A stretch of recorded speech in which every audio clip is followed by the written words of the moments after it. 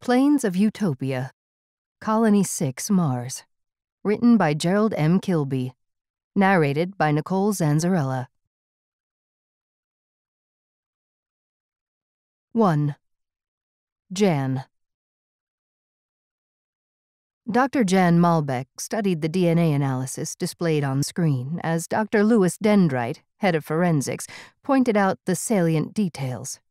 Not that he needed to, because it only took Jann a moment to realize there was only one person on Mars with a DNA signature even remotely like the one she was now looking at. But it was not so much the scientific detail that concerned her. It was more the seismic repercussions. If what she was seeing were true, and she had no reason to doubt it, then something very weird was going on, something that brought back memories of the horrors of an earlier time. A time that Dr. Jann Malbec wished never to experience ever again. The colony had just come through a year-long dust storm, further exacerbated by a tech embargo from Earth and a quasi-revolution in Syrtis. The entire period almost finished the colony on Mars as an independent entity, and although things were returning to some level of normality, the overall political and economic situation was still precarious. So much so that she had been recalled by the Mars Council and pressed back into the service of the state. Jann had spent most of her time during the Great Storm, as it had become known, holed up with Nills Langthorpe on an opulent orbital station owned and operated by the industrialist Lane Zebos. It began simply as a short sojourn, a vacation of sorts. But as the storm progressed, eventually engulfing the entire planet, the station had turned into a refuge, albeit for a privileged few. As the months passed, Jann found herself becoming more and more distant from the trials being experienced by the people living on the planet's surface below. It was only when she received a long and detailed report from Mia Sorelli on the chaos that had taken place in Syrtis that she began to realize just how detached she had become from the reality on the ground. She vowed to make amends and returned to Jezero City as soon as flights resumed after the Great Storm. The Council then prevailed upon her to help shore up confidence in the current administration as the reconstruction efforts got underway, and the citizens of Mars tried, as best they could, to put the past behind them and return to something akin to normality. But now this new threat had emerged. 2 sols ago, a ship bound for Earth blew up on the launchpad on the outskirts of Jezero City during a routine ignition test. The failure was catastrophic. All that remained was a shredded hunk of metal and a large crater. Fortunately, there were no people on board at the time, nor were there any ground crew present, as the test had been performed remotely. Yet buried in the wreckage of the ship lay the charred remains of 2 bodies, so badly burned that the only way to identify them was through a DNA test. And it was the results of this analysis that were proving to be truly seismic. You're saying they're an exact match? Jann looked over at Dendrite. Insofar as a DNA fingerprint can tell, yes, identical in every way. Twins? Jann offered. Possibly. Dendrite pushed his old-fashioned glasses back up his nose. But twins of this age are rare here on Mars. There are only 2 pairs in the population, and all 4 are alive and kicking. So if what we're looking at are indeed twins, then they're not from around here. And there's no record of twins arriving on the planet since well before the Great Storm. He paused for a beat and readjusted his glasses again. The other interesting observation, and the primary reason I brought it to your attention, is that the DNA shows a remarkable similarity to, Xenon Hybrid. I've identified several micro-islands of sequences that are only seen in his DNA. Jann shifted her gaze back to the lab data. Yes, I noticed that. I know that signature so well it was the first thing that jumped out at me. Yet, she paused for a beat. It's not specifically his, is it? Correct. There are subtle differences. But still, it's very odd. Jann studied the patterns on the screen again and tried to think about what all of this meant. Xenon Hybrid had an exotic profile, a result of him being an amalgam of several strands of enhanced human DNA. He was unique and one of the few still alive from that dark period of the colony's past when human cloning and genetic experimentation were practiced without restriction. Some said his DNA was so different that he represented a new human species, less Homo sapien and more Homo erectus. He was also a highly revered individual, and still, technically at least, the head of state. But seeing as how this was a ceremonial post with no power, it allowed room for Xenon's more obvious eccentric behavior. Not many had seen or heard from him for many years. He had removed himself from society and gone wandering, trying to discover the essence of the planet. Gone native, as many would say. Mostly this was seen as a cultural project, and no one minded too much. Many even applauded this walkabout and viewed it as the foundation of a deeper Martian cultural understanding. Then, around 3 Earth years ago, he stopped his wandering and established a quasi-spiritual retreat in an old research outpost some 1,500 kilometers north of Jezero Crater, deep within a region known as the Plains of Utopia. Since that time, there had been a constant trail of devotees making their way north, and soon his enclave grew into a community estimated to be around 100 or so people. No one bothered them, and they bothered no one. "Who else knows about this?" Jann said, looking directly at Dendrite. He screwed his mouth up and shook his head. "No one else, not yet. I almost don't believe what I'm seeing. So I thought it best to, get a second opinion." Jann nodded. "Good. A wise decision. We need to keep this under wraps for the moment." He shifted from one foot to the other. "I don't know how long I can keep a lid on things.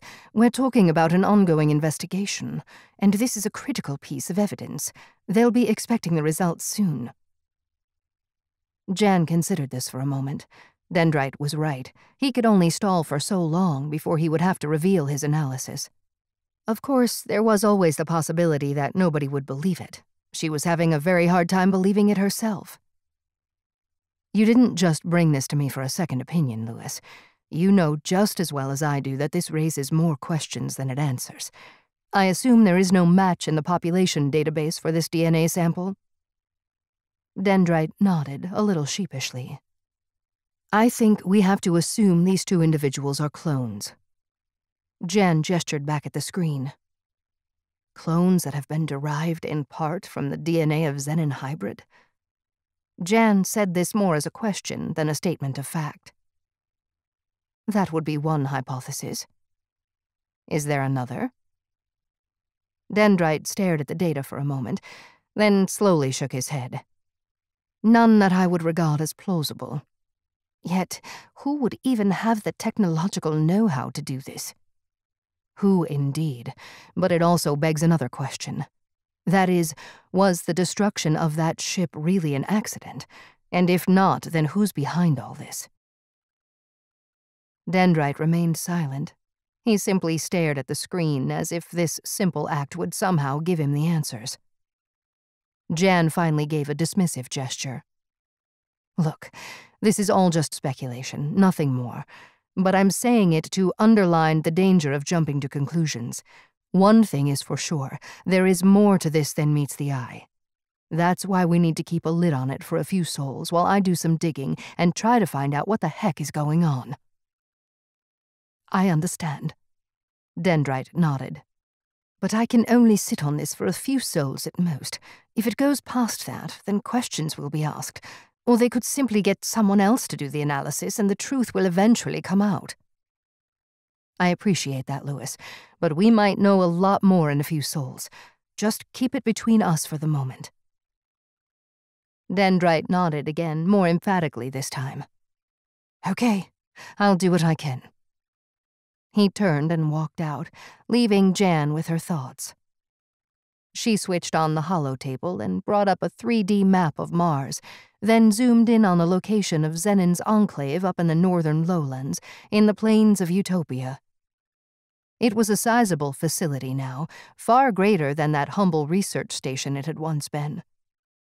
She stood back as the holotable slowly rotated the 3D rendering. "What have you been doing up there, Xenon?" she whispered to herself.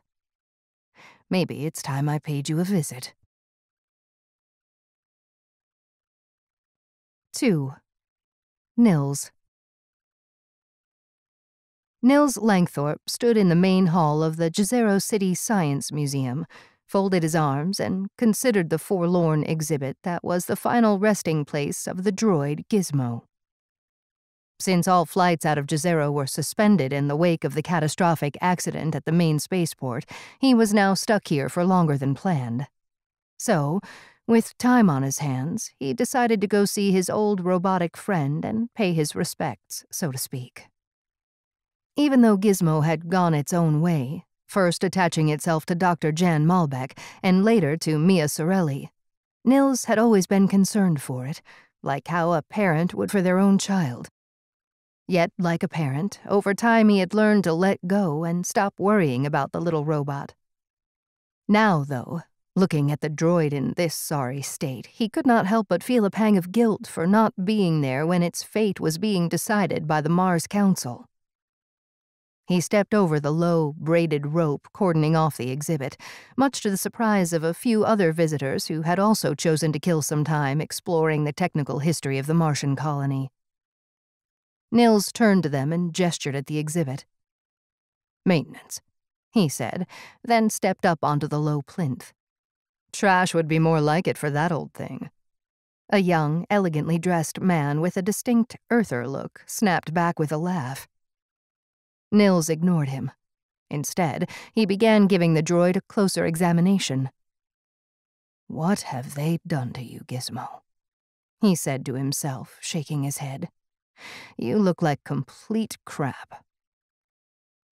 He ran a hand over the gaping hole in Gizmo's breastplate, where it had taken a direct hit from a high-powered plasma weapon. "That's not good." He bent down, peered in, and started probing with his fingers, feeling out the extent of the damage. After a moment, he extracted his hand, stepped back, and scratched his chin before taking another walk around the machine.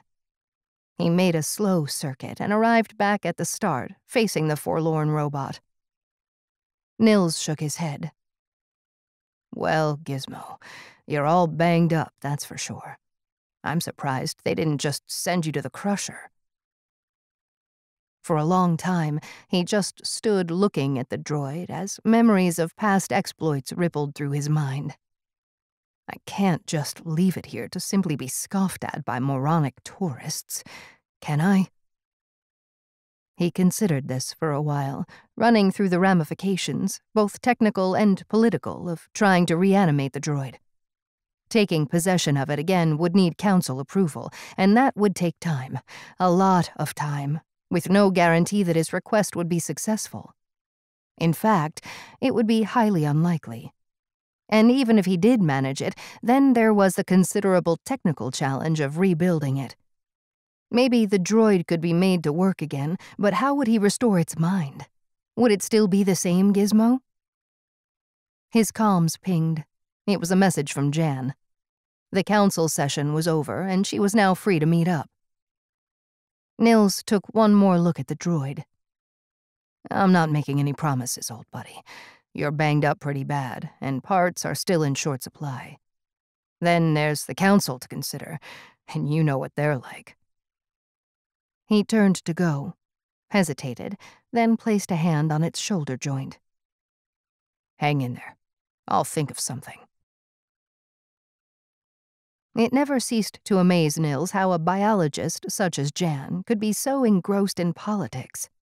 For him, it seemed like hell, all that arguing and backstabbing and manipulating just to get something done.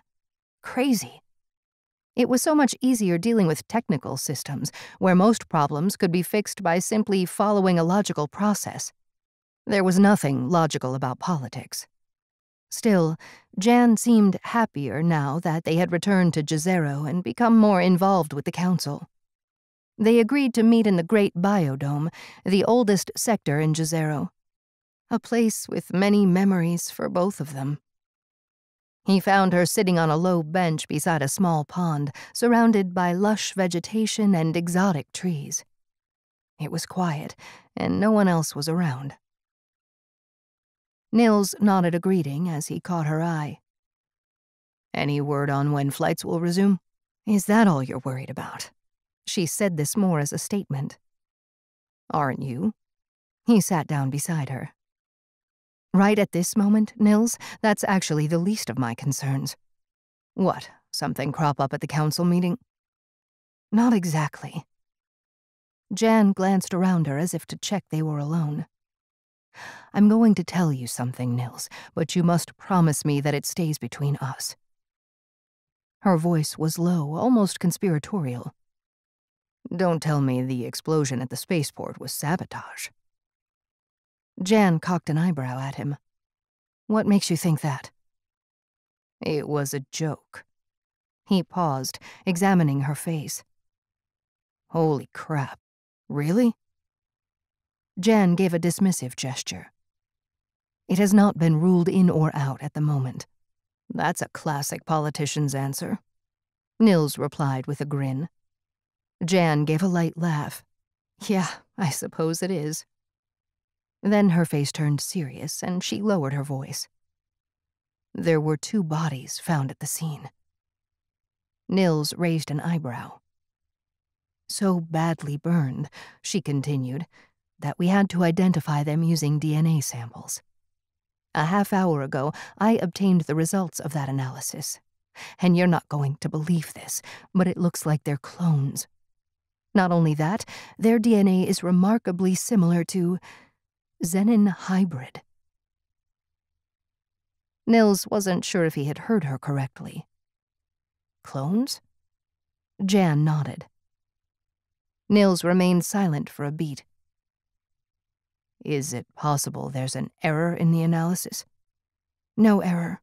No mistake." "I can't believe it. Xenon?" "I've kept this quiet for the moment. You, me, and Dr. Dendrite, the head of forensics, are the only ones who know. But that's only for a few souls. Then it will come out." Nills shook his head in disbelief. "Xenon was always a bit of an eccentric weirdo, but I just can't see him involved in cloning after all he went through." "Neither can I. That's why I think we should pay a visit to his enclave, up in the plains of Utopia." Nills' head snapped around and gave her an incredulous look. "Are you serious? That's a hell of a journey. And there's no flights, remember?" "No one knows what's been going on up in that place, Nills. They're very secretive. They even have a vetting process before anyone can visit. But I don't think Xenon would refuse an unannounced visit from you and me, now would he?" Nills remained silent as he considered this. "Something very weird is going on." Jann sounded more concerned now. "A ship is destroyed, and 2 bodies show up with identical DNA, and it all seems to lead to Xenon." Nills shook his head again. "I still can't believe he's involved in something like this. Granted, he's very strange, but he's fundamentally benign. I can't see him doing anything that would undermine the functioning of this colony." "So how do you explain the DNA results?" "Maybe it's a mistake, a contaminated sample. Maybe this guy, what's his name, Dendrite, is setting something up, leading you on a merry dance." Jann thought for a moment. "I considered this. That's why I did another test myself to verify the initial results. It was the same. So, I think we can rule out any funny business on Dendrite's end." "Coincidence, then? Could it be just one of those things?" "Now you're clutching at straws, Nills. No, whatever is going on has something to do with Xenon, whether we care to admit it or not. If we are going to find answers, then I think we need to pay him a visit." Xenon's Enclave is what? Over 1,000 kilometers from Jezero? Yes, and since all flights are grounded, we'll have to do it by rover. Nills gave a long, slow sigh. Even if we do this, and I'm not saying I want to, but even if we did, how can you be sure we'll get an audience with the great weirdo himself? Xenon is not going to refuse us after all we've been through together. If he does, then that's a red flag straight away. Can't you just call him up, ask a few questions, save us both a lot of hassle? Yes, I could, but I'd like to do some snooping around that facility to see what's really going on. Ah, so that's the real plan. See if there are any biolabs, that sort of thing. That's exactly what I mean. Nills paused again and scratched his chin. Normally, I would say you're letting your paranoia run away with you. But let's face it, you've got a nose for trouble, and it has been pretty accurate to date. So we go? Nills stood up and ran a hand through his hair. I can't believe I'm getting talked into this. He screwed his mouth up and finally nodded. Okay, but I really don't think we're going to find anything up there except a bunch of people acting like they live in a 19th century monastery. I imagine that's exactly what we'll find, on the surface.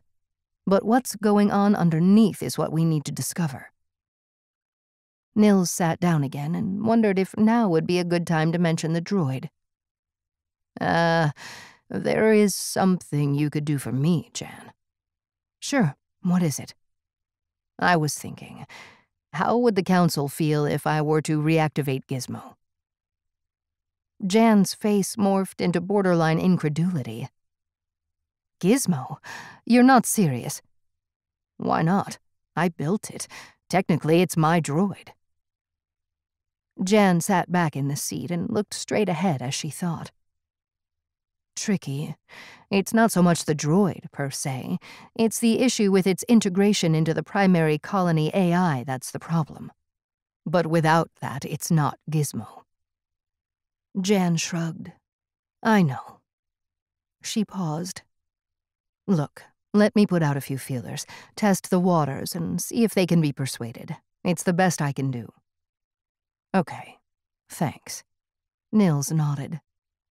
You know, I just went to visit it and, well, I sort of felt that we just abandoned the little guy. I understand. I feel that way too sometimes. But it's still just a robot, Nills. You've got to remember that.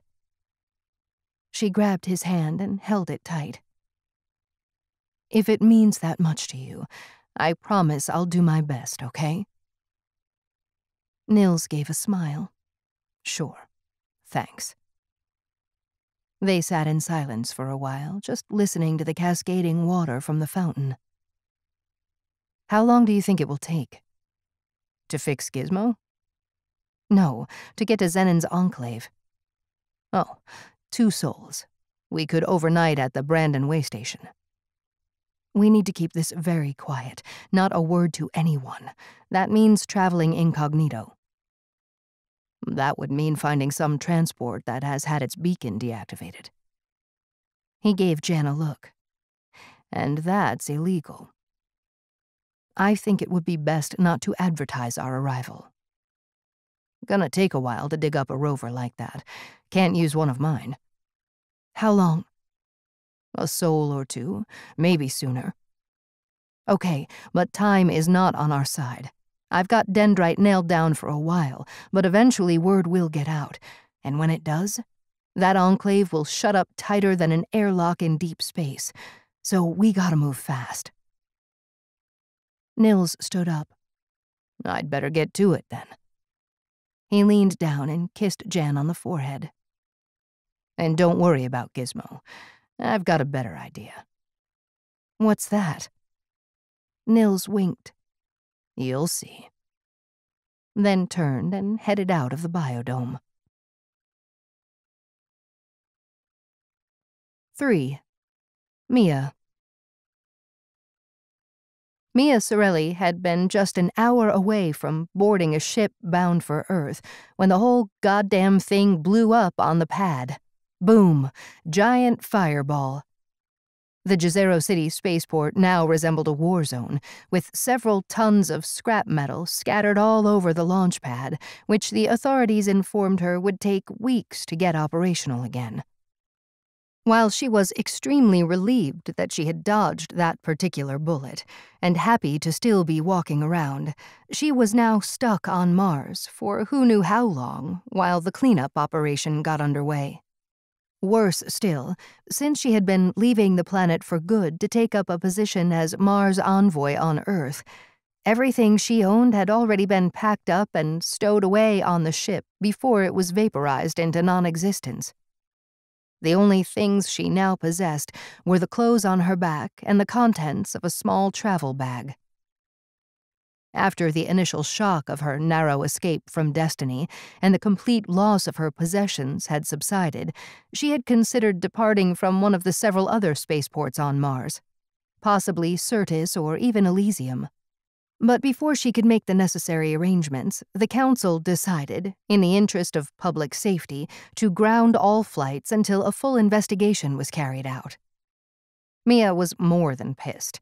She now found herself without a place to hole up and wait it out, since she had relinquished the tenancy to her accommodation module that very morning.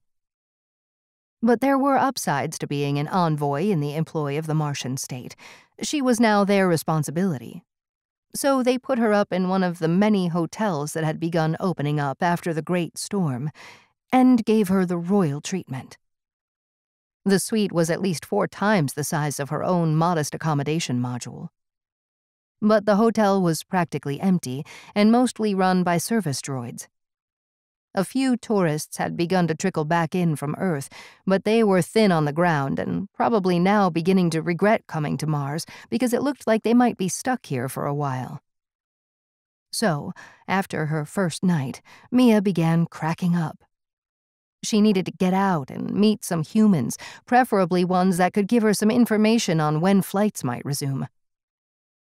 Fortunately, Brett Stanton from the Mars Law and Order Department, MLOD, contacted her to arrange a meet. He was rather vague and even evasive with his answers to Mia's barrage of questions, simply saying it was best to talk in person. They arranged to hook up at the hotel cafe, one of the few that had managed to reopen after the storm. Many had not, and probably never would. It was situated along the front of the structure, facing onto what was once a busy plaza back when Jezero had tourists. Now it was like a town out of season, with just a few lost souls wandering aimlessly around. Mia sat at an outside table, people watching as she waited. Overhead, a bright sun shone through the vast domed roof, and for a brief moment Mia felt herself almost relax. It was a strange feeling. She realized she didn't care that much about losing all her stuff when the ship blew up. It was almost liberating, and imbued in her a feeling of being untethered, being free. She felt a little giddy and tried to snap out of it. It was probably just shock. Stanton arrived on foot, accompanied by a young MLOD agent and a beefy-looking security droid.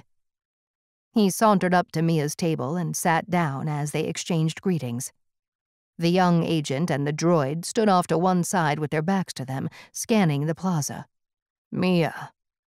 Stanton gave her a big smile, then glanced at the hotel facade. "How you holding up, now that you're slumming it in the Ritz?" "Just peachy, Brett. Me and the service droids are having a blast." She gestured in the direction of the agent and the security droid. "What's with the backup? Something going on I should know about?"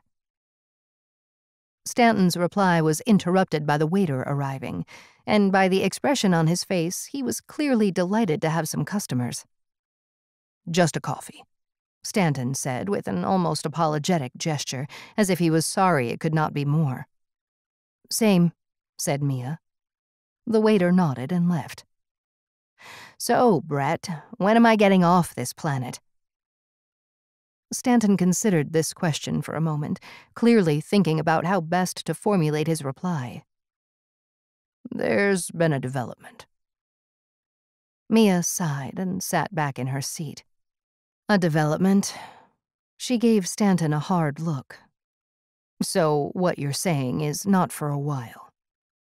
Stanton glanced around to see where the waiter was, presumably to check if he was out of earshot. He was inside, behind the counter operating the coffee machine. Stanton leaned in a little. Our initial investigation into the explosion is looking like it might be more than a simple accident. Mia hesitated for a moment as she slowly raised her eyebrows at Stanton. You're saying it was deliberate? I'm saying it's a possibility, something we're looking into. Mia gave a long sigh. What the hell is wrong with this planet?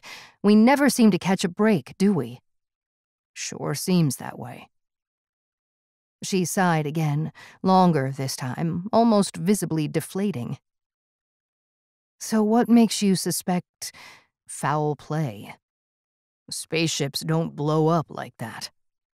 Stanton sat back and waved a hand like he was lazily swatting a fly. Not like way back in the old days when they were full to the brim with volatile rocket fuel. Interplanetary ships use plasma engines, dramatically safer. Except this was a plasma containment failure, a very rare occurrence, almost unheard of. He leaned in a little more and lowered his voice. And we found something in the wreckage. He sat back, looked at Mia, and raised a finger at her. But that's all I can divulge, except for this. They've put me on this investigation. I suppose you could call it a promotion. Well, well, Brett. My seat in the department is barely cold, and here you are, trying it out for size? Brett smiled and gestured again at the hotel. I don't think you're going to miss it. I mean, Mars Envoy and all that. They sat in silence for a moment before Mia eventually asked the million-dollar question. Any ideas why anyone would do this? Some. One theory is that the explosion was intended to take place mid-flight, with a full complement of passengers, leaving no evidence. Mia shook her head in disbelief. I could have been on that flight. Yes, you could. Stanton paused as his coffee arrived, and hung back on saying more until the waiter was again out of earshot. He took a sip and continued. There is also the possibility that it could even have been an assassination attempt. On who? Stanton gave her a slightly inquisitive look as if to say, you don't get it, do you? You, Mia. You are a Mars Envoy now, and the highest-ranking state official on that ship. You're not seriously suggesting... Mia gave a quick glance around, then leaned in and lowered her voice. You seriously think someone is out to get me? At this point in the investigation, we have to consider everything. It could be the reason for the explosion. Then again, it could be something completely different, or maybe a different target. Nevertheless, he gestured over at the young MLOD agent. We've given you some security just in case. Mia slumped back in her seat and glanced over at the agent. Judging from his body language, he was doing his best to look tough and in control. Yet it lacked conviction. It was just a facade. Mia reckoned he would be worse than useless if shit hit the fan. She might end up having to look after him. The security droid, on the other hand, could be very handy in a tight spot. So you have me babysitting now? Agent Stefan is a solid guy, very trustworthy. He may be trustworthy, but is he any good in a fight? He looks to me like he's ready to wet his pants. Be nice, Mia. Brett waved a finger at her. If it comes to it, you won't find him wanting. Mia replied by way of a resigned scowl. Let's hope it doesn't come to that. She took a sip of her now cold coffee. So tell me, seriously, when are flights going to resume? Stanton screwed up his face. Who knows? At the moment, everyone is paranoid there might be another incident. Therefore, we need to beef up checks and inspections. Best guess, 2 to 3 weeks. He wriggled a hand, give or take. So I'm here stuck with Frodo and the droid. She sighed. Where's he sleeping? I suggest the sofa in your palatial suite. Do I have to tuck him in, read him a bedtime story? Hey, like I said, be nice. Anyway, you were complaining you only had droids to talk to, and, the droid's not staying. It's coming back with me. They sat in silence for a moment as Mia glared at him while digesting the prospect of the next few weeks here on Mars. Any thought on who might be behind this? Maybe some of our old friends from Certus? Mia finally said once she had resigned herself to her fate. Who knows? Maybe it's just some crazy, or a vendetta, or some ideological nutjob. Like those Xenonists? You know, the ones who've been spraying the walls with warnings and prophecies? Stanton let out a laugh. Those guys, the followers of our great cultural icon, Xenon? Don't make me laugh, Mia. They're just into love and peace and a return to nature. I can't see any reason why a bunch of pacifists would do something like that. Anyway, gotta go. Stay safe. He jerked his head in the direction of the young MLOD agent. And be nice. He gave her a quick salute and headed off across the plaza. 4. Gizmo. Nills' desire to reanimate the old droid was not based simply on his emotional response after seeing it in such a sad state in the museum. It was also based on the reality that he had the wherewithal to do it. Having, over the years, established a substantial engineering works on Mars, he not only had the facilities and staff, but more importantly, he had the spare parts, which were still in general short supply because new deliveries from Earth had not yet picked up to pre-storm levels. So, he had the desire, he had the ability, he even had the parts. But what he didn't have was the authority. Yet that was not something Nills generally worried about. If he were to seek permission from the council, it would probably take forever, and might well descend into politics and petty squabbling. No, he had a better idea, and that was shoot first and deal with the fallout later. In reality, what could they do if he just went ahead and reactivated the droid? Nothing. Sure, they would hop up and down, cite the rules, make a lot of noise, but they couldn't really stop him. Nills knew that, and in the end it seemed the simplest solution all around. Of course, it helped greatly that his company had a maintenance contract with the museum. So, after meeting with Jann and confirming his own suspicions on how the council would react to his request, he swung by his workshop in Jezero and picked up a security tag and a large, wheeled tool trolley. He then made his way back to the museum, this time in through the maintenance area. He presented the security tag to the reader, and the large industrial door rose up. He nodded to the security guard, who nodded back. A few moments later, on his return, he repeated this same action, nodding to the guard. But this time he had the droid secured on the trolley with a tarp covering it. The guard nodded back, and Nills casually strolled out. Less than 2 hours after his visit to the museum, Gizmo was laid out on a workbench in one of Nills' engineering works on the outskirts of Jezero City.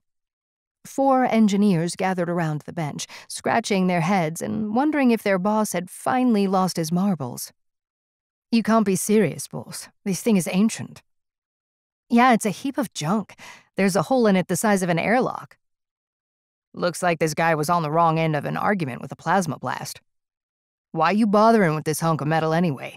We've got plenty of better service droids." Nills placed a hand on the droid's shoulder joint and looked around at his skeptical crew. This is no ordinary service droid. This is none other than Gizmo, the very first one I created. And most of you are only here due to its actions in the past." "So this is the infamous Gizmo," said AJ, his lead engineer. The mood began to shift now that the crew understood the pedigree of the machine they had been tasked to get operational. "What makes this little guy so special," Nills continued, "is that it has a direct interface to the main colony AI, something no other droid has. With that amount of processing power at its disposal, it's almost sentient." The crew were now silently eyeing up the droid with a renewed sense of awe. "But that's not allowed anymore, boss. Even if we get it going, and that's a big if, there's no way we could reconnect to the primary AI." "Yeah, I know it's a challenge." Nills nodded. "It's a bit more than a challenge, boss. It's a non-runner." Nills knew very well that no matter how good a job his team did in restoring Gizmo, if he could not reconnect to the AI, then Gizmo would, at best, be no better than a basic service droid. Most, if not all, of its primary mind existed with the data stack of the colony's AI. If he could reconnect, then he had a chance of restoring the droid to its former self. Repairing the physical engineering was the easy part. Finding a way to circumvent the tight security protocols surrounding the primary AI was the real challenge. "Let's cross that bridge when we come to it," he said. "In the meantime, I want this little guy brought back to life." The crew began migrating closer to the workbench, leaning over and inspecting the machine with a renewed and slightly less skeptical interest. They poked and prodded and began to scrutinize the extent of the damage and assess the task ahead of them. "A lot of these components are very outdated," said AJ. "Do you want a full upgrade? I mean, it would be quicker and better. We could just replace parts with newer stuff." Nills thought about this for a moment. On the one hand, he wanted the old Gizmo back with all its quirky ways, but a lot of that was to do with its personality and less about its physical appearance. And AJ was right. Replacing the outdated with the latest hardware would be infinitely quicker than trying to coax a new life out of the old. "Do it," he finally said, with an emphatic flourish of his hand, then pointed at the droid. "Upgrade everything you can. We may as well, seeing as we have the parts on hand." "Sure thing, boss," AJ said as he dragged over a tool trolley. "Okay, guys, you heard the boss. Let's get to work and bring this bucket of bolts back to life." Nills sat across the desk from Otto de Groot, chief data analyst for Jezero City's primary AI network. He was a heavyset man in his early 40s, with an academically detached demeanor, like he had grander things to ponder, and social interaction seemed to get in the way of that. "No way, Nills. You know I'm happy to help you with anything, but this is asking too much." "I can't see what the big deal is. The Council was happy to reanimate Gizmo a few months ago, so what's changed?" "Well, you need to go to them to get the okay. Surely someone in your position would have no problem with that." Nills waved a hand. "I can't be bothered with all the politics and bureaucracy. I would just be giving some self-important moron an opportunity to make political hay." "The same goes for me, Nills. If they find out I facilitated this, then there are certain people who could make my life very difficult." "But there's no need for anyone to find out, Otto. I just need enough time to make the interface connection and download Gizmo's data stack," Nills continued with his appeal. Otto leaned back in his seat and became silent for a moment, giving Nills' request further consideration. "The thing I don't get, Nills, is why you want to do this in the first place. I mean, what's the big deal with this droid?" "We go back a long way, me and that droid. It's a part of me. I suppose you could say it's a friend. So I can't bear to see it simply discarded. I feel that I owe it. It's just a droid." "A lot of people have said that, Otto. And another thing." He sat forward again. How are you going to pass this off? I mean, they'll know you've reactivated it and access to the primary AI. How can you hide that? Sure, they'll know I put it back together, but they won't know how. Anyway, we both know that they can't really stop me if I pull rank on them. Yeah, I suppose you're fortunate that you're not just anyone. But interfacing it with the AI, how are you going to explain the droid's cognitive abilities? Who's to say it wasn't all still intact? The damage wasn't as bad as it looked, and its neural net and data stack were still viable. Otto screwed his mouth up. Maybe you could get away with it. He waved a hand in the air. And maybe not. It's still too risky for me. I wish I could help, but you're asking me to put my ass on the line here. Nills took a moment to marshal his thoughts. True, he was asking a lot from the data analyst, but there really was little or no risk of being found out if they played it smart. Maybe Otto just needed some enticement, something to sweeten the deal. Say, how's that rover project you're working on going? Otto had acquired himself a beaten-up old transport rover a while back, just after the storm settled. It was a non-runner, but serviceable, and with few spare parts around, he got it cheap. But there was a world of work to do to get it running again, even if he could find the parts. He let out an exasperated sigh. Don't talk to me about that. It's still sitting in a lockup, costing me money, and parts prices are just as crazy at the moment. Not one of my better ideas. Nills leaned in, placing his elbows on the edge of the desk. Maybe I could help with that. Otto raised his eyebrows. Ah, no, I see where you're going with this. Trading me some spare parts. I'll admit it's tempting, but no. I wasn't talking about spare parts. I was thinking of rebuilding it for you. The analyst gave him a curious look, as if he wasn't sure what he was hearing. What's the power source? Methane? Nills asked. Yeah, old school. Could swap it out for a compact fusion reactor, virtually unlimited range. Give it to me now and I can put a team on it, bring it back in a few sols. Could be very handy to have working now the flights are grounded. Fusion power source, did you say? Drive smooth as glass, and a 2 million kilometer range. Otto shook his head and slumped back in his seat again. God damn it, Nills. You must really like that droid. Okay, you got me. What do you need? Thanks, Otto. I really appreciate this. He waved a dismissive hand. Yeah. Just don't make me regret this, Nills. 5. All wired up. Jann walked quietly through the access tunnel, heading for the old industrial sector of Jezero City. It was an area that had undergone a long, slow decline, starting way before the Great Storm. When the city became the administrative capital of Mars and a primary tourist hub, the heavy industry that had populated this sector started moving out. Some to the northern part of the Jezero crater, some over to Syrtis in the east, or even Elysium in the west. But a few still remained. Light industry mostly, those that serviced the needs of a population based on administration, wealthy inhabitants, and tourism. Yet many of those had still struggled during the Great Storm. As she moved through the sector, she passed numerous shuttered and dilapidated units, all signs of the toll that period had on the viability of these industries to survive. It was a sad sight, and one that had little hope of recovery, particularly if the recent incident at the spaceport was not resolved satisfactorily. But the health of the Martian economy was not what concerned Jann.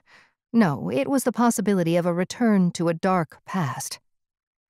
In her mind, there was only one possible explanation for the identical DNA of the bodies they had found. They were clones. And if that turned out to be true, then there was something far more sinister going on than just the threat of moribund economic activity. Overhead lights flicked on as she moved, illuminating the way forward. She pulled on the hood of her cloak so as to obscure her face from any cameras that might still be operating in this sector. Underneath the cloak, she wore a light EVA suit, suitable for short excursions on the planet's surface. The helmet and gloves stowed in a backpack. It was probably overkill. They shouldn't need to go full EVA, but this was Mars, where it paid to be prepared. She eventually entered into a wide, open area that provided access to the larger industrial units. She was now at the very extremity of the eastern side of the city. Jann found the door she was looking for. Above it, in large, faded letters, was a simple sign reading Langthorpe Tech. She presented her eye to the retinal scanner, and the door clicked open into a dimly lit, domed expanse.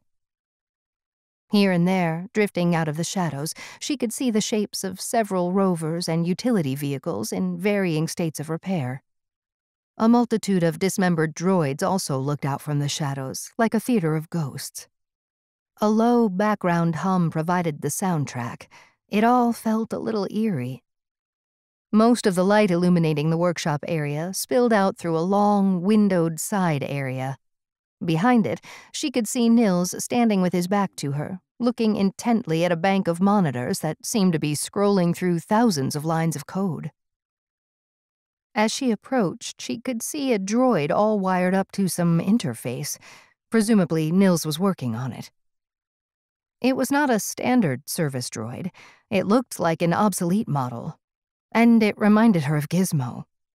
Except this one looked more robust. Poor Gizmo, she thought. Just an exhibit now.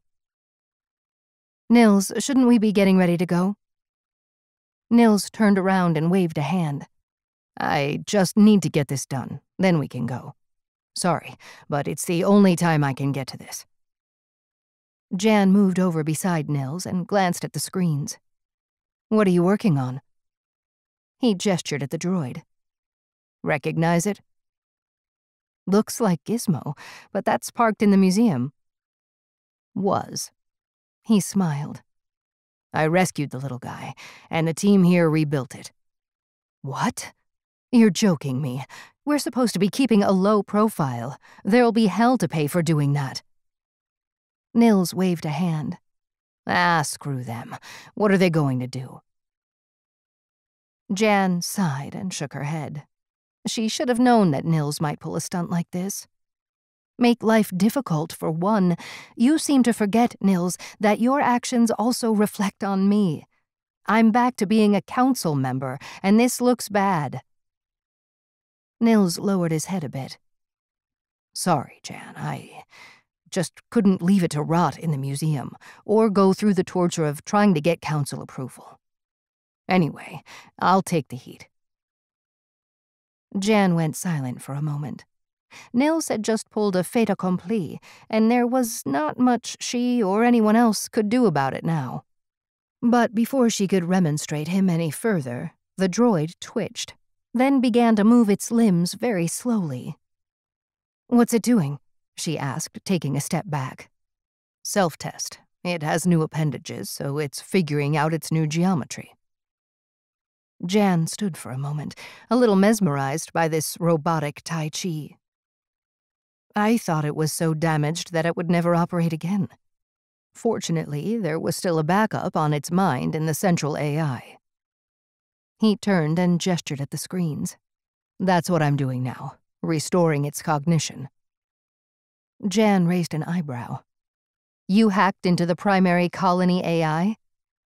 Not exactly. I called in a few favors. Jann shook her head. If any of this ever gets out, I'm going to disown you, Nills. Nills gave a laugh. Don't worry. Even if it does, it will all blow over eventually. Gizmo stopped moving, prompting Nills to swing around in his chair and check the screens again. It's finished. He looked back at the droid expectantly. Nothing happened for a moment. Then it spoke. Nills Langthorpe and Dr. Jann Malbec. What a pleasant surprise. How nice to see you. It paused for a beat. After all this time. My last data entry is of a high-energy plasma blast heading my way. Gizmo, is that really you? Despite Jann's annoyance at Nills' complete disregard for protocol, she now felt a ripple of excitement at the prospect of the robot's resurrection. Yes, it is I, Gizmo. Nills punched the air. I knew it. I knew I could get you back.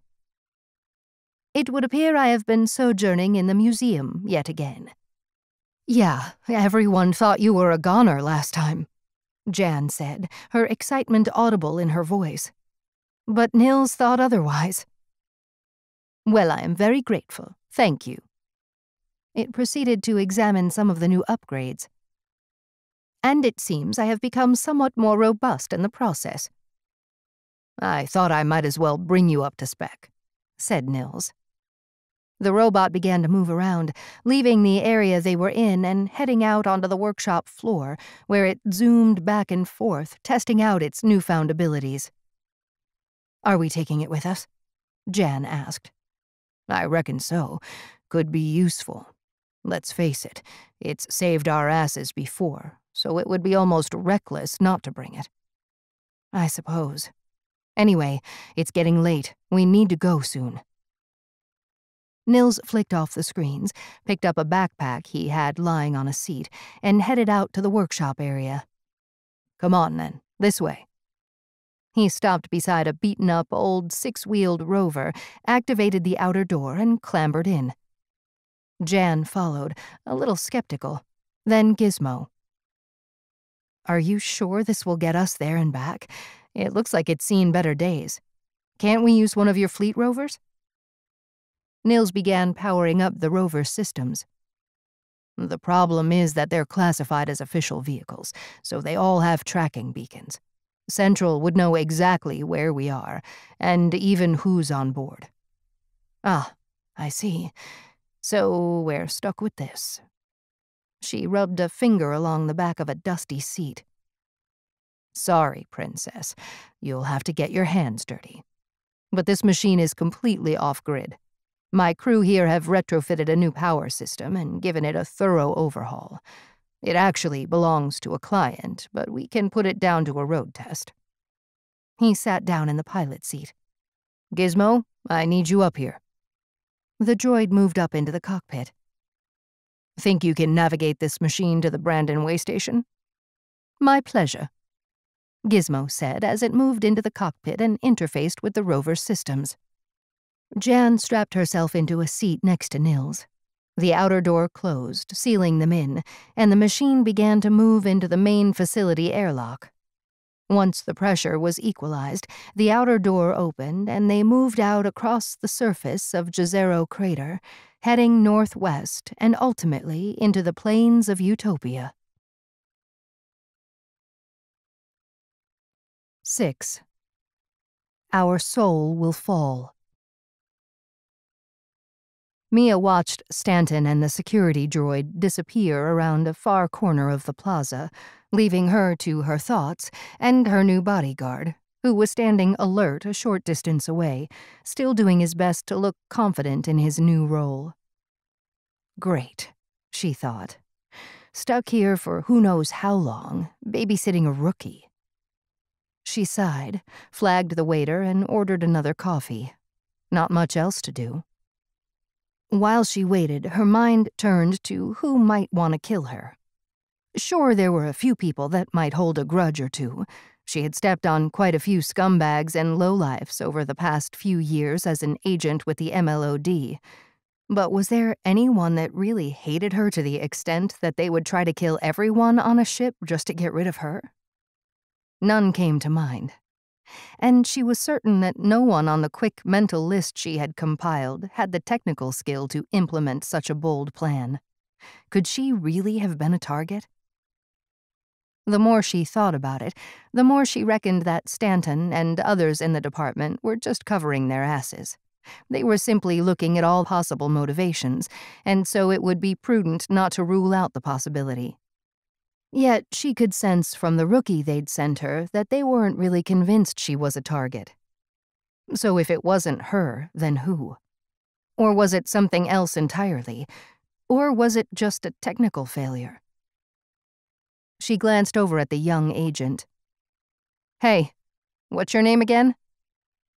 "Zach Steffen, ma'am." "Just call me Mia." "Yes, Mia." "Come over here and sit down. You're making me nervous hovering around like that." Zach looked a little unsure if he should comply with this request. Mia reckoned he was probably searching through the official rulebook in his head, trying to find the correct protocol to implement in such a circumstance. "Hey, Zach, just chill. We're not on a training mission. I'm not scoring you out of 10. We just have to get along for the next few weeks until flight restrictions are lifted. Trust me when I say no one is trying to kill me, okay?" Zach nervously glanced left and right, as if checking for some unknown threat that was about to pounce at any moment. "Come on, sit." Mia pointed to the seat in front of her. "Let me get you a coffee." She turned and caught the waiter's eye. Zach finally relented, sitting down with the actions of someone who had just had a great weight lifted from his shoulders. Mia studied him for a beat. He was not as young as she had first thought. He just had one of those boyish faces that some men are cursed with. Cursed in that they're forever doomed to never be taken seriously, until that time when the years finally catch up and they look at themselves in the mirror and realize they've turned into an old man overnight. She almost felt sorry for him. And it's obvious that the department doesn't think so either. Mia continued. "What makes you think that?" he said, adjusting the position of his plasma pistol to get more comfortable in the seat. "Because they sent me you, Zach. Let's face it, you're not exactly a one-man killing machine." Zach raised a hand. "That's a little unfair. I know I don't have a lot of experience in the field, but—" Mia cut him off. "Trust me, I've met a few killers in my day, and you're not one of them. Faced with the cold, hard reality of a life-and-death situation, you'll probably just shoot yourself. So here's the deal, Zach. If you and I are to get through the next few weeks, then you do what I say, when I say it. Or I can just shoot you now and get it over with." Zach remained mute for a moment, considering this onslaught on his self-esteem by the very person he was supposed to protect. With all due respect." Mia raised a hand to stop him.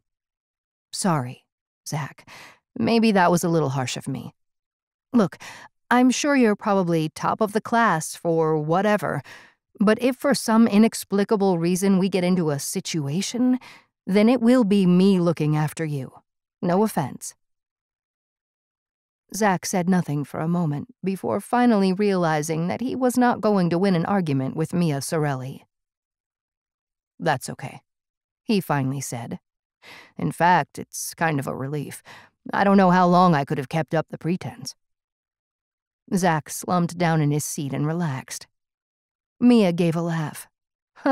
"I think you and me are going to get along just fine."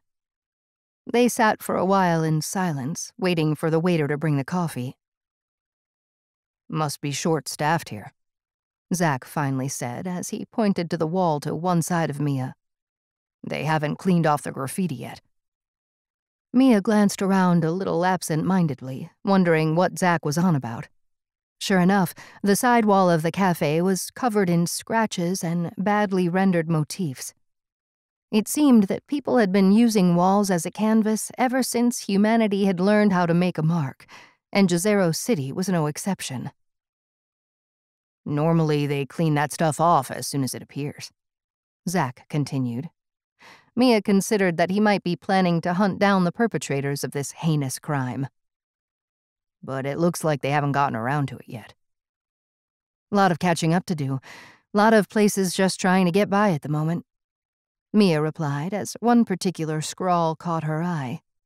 It was in bold red paint, signed with a little X like a kiss. "Our soul will fall." She turned back to look at Zach. "I've seen that one around a few places. Any idea what it means?" The coffee arrived. Zach took a sip. It means our day will come. It's Xenonist propaganda. You can tell from the X. Mia was tempted to look around again, but resisted. How come you know that? Are you into all that stuff? Zach nearly spat his coffee out. No way. They're really just a cult. I thought they were simply followers of the great Xenon Hybrid. Zach's face screwed up in disgust. Maybe they were at some point. Now they're just a bunch of weirdos with an unhealthy obsession. So how come you know so much about them? They have one of their clearinghouses right across from where I live. I've been following them for a while. Really? Mia leaned back in her seat and relaxed a little. Zach may be completely useless as a bodyguard, but at least he seemed chatty and actually quite easygoing. He would make better company over the next few sols than talking to service droids. So what goes on in this clearinghouse? She prompted. Zach's body language began to soften. Here was an area he had some knowledge of, and he seemed happy to share it with Mia.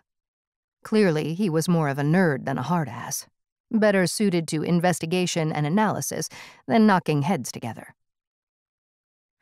Anyone who wants to visit Xenon's Enclave up north must be vetted first.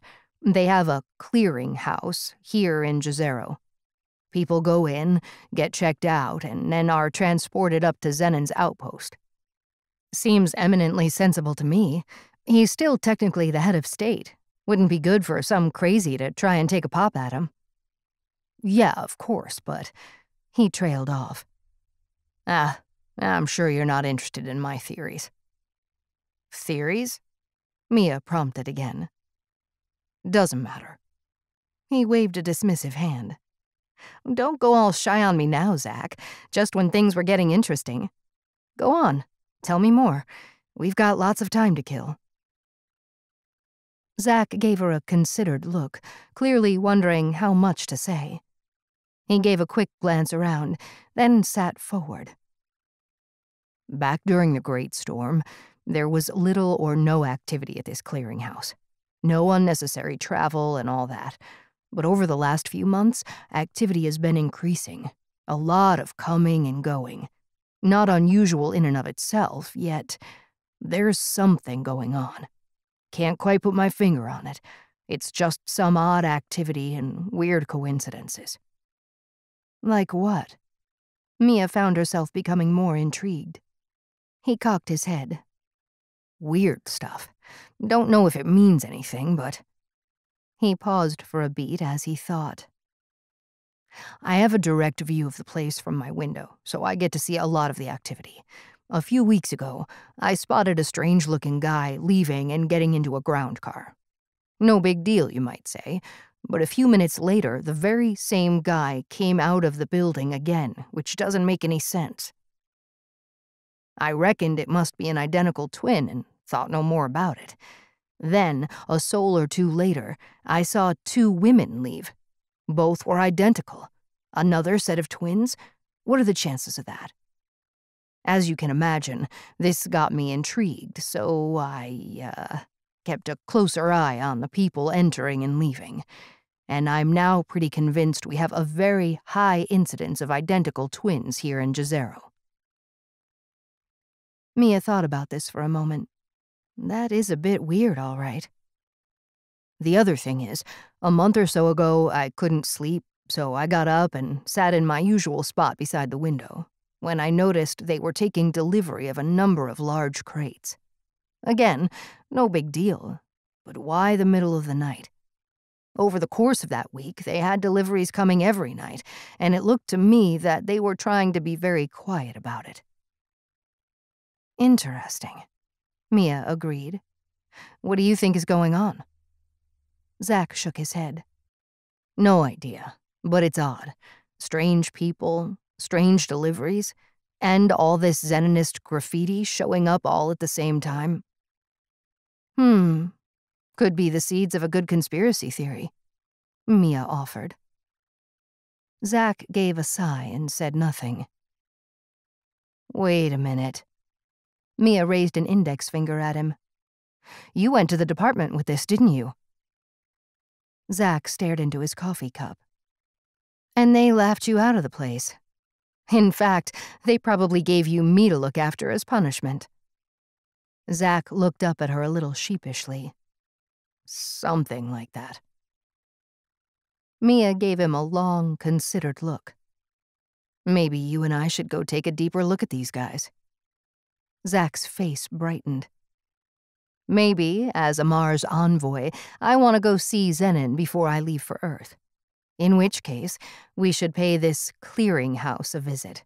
Poke them a bit, do some sneaking around, and see what reaction we get.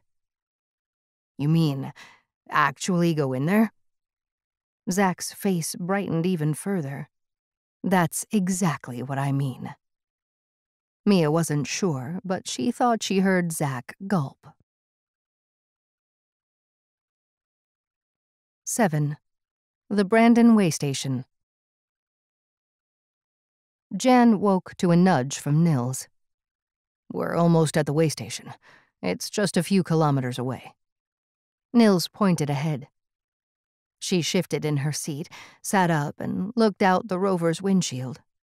It was pitch black outside, the vast panoply of dazzling stars overhead providing little in the way of illumination, only serving to demarcate the silhouette of the horizon. The lights from the rover punched through the darkness and afforded them a small window on the road ahead. Soon they began to pick out the halo from the illumination around the Waystation. A vague outline of the facility began to materialize. It was sizable, and as they drew closer, Jann could see it was comprised of several domed structures with 2 long docking bays for rovers, like wings reaching out on either side of the complex. Most of the ports were unoccupied. Looks quiet, she said. Still, we'll need to be careful in there and not give ourselves away. We should try and pass ourselves off as a couple of random travelers. Nills nodded. Well, I need to eat some food. I'm starving.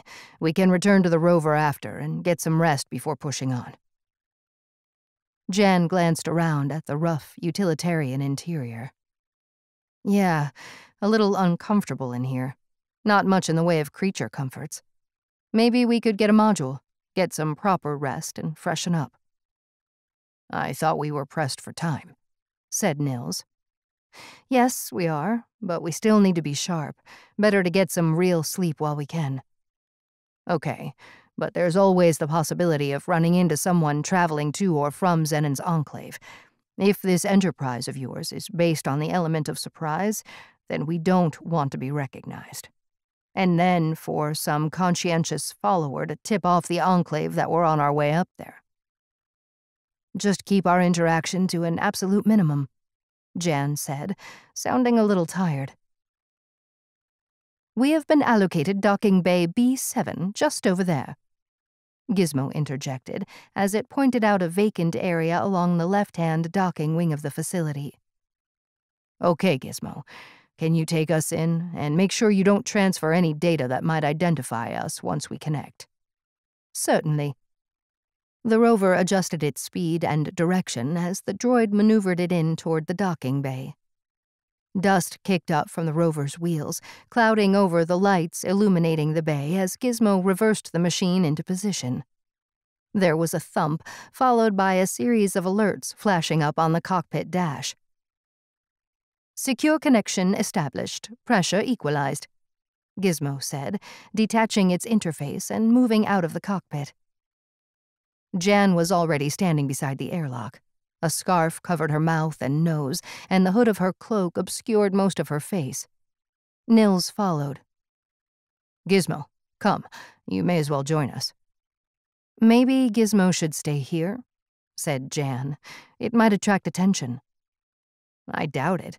You'll see more weirdness in this place than a medieval circus. It'll be fine. They moved through the airlock and into a dimly lit, deserted corridor, which brought them out into a wide, circular common area. A clump of tables with seating occupied the central area, none of which seemed to match. Some were old industrial units, others repurposed rover and shuttle seating. Around the circumference of this space, vending stations and information portals blinked and flashed for the customer's attention. Several corridors led off to other sectors of the facility. The lighting was subdued, yet Jann could make out a few knots of people and droids, some eating, some resting, others utilizing the vending stations. They walked over to one with a brightly illuminated noodle sign. Jin ramen, 100% bioengineered. And after a few moments, managed to extract something that approximated food. Jann poked a spork into a steaming bowl of ramen in an attempt to identify its ingredients. They took a seat in a darkened section, as far away from many of the other diners as possible. "Looks quiet enough," said Nills as he scanned the area. "If we're going to stay the night here, then we will need to book a module with a fake ID. Fortunately, I came prepared." He whipped out an ID chip with the flourish of a magician. "Something I made earlier." "You know that's illegal," said Jann with a look of mock disapproval. Nills winked. "I won't tell if you don't. Gizmo?" The droid tilted its head in his direction. "Scan this ID and use it for one of the booking portals here to get us an accommodation module. Make sure it's on the surface, nothing subterranean, and the best they have, okay?" A ruby-red ribbon of light flashed from Gizmo's sensor array as the droid read the information from the ID chip. Then it moved off to execute the request. "Don't look now, but over to your right are two people that may have taken an interest in us," Jann said in between mouthfuls of ramen. Nills didn't look. He just kept eating. "Oh?" "They have those dark red cloaks that the Xenonists sometimes wear." "Then we should probably hurry up. It's not outside the bounds of possibility that we might be recognized." Jann had only taken a few more mouthfuls before she sensed a shadow being cast over their table. She looked up to see one of the cloaked figures standing beside them.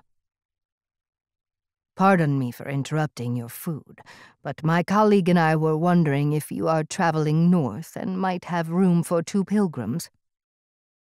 Nills waved a hand. "No, we're, not going north. We're headed for Beaufort over to the west. Now, if you don't mind, we're both very tired after many hours of travel." "My apologies. Sorry for troubling you." The figure took a step back. "That's okay," Nills said with a nod. The pilgrim bowed, but instead of leaving, he focused his attention on Jann. "Forgive me, but you look remarkably like Dr. Jann Malbec." Jann caught a glance from Nills. Had they just been rumbled? She gave a short laugh. "I get that all the time. But no, sorry to disappoint." Nills gave a gesture to suggest to the pilgrim that it was time to get lost. He bowed again, more formally this time, and moved away. "Do you think he bought it?" Jann whispered. "Let's hope so, but it might be best to get out of sight in case anyone else gets nosy." Nills lifted his head and looked around. "Now, where's Gizmo got to?" "Here," the droid said as it approached their table. "I have obtained an accommodation module as requested." Then it lowered the amplitude of its voice almost to a whisper. "I have also secured the IDs of all the other guests at this establishment, for no other reason than because I could." It gestured with one of its appendages. Nills raised an eyebrow. "Very good. A little over and above the call of duty, Gizmo, but good work nonetheless." He nodded to Jann. "Ready?" "Yeah, let's get out of here." They cleared up their food trash, and Gizmo led the way to their room for the night. Jann couldn't sleep. She tossed and turned, and after an hour or so, she simply gave up trying. So instead, she got up, made herself some tea, and sat by the large viewing window looking out onto the nighttime landscape. She flicked through the guest list that Gizmo had downloaded onto her slate, trying to find the guy who had recognized her earlier. She didn't get a good look at him, so it wasn't so easy, but after eliminating all guests that were clearly not pilgrims, she had narrowed it down to just a handful. Yet, there was one face that looked vaguely familiar to her, even if the name didn't ring any bells. John Richards. Somewhere in the back of her mind, she thought she had met this person before, but where and in what context she couldn't remember. She sighed, took a sip of tea, and put the slate away. Maybe she was just being paranoid. There was no reason to think he really did twig who she was. And even if he did, so what? He would probably think nothing of it, considering that Nills had let it be known they were heading for the Beaufort research station. She was just a little rattled by it, nothing more. Jann finished her tea, gave a sigh, and satisfied herself that it was absolutely nothing to worry about. 8. The Order of Xenon. Kim Han-soo, prioress of the Order of Xenon in Jezero City, stood before a large wall monitor in her otherwise Spartan quarters and studied a series of grainy images that cascaded across the display. They showed two people and their droid partaking in a hasty meal in the Brandon Waystation, some 800 kilometers north of Jezero. But as she studied the images, the key question in Han-soo's mind was whether the woman in the image was or was not Dr. Jann Malbec. It had been brought to her attention by an acolyte en route to the Order's primary enclave farther north, in the plains of Utopia. Sometime in the past, this particular acolyte had been an associate of Malbec's, and as such recognized her. But it had been at least a decade since he had any interaction with her, so he couldn't be 100% sure. However, when he approached her, the woman claimed that she was not Malbec. Which could be true, but then again, she could be lying, in which case, this only added to the mystery. Was it really her? And if so, what was she doing there? And why was she traveling incognito? What convinced the acolyte to forward this information to his superior was the fact that the man traveling with her looked remarkably like Nils Langthorpe. Even their droid had similarities to one they had both been known to utilize, one that had been stolen from the Science Museum very recently. If this was indeed Malbec and Langthorpe, then it raised a considerable number of questions in Han-soo's mind, along with a rising sense of panic. Malbec had not been seen in public for quite some time. During the Great Storm, she had taken a back seat in the affairs of the colony. Most thought she had simply gone into retirement, leaving the workings of the colony to others. Yet here she was, in an isolated waystation, traveling with none other than Nils Langthorpe. What the hell was she up to? The waystation in question was at the crossroads of a number of industrial and research facilities that existed around the region of Mars, but most of the traffic utilizing it was either traveling to or from the Order's primary enclave. Was Malbec on her way up there?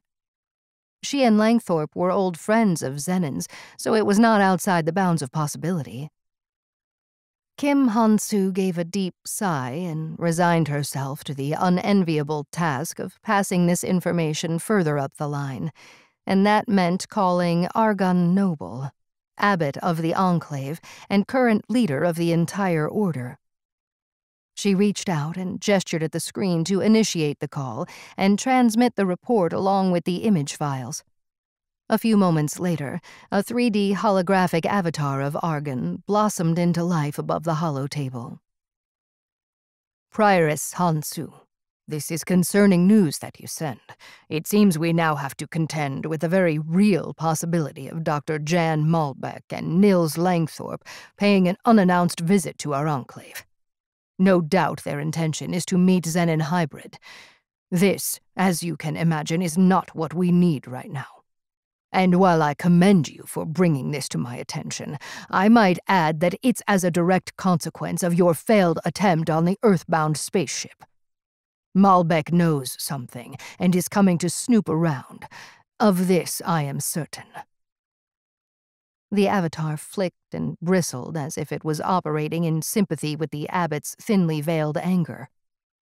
My mortification at this failure knows no bounds, Abbot, and I humbly subject myself to your disfavor and those of the brethren. The prioress did her best to not upset Argan Noble any more than she could possibly manage. Your desire for redemption is duly noted, Prioress Hansu, and there may well be an opportunity for your martyrdom in the coming souls. But our priority now is to focus on the problem of Malbec and Langthorpe. Hansu's attempts at throwing herself at Argan's mercy were only succeeding in digging a deeper hole. She needed to change tack, start offering solutions, prove her worth to the Order. They, could be taken care of, she said, a little hesitantly. They will, Prioress, but not in the idiotic manner I think you're suggesting. You need to realize that they are founders of the colony. They go way back to the beginning. In short, Prioress, they are not people who can simply be brushed off.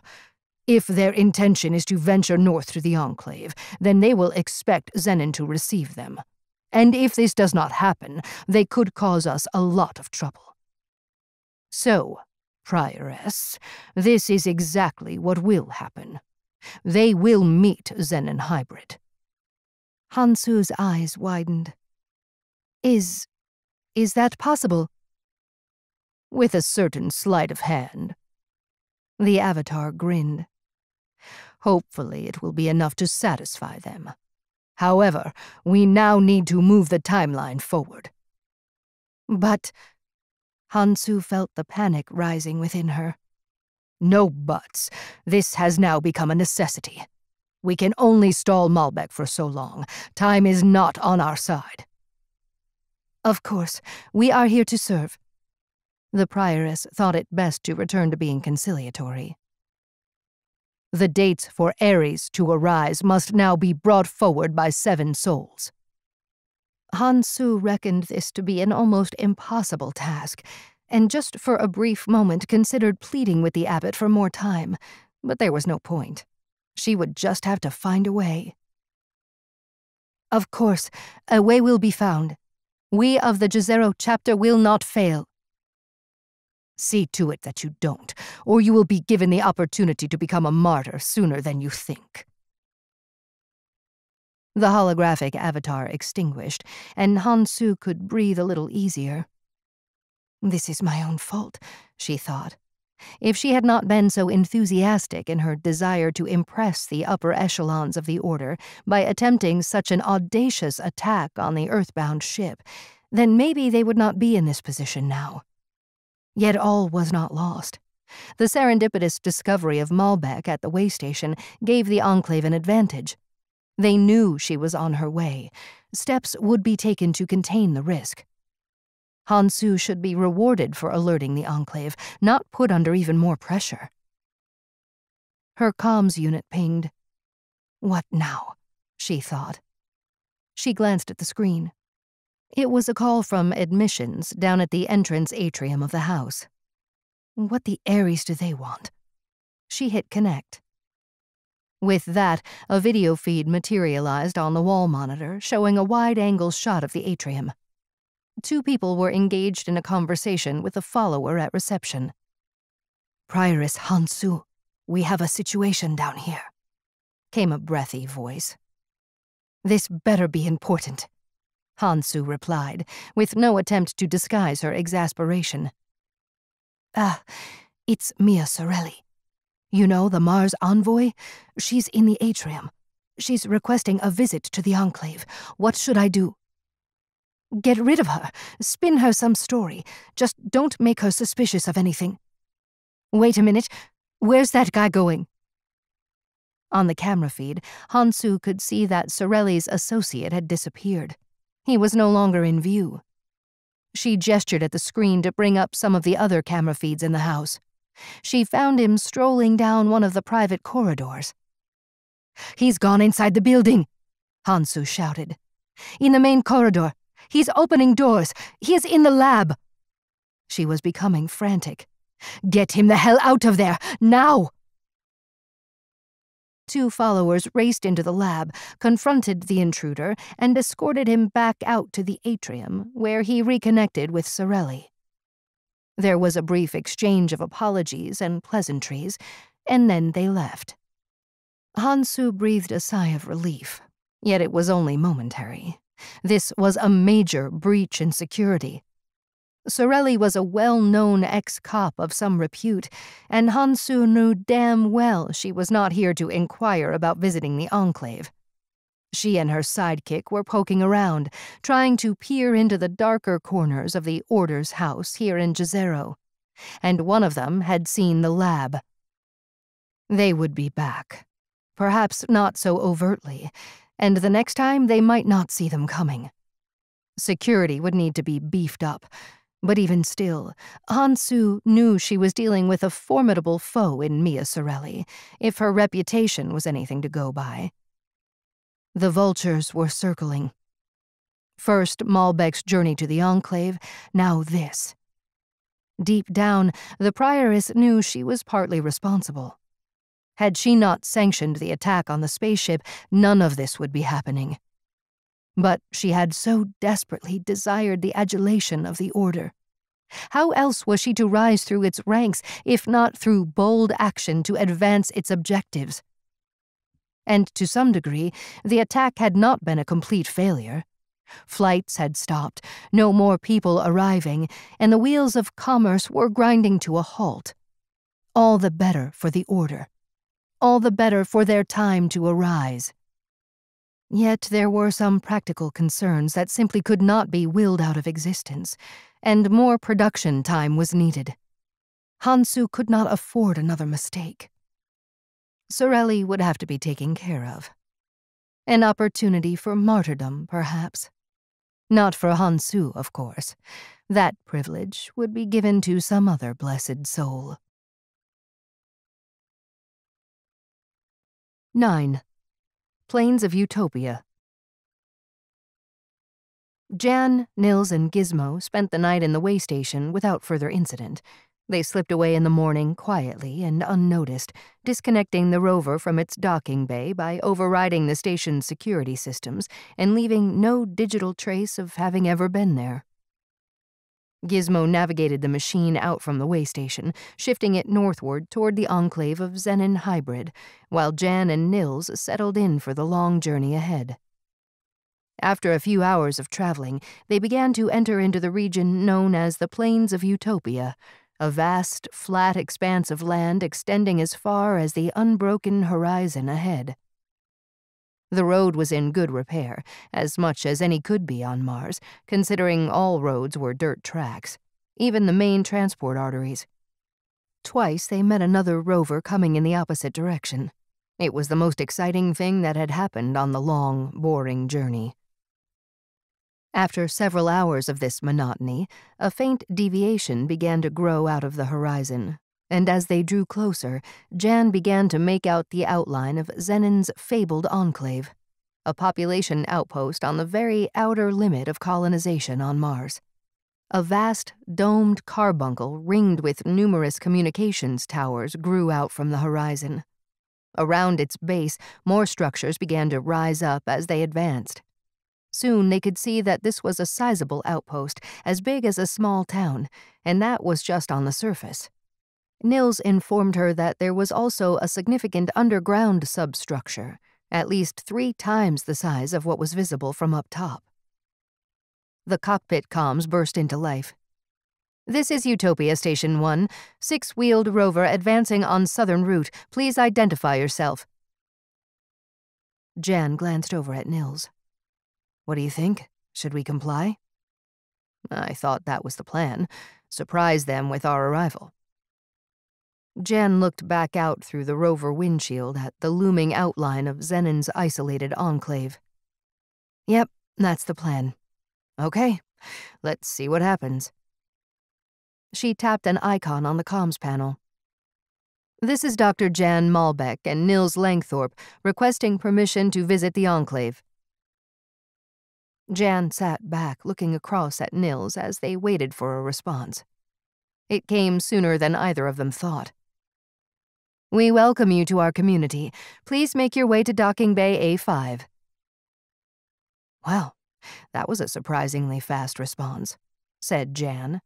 I thought our arrival would throw them into a tailspin. Doesn't sound like it. Seems almost routine. Maybe this trip will be more pleasant than we thought. Nills said with a grin.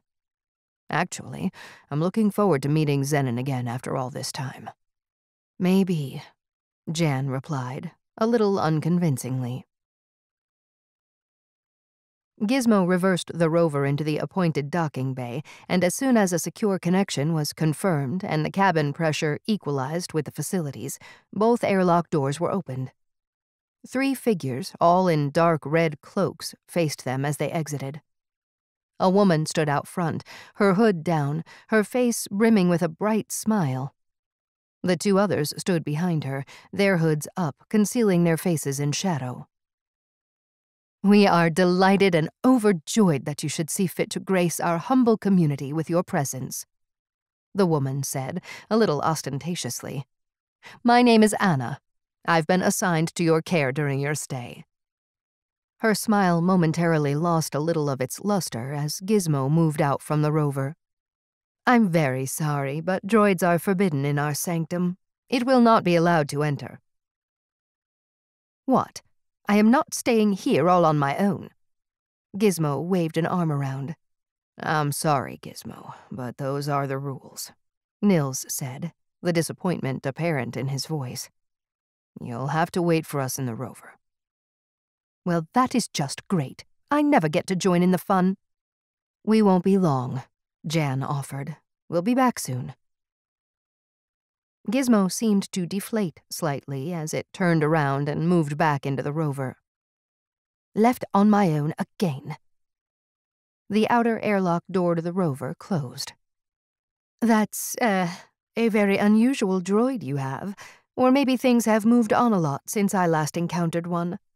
Anyway, I'm very sorry that you have to do without your mechanical friend, but we have no robots in this sanctum.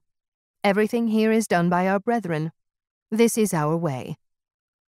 She smiled her best smile. That's okay, said Jann. We can manage without it for a while. Come, we have prepared some lodgings for you where you can refresh after your long journey. The woman turned on her heel and moved off, beckoning them to follow. The 2 hooded figures took up the rear. When do we get to see our old friend Xenon? Jann ventured. Master Xenon is meditating at present, but he has been informed of your arrival and is looking forward to meeting you later, after you have had time to rest and recuperate from your journey.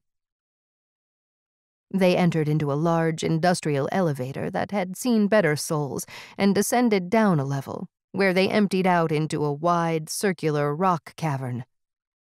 The entire roof seemed to glow with a soft, even illumination. Jann nudged Nills and pointed up at it. Bioluminescence, she said. I haven't seen that used in quite a while. Me neither. I thought it simply went out of fashion. Here we are, said Anna, her smile almost splitting her face in half. A low door set into the wall swung open to reveal a large circular room with a domed roof and the same overhead illumination.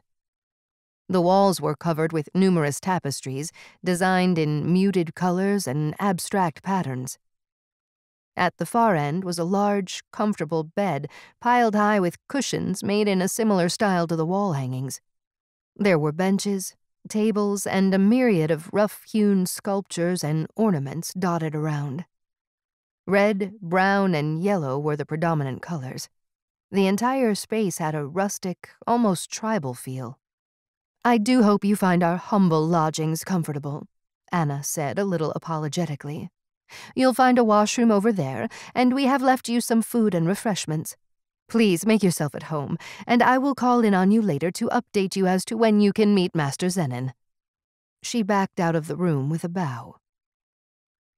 Where does this place remind you of? Jann said as she looked over the cavern. Nills stood in the center of the room and glanced over at Jann, then brought a finger to his lips before pointing at the ceiling. Jann got the message. Be careful what you say. She nodded back. From a pocket in his flight suit, Nills took out a small cylindrical device, concealing this action as much as he could before flicking a switch on its face. He set it down on one of the tables.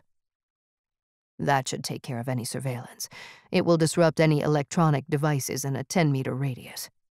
He glanced around. It reminds me of Colony 2 back in the bad old days. Same eerie vibe. Yeah, exactly. We've only been here a few minutes, and already the place is giving me the creeps.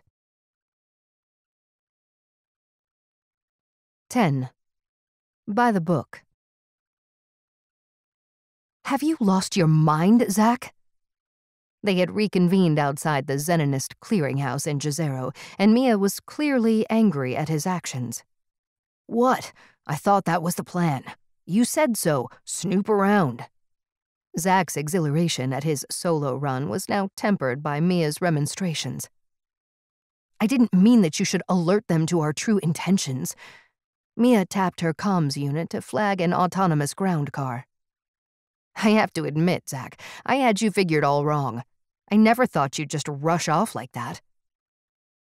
Zach was breathless, and his face still flushed from the adrenaline coursing through his body. Sorry, but I've been dying to get a look inside that place for ages, and when I saw the opportunity, I don't know, went for it. I stumbled into a high-tech lab, lots of equipment, at least a dozen people working in there. We'd better not hang around here. Let's get back to the hotel. Mia grabbed his elbow and pushed him along. A few minutes later, a car rolled up beside them, and they got in. What sort of lab was it? Mia asked. Zach shrugged. What do you mean? It was just a lab. I mean, was it for horticulture or biotech or something else? Robotics, maybe? Zach thought about this for a moment, running through the memory of what he had stumbled upon when he went opening doors he shouldn't have. Biolab, I think. I saw lots of those dishes. He made a circle with his hands. Petri dishes, and hundreds of small vials stacked row after row, and complex-looking machines, all humming and blinking. Mia sat back in the seat. Biolab, probably. But it still doesn't mean anything. Zach's eyes widened. What? But of course it does. They're up to something. This proves it. It doesn't prove shit. They could simply be developing a better strain of cabbage. She gave Zach a look. No law against that. But you saw how they reacted. The car came to a halt right outside the hotel. Come on. Mia gestured with her head. Let's get a drink. I really need one after that stunt you pulled. They exited the car, and Mia took a seat at one of the tables along the front of the hotel. The same waiter from before came out. What you havin'? Mia jabbed a finger at a very sullen Jack. Water. I'm still on duty, remember? Mia looked up at the waiter. Make mine a bourbon, on the rocks. The waiter nodded his approval and sidled off. Zach resumed his sullen demeanor. Look, I'm not saying that everything is kosher in there. Zach's face brightened a little at this. I'm just urging caution. It's never a good plan to jump to conclusions. All we know is that they're operating a biolab of some kind, nothing more. Then we need to go back, find out what they're really up to. And how do you propose we do that, especially after your unsupervised walkabout last time? We've just given the game away. Zach went silent and slumped back in his seat as he contemplated this conundrum.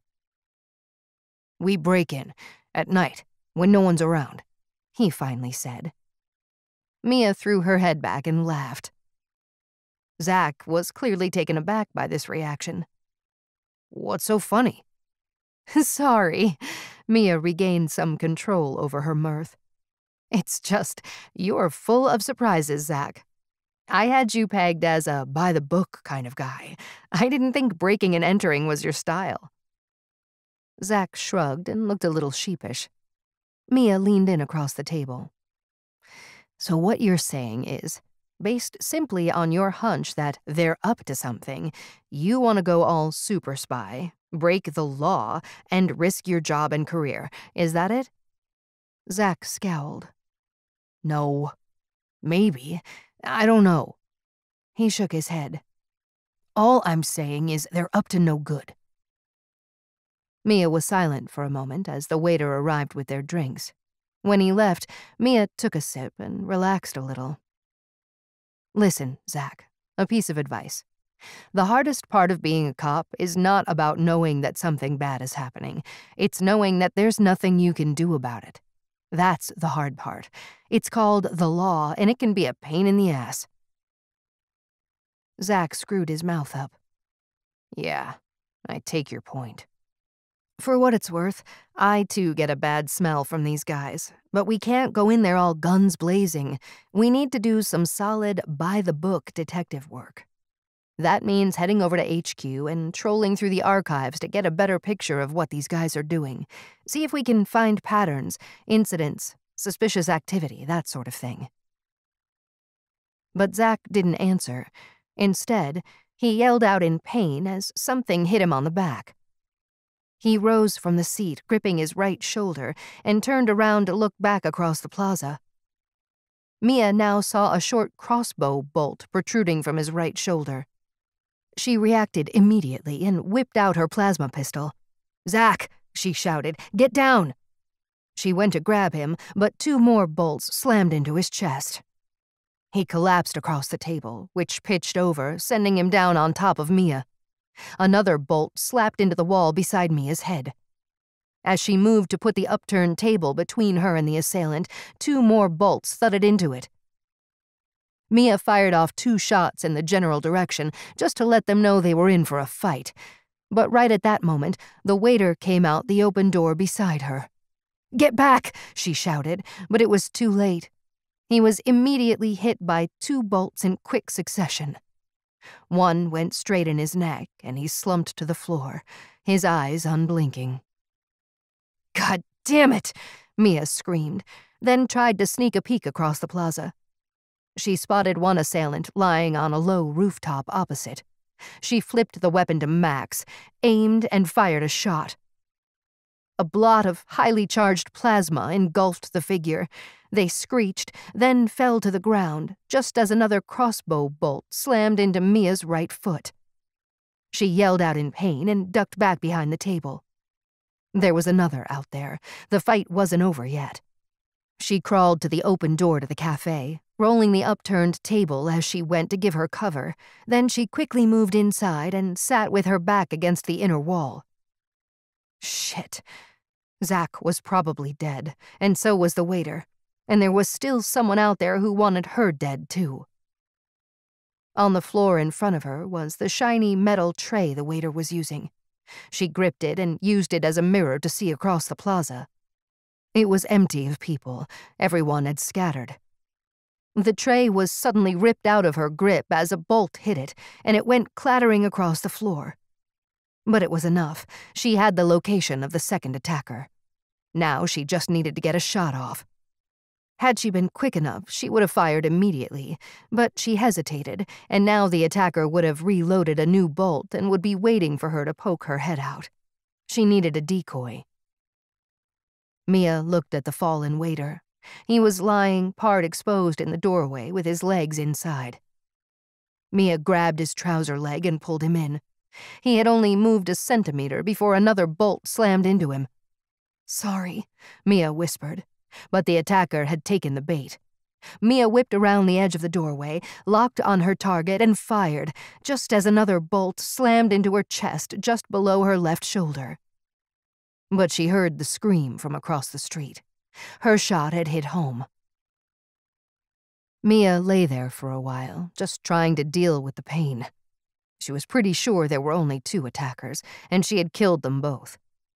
All was silent, and a strange stillness filled the space around her. She saw blood pool around where she lay, and felt a little confused as to whose blood this was. She watched it for a while, mesmerized by its viscosity, the way it flowed, the way it glistened. Then her eyes began to slowly close as she slipped into darkness. 11. Enclave. Around 2 hours after Jann and Nills were shown to their lodgings, there was a timid knock on the door. Jann rose from her seat and opened it. Anna stood outside, again flanked by the 2 hooded figures. "Master Xenon will see you now," she said, with a facial expression that inferred that this was an astounding privilege. Jann glanced over at Nills. "Ready?" He stood up and clapped his hand together. "Looking forward to it." They were led through a series of corridors and eventually ushered into another industrial-sized elevator, except this one was highly ornate, clad with brightly patterned decorative tiles and spiraled metalwork. They rose up a level and opened out into a large, verdant biodome. Sunlight streamed through a translucent roof, infusing the space with soft, bright illumination. Tall, broadleaf plants rose up on all sides, creating dappled shadows that danced across a decorative tiled floor. The path through this foliage opened out around a circular pond with a fountain at its center. Ahead of this was a slightly raised area with low seating. A number of figures were gathered here, some sitting, some standing. They all stopped what they were doing and looked at the visitors as they approached. A tall figure broke away from a small knot of people and came forward, arms outstretched, his face a broad smile. It was Xenon Hybrid. "Ah, there you are, Jann Malbec and Nills Langthorpe. What a pleasant surprise. I couldn't believe it when they told me you were here." He strode across the space between them with purpose and embraced Jann in a great big bear hug. She felt the air being squeezed out of her. He broke off, then turned to do the same to Nills. Xenon finally stood back and looked at them both. "To what do I owe this pleasure after all this time?" "Just a whim, really," Jann said, with a hint of nonchalance. "We figured we hadn't seen you in quite a while. You've become very reclusive, Xenon." He smiled again. "True, my work has become my life. Sometimes I forget the outside world exists. But come, sit and we will talk." They moved onto the dais, and several of the hooded figures parted as Xenon ushered them to a low seating area. He sat down beside Jann, along with 2 others, as a tray of tea was brought out and placed before them on a low table. The other figures moved away and occupied another area at a respectable distance. "You've built a substantial facility here," Jann said as she sipped the hot tea. Xenon glanced around the verdant biodome. "Yes, we have been blessed with many newcomers, all willing to offer their time and efforts to expanding the Enclave." "So why don't you use robots?" said Nills. "We had to leave ours behind in the rover." "Our ethos here is one of simplicity, a return to nature, if you will. We believe that since we are fundamentally all products of nature, to find true internal harmony, it is best to properly immerse ourselves in the natural world." "Except you live on Mars. Hardly the natural world," said Nills, a little skeptical. "That's where you're wrong, my friend. This planet may be harsh, unforgiving, devoid of life, but it is still a product of nature. You only have to look at the vast mountains and canyons. There is great beauty here." "Yet to live here, we must all wrap ourselves in technology. We are forever removed from the planet by a thick layer of insulation." Jann pushed the debate. "True, this may be so, but we try to minimize that here. We utilize only what's necessary, and robots are not necessary. They simply insulate us even further, denying us the fulfillment of our own labor. You of all people, Nills, should understand that." "Yeah, to an extent." Nills nodded. But I also happen to see them as useful tools, something that augments one's own labor. In fact, I find myself getting quite attached to some, to the point where they become my friends." He gave an unapologetic gesture. "And I doubt that any of us would be sitting here talking if it weren't for that droid that has been left abandoned out in our rover." Xenon seemed a little confused by this answer, as if he did not quite know what Nills was referring to.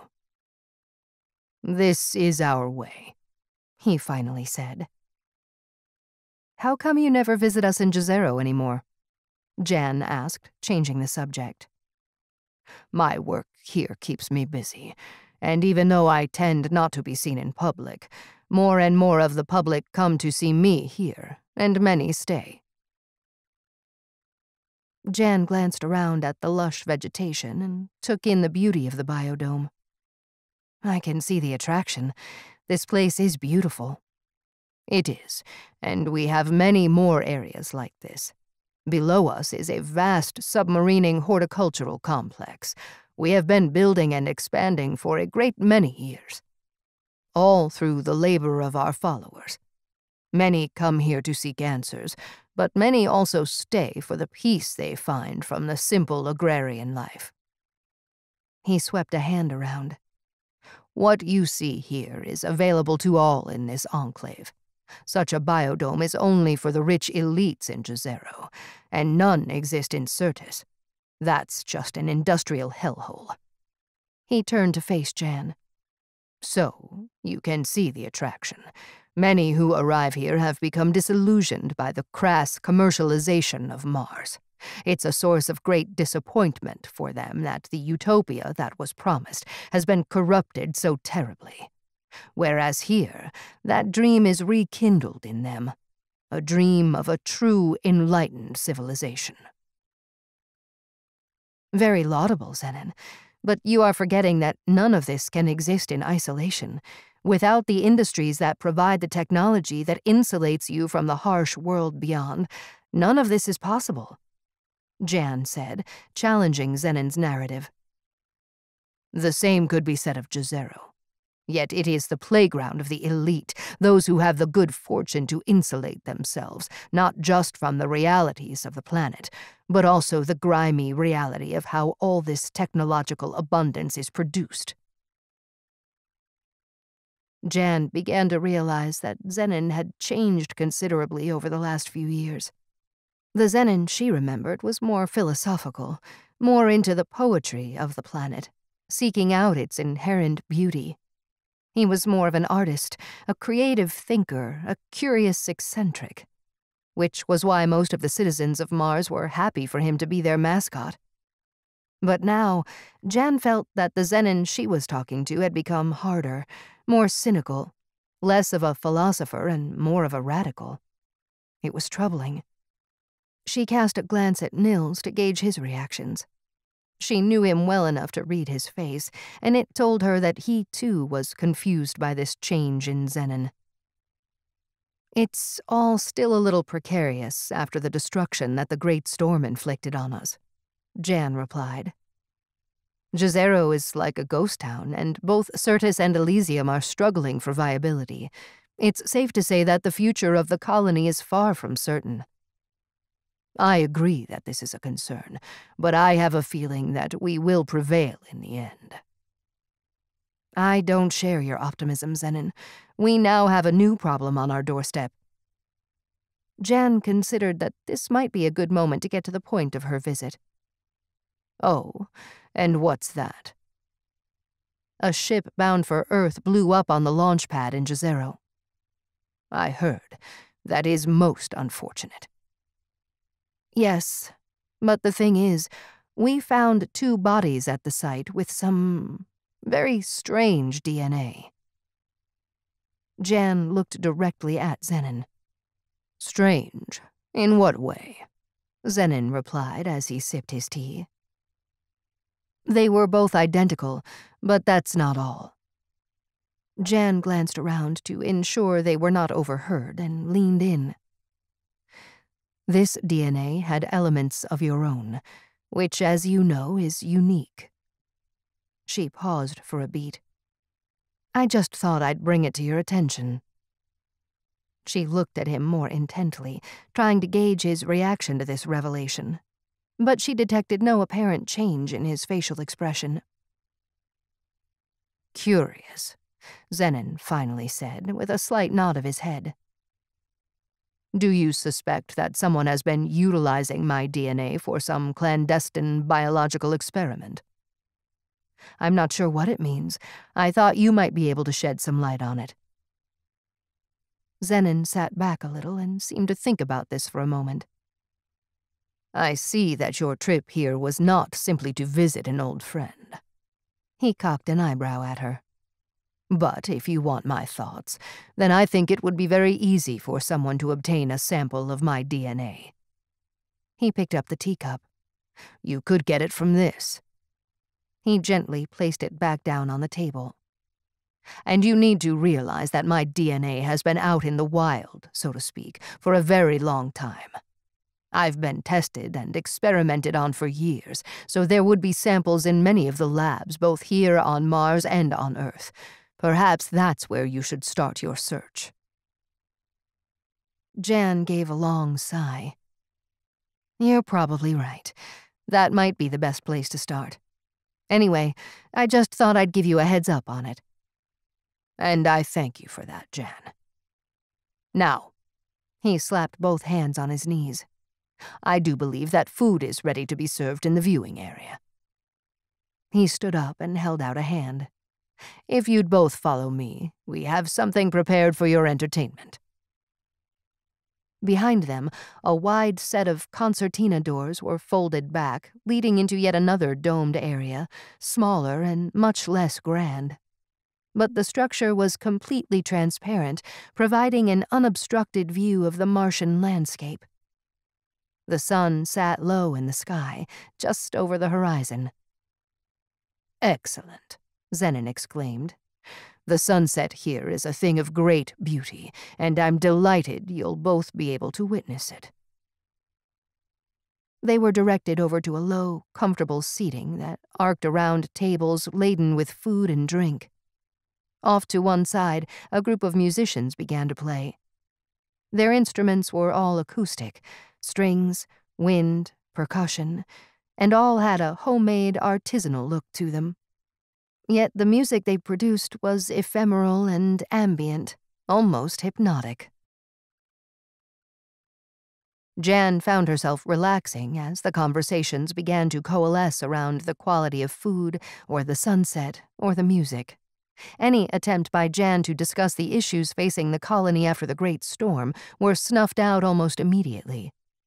In the end, she gave up and went with the flow. Nills seemed to be enjoying himself, and regaled the assembled group with tales of his and Xenon's exploits back in the early days of the colony's founding. This gave Jann an idea. She waited for a break in the conversation. Do you remember that time, Xenon, when we were both trapped in that crashed shuttle we stole? Xenon's face struggled for a moment to recollect this incident. Then it brightened. Yes, of course. How could I forget? Jann leaned in and directed her story to the group. Something went wrong with the engine, and we had to crash land. It was somewhere around Gale Crater. Anyway, we were stuck inside. Couldn't get the damn door open. I tried and tried to reroute power to the access control panel with no luck. I thought we were going to die there. She paused for dramatic effect and to gauge Xenon's reaction. He seemed to be enjoying the story. Anyway, Xenon gets bored with all this, walks over to the door and gives it a kick. And what do you know, the door simply falls off its mounts. She turned to Xenon. You remember that? Xenon gave a big, bright smile. Sometimes the simplest solutions are the best. Everyone laughed. The evening progressed in a similar vein until Jann and Nills decided to take their leave and retire. There was much hugging and handshaking, and Anna was yet again put upon to bring them back to their lodgings. Xenon had agreed to meet them again in the morning, before they set off for the long journey back to Jezero.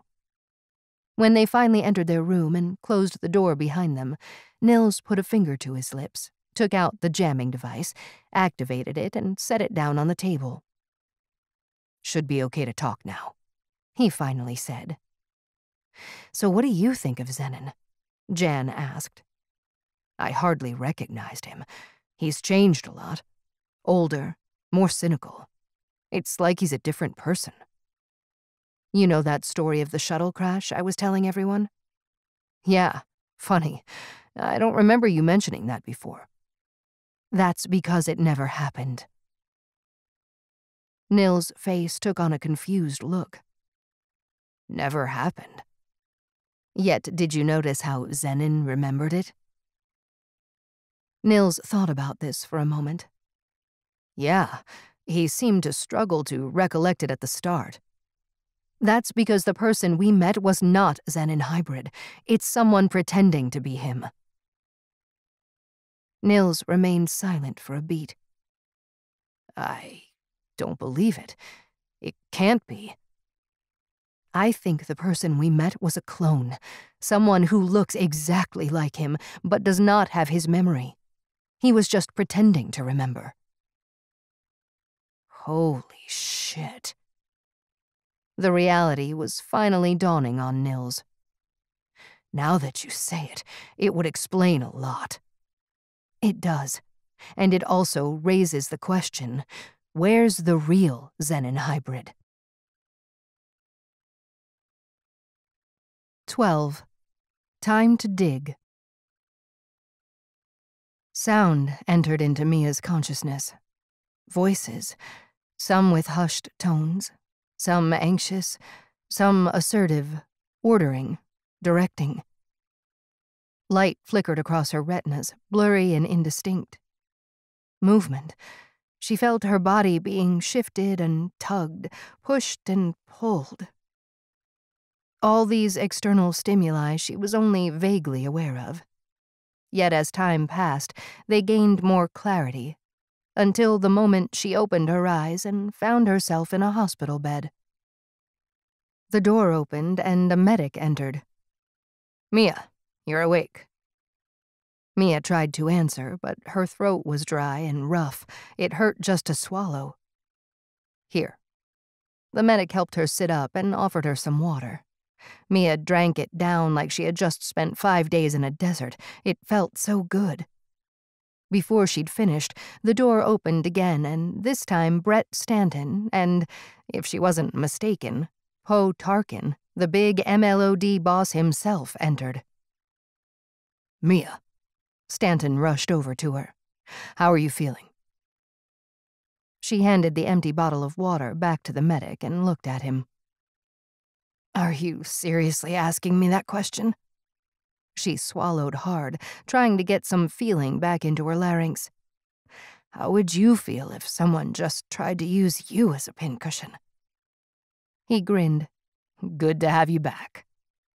Mia shifted in the bed, sitting up a little more. "We need to know what happened out there," Tarkin said in a soft, avuncular tone. "Are you able to talk about it yet?" Mia gave a sigh, and that's when she realized her left shoulder was all bandaged up and her arm was in a sling. She jiggled her feet. They moved. That was good. But she could feel her right foot was also all bandaged up. Surprisingly, she felt no pain, only discomfort. She attributed this to the amount of painkillers that had probably been pumped into her. "Zach?" Mia directed her question at Stanton. "Alive, but on life support," he said gravely. "They say the next 24 hours will be critical." "And the waiter?" Stanton shook his head. "Shit." Mia looked up at Tarkin. "Not much to tell. 1 minute we were talking, drinking coffee, next it was raining crossbow bolts." "Did you manage to get a look at the attackers?" Mia gave him a confused look. "What do you mean? I shot both of them. Pretty sure they're dead." Stanton looked over at Tarkin, then back at Mia. We didn't find any other bodies. What? I nailed at least 2 of them, and I wasn't pussying around. My pep weapon was set to max, Mia said as she slumped down a little in the bed. Maybe they had support and cleaned up before you arrived? Stanton dragged over a seat, as did Tarkin. Now that she was alert, they were going to get as much out of her as they could.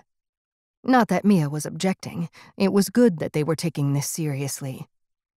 Any ideas who might have been behind this? Stanton asked. Xenonists, Mia spat out. Xenonists? Tarkin said with a hint of incredulity. Zach had a theory. Mia gave a dismissive gesture with her hand. I know. I thought it was a bit crazy too. But he lives across the street from their HQ here in Jezero. He was keeping an eye on them. He was convinced they were up to no good. So, since I was bored sitting around waiting for flights to resume, I decided to take a stroll in there and rattle their cage. Nothing major. I planned to keep it straight, just see what reaction I got. Anyway, Zach got a rush of blood to the head and goes on a little walkabout in there while I was distracted by the guys at reception. It was a stupid thing to do. I didn't realize the guy would be so reckless. Mia took another long drink from the water bottle. He managed to enter a biolab of some sort before we were both unceremoniously kicked out. We headed back to the hotel, and bang, crossbow bolts started raining down on us. There was silence in the room for a moment as both Stanton and Tarkin digested this story. Xenonists, Tarkin finally said, this time with even more incredulity. Mia shrugged. Go figure. But they are the most benign group of people on the planet. He waved a hand around. All they're into is philosophy and living the pacifist agrarian lifestyle. Their leader is none other than the Xenon Hybrid, the most revered human on Mars. It's just ludicrous to suspect them of such a well-planned hit job. Ludicrous. Mia sighed. You may be right, Poe. It all sounds completely crazy, and that's exactly what I thought when Zach started going on about it.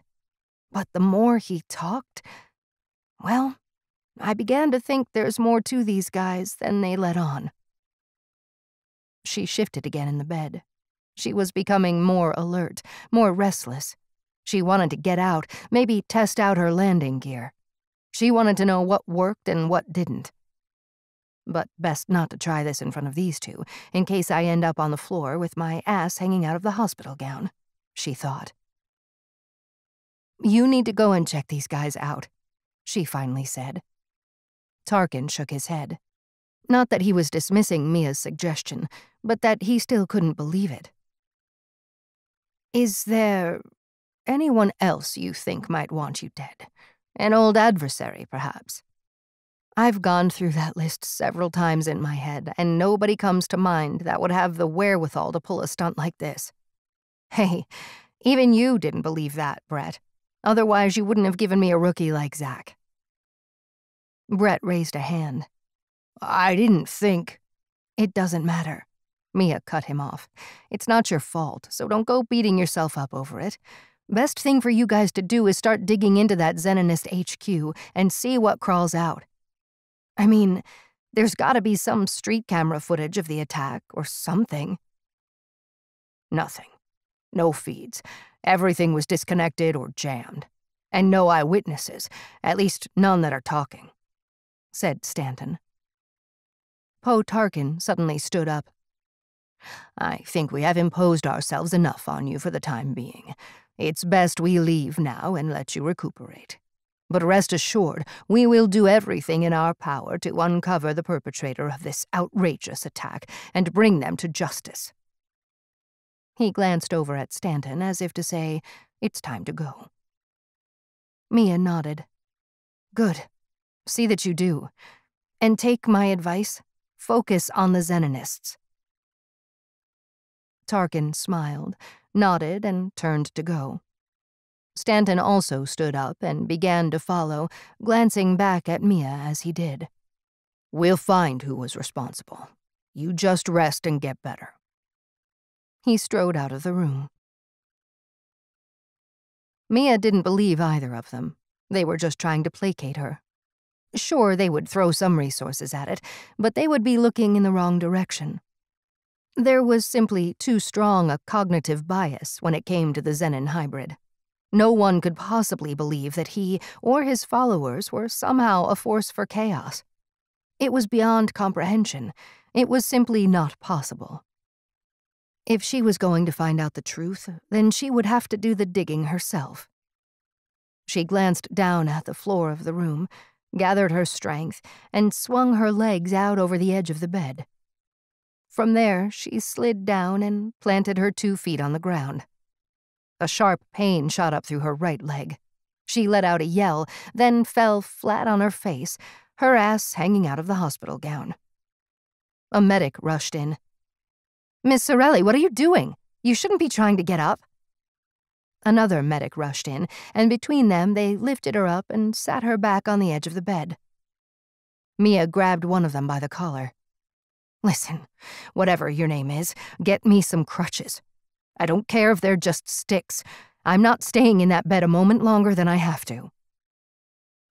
The medic was a little taken aback, but being a professional, she simply nodded. "I will find something for you, but in the meantime, just take it easy. You don't want to injure yourself in a fall." Mia acquiesced and shuffled herself back into the bed proper. This is going to take a lot of work, she thought.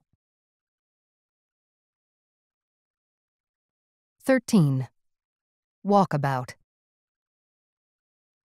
"That's a good question, Jann," Nills said as he sat down on a low bench and leaned his back against the wall. "Are you saying that the real Xenon Hybrid is dead?" Jann inclined her head a little. "Possibly, although we have to assume that he might also be held against his will somewhere within this enclave."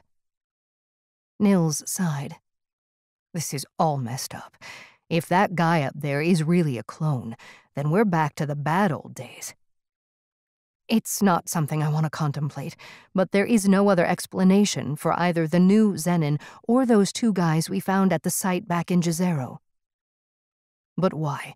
Why would they start doing this, after all that Xenon had been through?" "Whatever the reason is, the answers are here somewhere. That's why we need to take a look around. Now, while we still have a chance." "And how do you suppose we're going to do that? They're not going to let us just walk around." "Can Gizmo help? Can it hack into the facility system from inside the rover?" Nills scratched his chin. "Possibly. Maybe it could get us a schematic, maybe even disable some of the security." He looked over at Jann.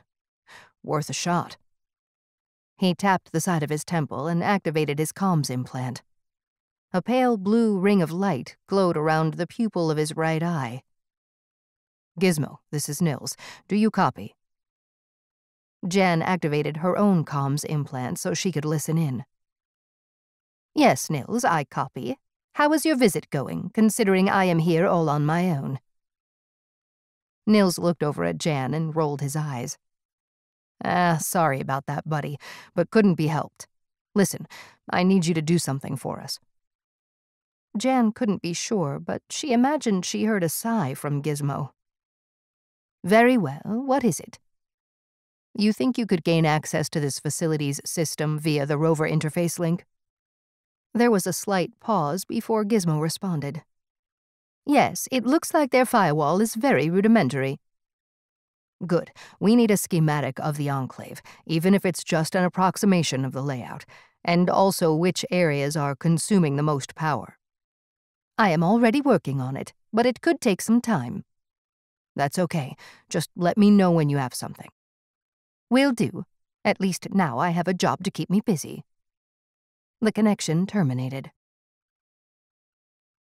It didn't take Gizmo long to come back with a schematic.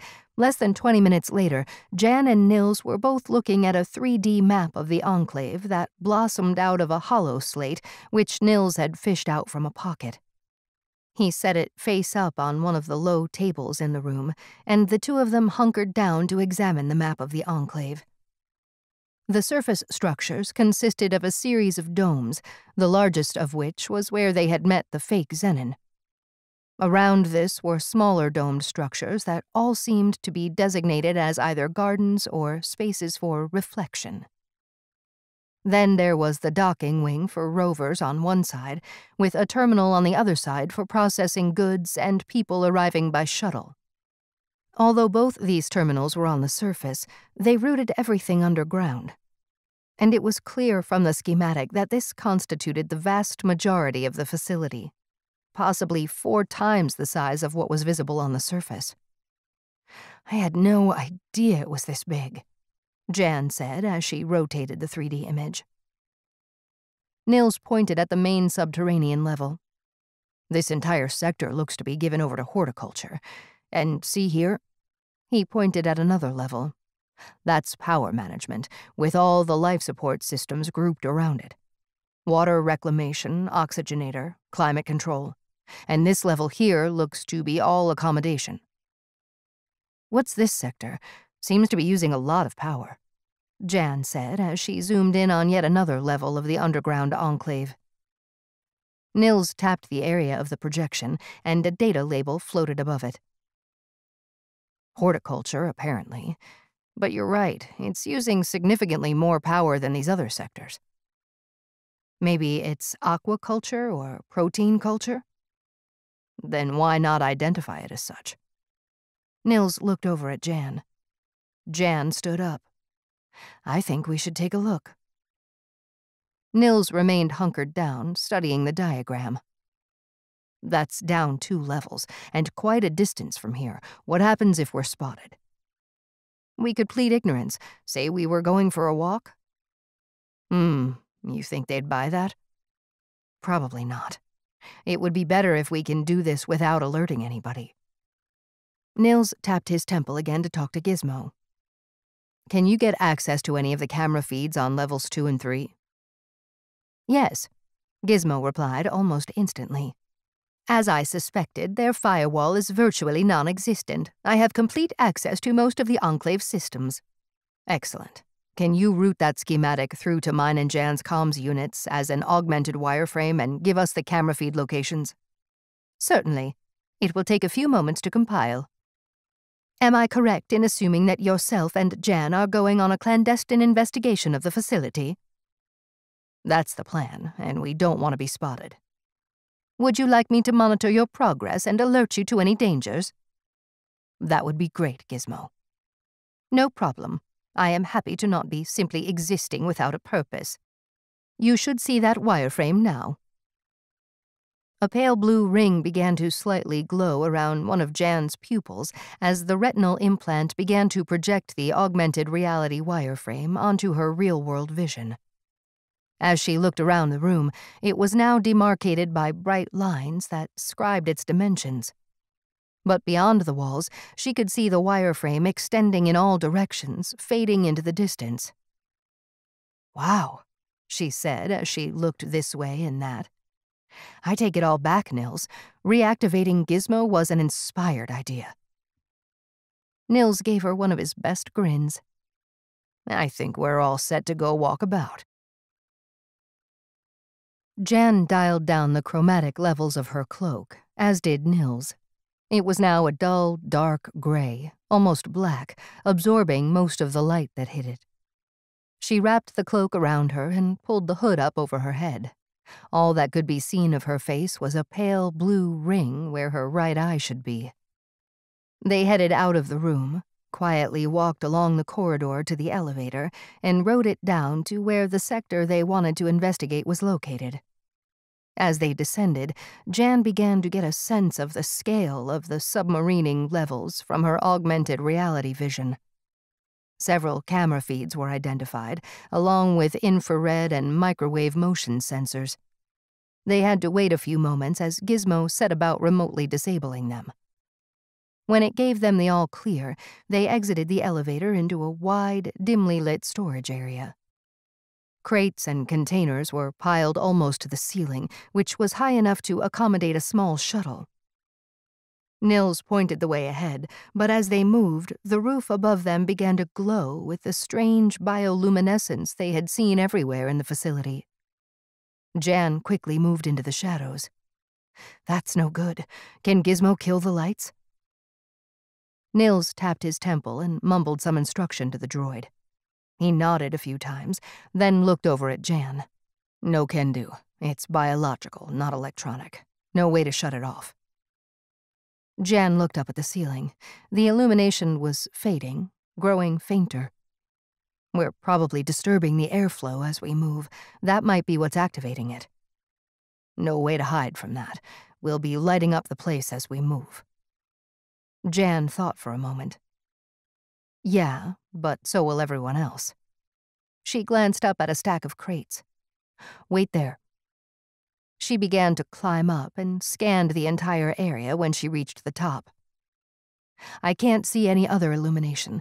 There's no one else in here." She scrambled back down. "Come on, let's keep going."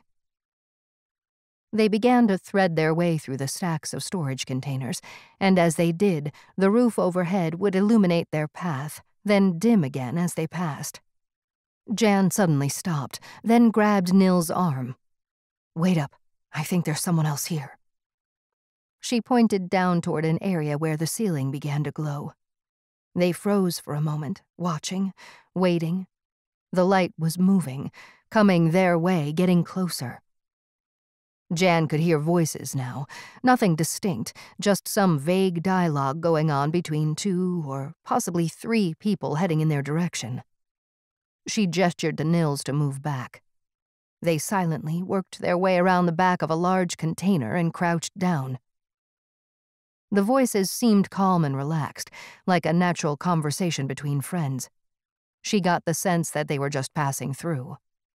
After a moment or two, the sound of their chatter drifted away and the ceiling light dimmed. "We better wait here for a while and make sure those guys are far enough away not to notice us move again," Jann said, as she gently sat down on the floor. They gave it 5 minutes before they started moving again. As they progressed, the cavern began to narrow. Jann's augmented vision began picking out the outlines of other sectors beyond this one. "Not far now," she said as they passed into a short connecting tunnel, the far end of which was their destination. The tunnel ended in a large steel airlock door. Nills inspected the locking mechanism, then moved over to a small control panel at the side. "Gizmo, I'm at the door to sector L3-S14, which is locked. Can you open it?" A moment later, they heard a low, whirring sound as the locking bolts retracted and the door swung open. "I love that droid," he said with a grin. According to Jann's augmented vision, the room should be a rectangular space around 300 meters deep by 80 meters wide, making it a sizable area, enough to accommodate several transport shuttles. It was dark, and as they entered it remained so. There was none of the overhead bioluminescence on the ceiling like in the cavern they had just been through. But as her eyes adjusted to the darkness, she could see the dull outlines of several rectangular tanks, about the size of a small ground car. They gave off a faint shimmer. She reached into a pocket, fished out a flashlight, and swept it over the area. What she saw stunned her. There were rows upon rows of these tanks, hundreds of them. She moved over to one to inspect it and could see a control panel at one end, its system lights glowing in the darkness. "Nills, look, biotanks." She focused her light on the side of the structure. It was transparent, filled with a dull, viscous liquid, and inside floated the vague outline of a body. "Holy shit, it's a cloning tank." She looked down the length of the vast room. "They're cloning hundreds of people." Nills remained silent. Jann glanced over at him, concerned. "You okay?" He nodded. "Yeah, just memories, you know. The bad old days." She gripped his arm. "I know, and we all thought they were over." She swept her flashlight along the side of the tank. "The Xenonists have brought all that back. This is worse than I thought. Much worse." She tapped her temple and contacted the droid. "Gizmo, are you seeing what I'm seeing?" Her ocular implant was now recording data. "Yes, Jann, I am getting visual data from both of you." "Make sure you record all this and transmit it back to Poe Tarkin in the MLOD in Jezero. This is critically important." "I can record everything, but I cannot transmit the data to Jezero. The rover's comms system does not have the range." "Can you hack in and use the Enclave's comms?" Nills offered. "That might be possible, but such a data transmission would not go unnoticed. There would be no way to hide it." "Then just record everything. We'll have to wait until we get within range of Jezero." "We only need to get back to the Waystation," Nills offered. "We can transmit from there." "Then that will have to do." Jann terminated the connection. They spent a while wandering through the rows of tanks, recording what they saw, trying to get a sense of the extent of the cloning operation the Xenonists had embarked on. Jann had no doubt that the two people involved in the attack on the ship at the Jezero spaceport had come from these tanks. Yet this raised more questions than it answered. Why were the Xenonists doing this? For what purpose? And how did they get access to this technology, considering it had been banned for decades? Eventually, they came to a gap in a row of tanks that ran along the side wall of the vast cavern. This gap facilitated access to a doorway, but Jann's augmented vision showed no room beyond. Curious, she thought. "Nills, have a look at this." She pointed at the door. "Are you seeing anything on the other side of this?" Nills stood for a moment, moving his head from side to side. "No, nothing. The schematic just ends here." Jann tapped her temple again. "Gizmo, we're at a location approximately halfway along the right-hand side wall of the tank room. There is a door here, but no information on what's on the other side." "Yes, I have not been able to acquire enough data on that area to create any estimate of what lies beyond." She turned around to Nills. "What do you think?" "You mean, should we open it and take a look?" He grinned. Jann nodded. "Yeah." "We've come this far," Nills said as he moved over to inspect the control panel beside the door. "Looks pretty solid." He stood back, looking at the door. "Whatever's behind there, they don't want anyone just walking in." He tapped his temple. "Gizmo, can you open that door for us?" Again, it took the droid only a moment to bypass the security and release the locking mechanism. The door clicked open, and a crack of light broke along its edge. Nills placed a hand on it and gently pushed it inward. It opened into a short corridor with several doors on either side, one of which was open and seemed to be the main source of the light. They silently entered, careful not to make a noise, slowly edging their way to the light. Jann peered around the edge of the doorway. It was someone's living quarters. The walls were arranged with shelves stacked with old-fashioned books and papers. Art hung from the walls, and strange antique science instruments were arrayed on various tables. The entire scene was like something from another century. She slowly moved her head around the edge of the doorway, trying to see more of the room. An old hollow-table desk came into view, cluttered with papers and junk. Sitting behind the desk was a man, writing something by hand. His long hair obscured his face. He somehow sensed their presence, jerked his head up, and looked directly at Jann. It was Xenon Hybrid. 14. A Promise. It didn't take Mia long to figure out how to walk again. The crossbow bolt that went through her foot had only pierced the outside edge. No major damage, just very painful. So with the aid of a crutch and a handful of painkillers, she was up and about. Her shoulder, however, had suffered a lot more damage, and she had to keep her arm in a sling so as not to start it bleeding again. Nevertheless, 30 hours after she woke up in the hospital, Mia Sorelli hobbled in to visit Zach in the intensive care unit. The doctors had given her 5 minutes, no more. He had survived the first 24 hours, but he was still critical. 2 officers stood on guard outside the intensive care unit, along with a mean-looking security droid. She sat down on the edge of the bed and gently held his hand, felt its warmth, felt its life force. "You hang in there, buddy. Don't give up. And trust me when I say that I will find the bastards responsible. I'm not leaving this planet until I do." She sat for a moment in silence, nothing but the hum of machines and the wheeze of the ventilator. She nodded to him. "Gotta go, Zach. They've got me on a tight leash. Anyway, like I said, I got work to do. For both of us." She stood up and hobbled out of the room. Her next port of call was Brett Stanton's office. She had tried a few times to contact him, but got the feeling she was being fobbed off. So she decided to just walk right on in there and find out if they had searched the Xenonist clearinghouse in Jezero yet, and if so, what they had found. Yet, simple as this all sounded, to just walk right in there, Mia had a few practical problems to deal with. Not least the fact that walking was a painful experience.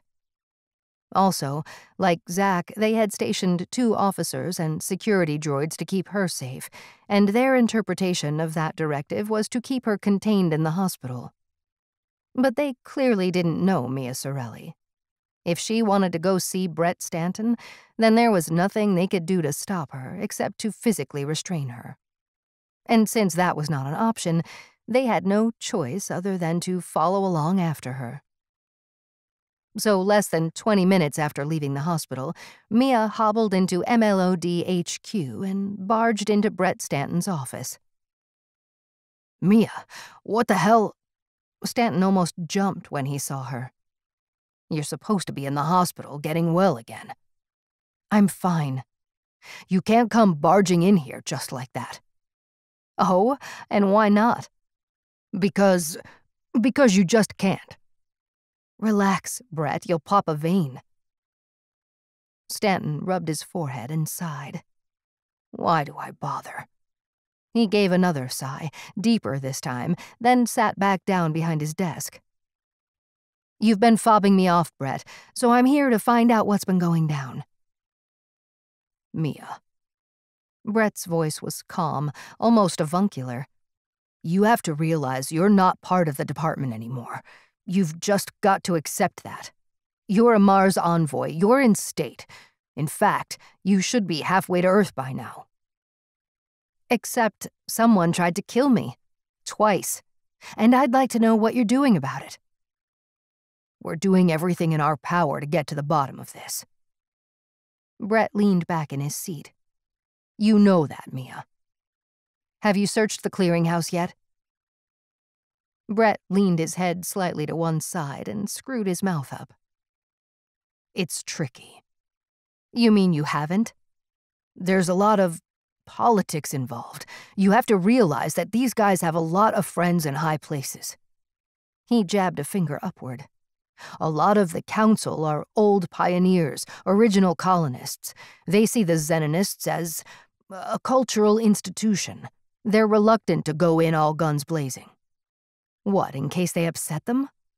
"Partly, and partly because of the social repercussions that would inevitably occur should the pure, wholesome, ethical reputation of the Xenonists be shattered and revealed to be a lie. This, coming after the trauma of the Great Storm, would be devastating to the morale of the people."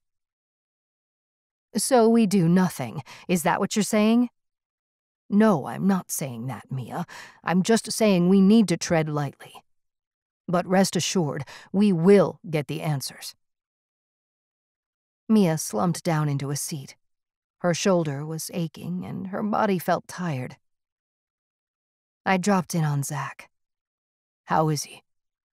"Still alive, just about, but I made him a promise." Stanton gave Mia a suspicious look. "Oh?" "Yeah, I promised him I would not leave Mars until I found who was responsible." "You should leave that to us, Mia." Mia looked at herself, examining her foot and her shoulder. "Well, I'm not up to much, as you can see. But I still want to do a little digging into archives, look into this cult, see what the history is. So you can do me a favor and set me up with a terminal and some space to work." Brett shook his head. "And how do I explain that to the Council?" "You're forgetting I'm an envoy, off to represent Martian interests back on Earth. As part of my job, I need to be up to speed on the current socioeconomic status of the colony." She gave him a wry smile. Brett was silent for a moment. Then he leaned in over his desk and pointed at her. "Just don't get me into trouble, okay?" "Can't promise that." "Okay, but if you dig anything up, please come to me with it. At least give me a chance to cover my ass."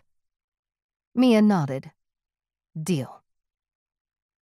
They sat for a moment in silence before Mia finally spoke again. "You know, Brett, you've come a long way since that time on the caravan to Syrtis when I was the one urging caution." Brett gave a laugh. "Yes, I suppose I have. But then again, I did have a very good teacher." 15. Innermost Cavern. Xenon's eyes flicked from Jann to Nills and back. A tense silence permeated the room for a moment, like a taut bow. Then Xenon's face slowly morphed into a look of recognition, quickly followed by confusion. His mouth opened slowly, as if his brain struggled to formulate some words. "Jann. Nills," he finally said. "Is it really you? How did you get in here?" "We traveled all the way up to the Enclave to see you, but when we arrived, we were met by someone who is trying to pass himself off as you," Jann said as she stepped closer and studied his face. "So we went searching." Xenon's eyes now flicked over to the open doorway.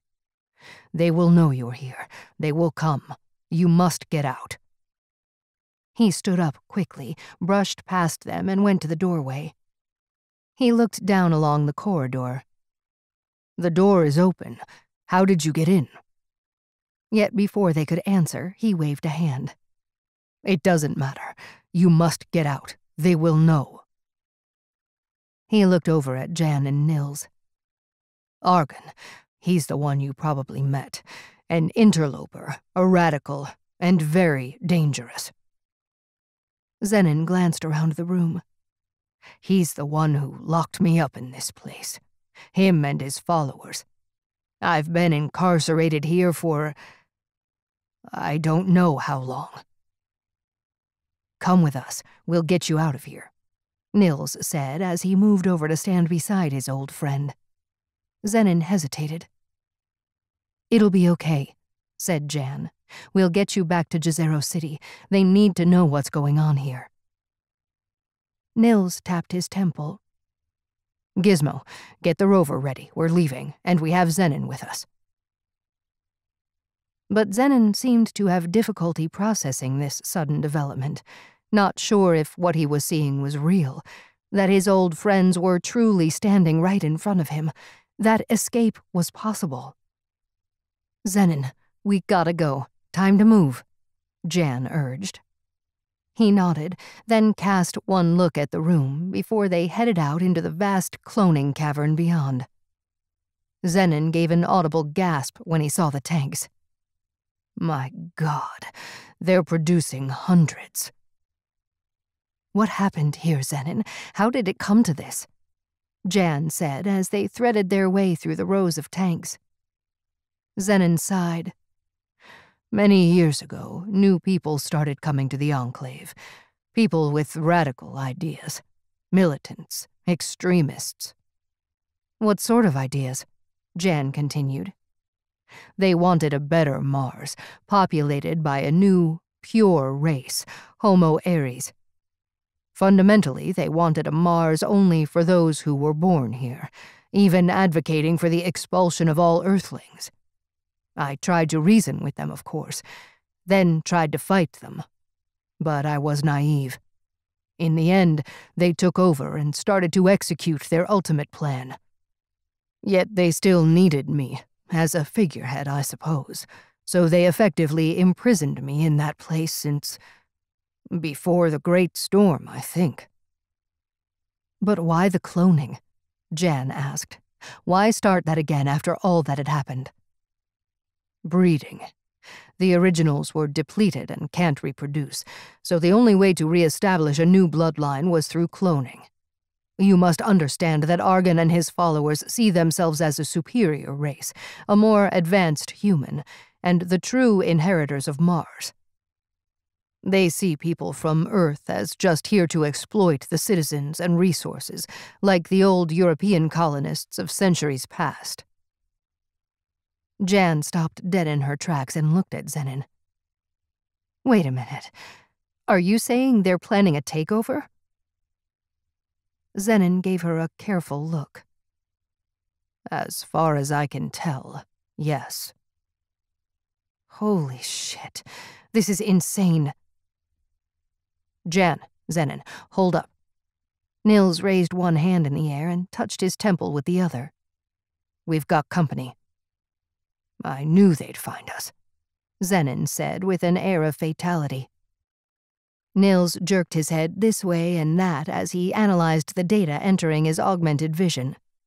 2 groups, one moving through the far cavern. He swung around, gesturing toward the back of the tank room. Another coming from somewhere behind us. Do we need to go through the cavern? Is that our only way out? Jann said as she began to study her own augmented vision. Gizmo, can you find us an alternate route? Nills concentrated for a moment as the droid did the calculations. I know another way, said Xenon. Follow me. They started moving toward the right-hand side of the vast cloning cavern, then followed along the side wall, heading for the same entrance that Jann and Nills had used to gain access. But before they reached it, Xenon directed them into a narrow side passage that was almost completely hidden in the darkness. From there, they mounted a rickety metal stairway that looked as if it might collapse at any moment, spacing themselves out so as not to put too much weight on it. It clanged with every step, the sound reverberating throughout the facility. Eventually, they arrived at ground level. The stairway ended in a broad landing with several doors, one of which would lead them directly into the rover docking wing. Nills stood and inspected it, using his augmented vision to see beyond. "What is it?" Jann asked. "There's 2 guards hanging around outside the entrance to the docking wing. Check your AR." He pointed at his eye. Jann looked at the door and focused on the augmented wireframe extending out on all sides. In one sector, she could see a label for a camera feed. She extended her arm and gestured at it with her hand. The camera feed zoomed out, and she could see a fisheye view of the rover docking area. 2 Xenonists were positioned right in front of the tunnel entrance. "We should try and take them. There's only 2, she whispered to Nills. A loud clang reverberated up the stairwell from down below. "Sounds like we don't have a choice. They're closing in," said Nills. "Xenon, you stay put." He gently opened the door a crack and peered through, then whispered, "Dead ahead, around 10 meters. Jann steeled herself and nodded. "Okay, let's do it. On 3, 2, 1. Nills flung the door wide open, and they charged across the space, slamming into the 2 hapless guards before they could react. Jann swung a kick into the back of the guard's knees, and he dropped like a marionette with its strings cut. She leapt high into the air and landed on her knee down on his chest, knocking the wind out of him. Finally, she reached down and pulled the plasma pistol from his waistband, checked it was set on stun, stood up, and blasted him with it. She turned to see that Nills had also managed to incapacitate the other guard and was now relieving him of his plasma weapon. "Xenon, come, hurry," Jann called out. He was still standing in the doorway, looking back at the stairway they had just climbed. "They're right behind us," he said as he rushed over to Jann and Nills. "Let's go." Nills hefted the weapon and advanced down the docking tunnel, but he'd only moved a few steps when two incandescent balls of plasma came streaking out from the darkness beyond. One hit Nills on the chest, and the second slammed into Xenon's shoulder. Jann instinctively dropped to the floor and managed to get a shot off. The bright ball of energy briefly illuminated the darkened tunnel, and she caught a glimpse of several Xenonists in the distance. She kept low and crawled over to Nills. He was slumped on the floor, his back against the wall, holding his chest and grimacing in agony. Xenon was no better. "God damn it," said Jann as she fired off 2 more shots, but she was shooting blind, just buying some time. "Give it up," a voice shouted out from the darkness of the tunnel. "You're surrounded. There's no way out." With that, Jann could hear the clamor behind her as the other group came rushing up the stairwell and gathered around the doorway. They took a moment to assess the situation, then slowly advanced. Jann was trapped. She couldn't shoot her way out, so she slowly lowered the weapon to the floor and raised one hand while quickly touching her temple with the other. "Gizmo, get out now! Bring the data to the MLOD, to Poe Tarkin!" A bolt of plasma slammed into her chest, sending her entire body into spasms. Her vision blurred, she lost control of her muscles, and consciousness slipped away from her. 16. Primary Directive. Gizmo considered the audiovisual data streaming into it via the camera feeds in the docking area. Both Nills and Jann had been rendered inoperable and lay slumped on the floor of the tunnel. The other human, Xenon, was similarly incapacitated. It probed the ocular implants for both Nills and Jann, but there was no response. The high-energy plasma blasts they had been subjected to had fried the circuitry. It also meant that the droid had no way to ascertain their current state of health, or even if they were already dead. Its last directive from Jann had been to disengage the rover, make its way back to Jezero City, and present the data that they had collected to Poe Tarkin, the head of the MLOD. Yet, from somewhere deep inside its silicon brain, a secondary directive emerged, one that would not fundamentally countermand the primary. So it ran the numbers, considered the possibilities, estimated the odds. It searched for any possible scenario where it could effect a rescue of the 3 humans that currently lay scattered on the floor of the rover docking tunnel. It was still hacked into the Enclave via the rover docking interface and maintained some control over many of the internal systems. One possibility it considered was to close the emergency depressurization door at the far end of the tunnel, isolating the docking wing from the rest of the facility. But that would still leave 4 well-armed guards to deal with. And while the droid could take a lot more damage from a plasma weapon than a human, it knew only too well that it was not invulnerable. Also, it had no weapons of its own to fight back with. To rescue any of the humans would mean opening the airlock door, entering the tunnel, and dragging them one by one back into the rover, all while under a sustained attack. It was not possible. Probability of success approximately 0. And even that window of opportunity was closing, as both Nills and Jann were being dragged out of the docking tunnel and into the main facility. With all other options exhausted, it finally made the decision to abandon them and follow the primary directive from Jann. It would make a run for Jezero City. Gizmo powered up the rover and instigated the undocking procedure. But it failed to disengage. The system had been manually overridden. It could not get free. To add to the droid's woes, it detected 2 other rovers preparing to undock, presumable to block its progress should it figure out a way to break free. It didn't have much time. Again, it analyzed the situation and considered the options. It could not release the locking bolts holding the rover tight to the docking port, but that's not to say it was completely trapped. It could simply use brute force. The rover was powered by a microfusion reactor feeding an electric drivetrain. That gave the rover a huge amount of torque.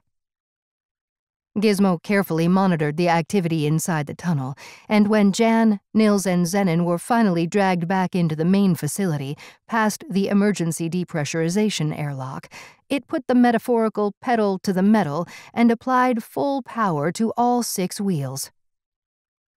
Great clouds of dust and sand billowed up all around the machine as the tires fought for traction.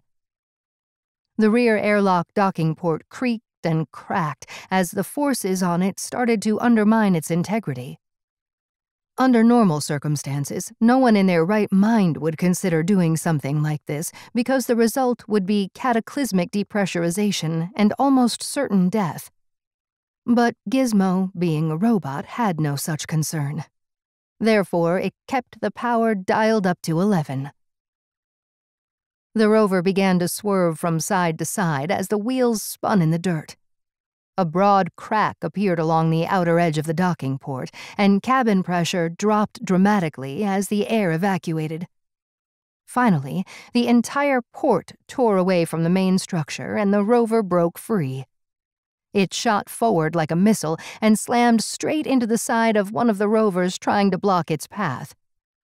But the sheer momentum of the machine's escape velocity made short work of the obstruction and sent the other rover spinning and tumbling across the dusty surface. By now, the cockpit was a sea of screeching alerts and flashing lights. Most of the windshield was gone, and the rear was a tale of torn metal and flailing wires. Yet Gizmo pushed the machine to the maximum, leaving a trail of billowing dust in its wake. But this freedom didn't last long, because a second rover was now hot on Gizmo's tail and gaining fast. The droid analyzed the rover's drive systems, hoping to squeeze more speed, but it was designed as a workhorse rather than a racehorse. Gizmo overrode the safety systems, allowing the drive motors to suck in more energy. But more energy meant more heat, and more alerts started flashing as the drive system temperature rose beyond critical. Gizmo scanned the terrain, looking for a more rugged surface.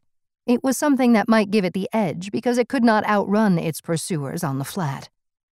It changed course, swinging wide, aiming for a rocky patch around a kilometer to the southeast.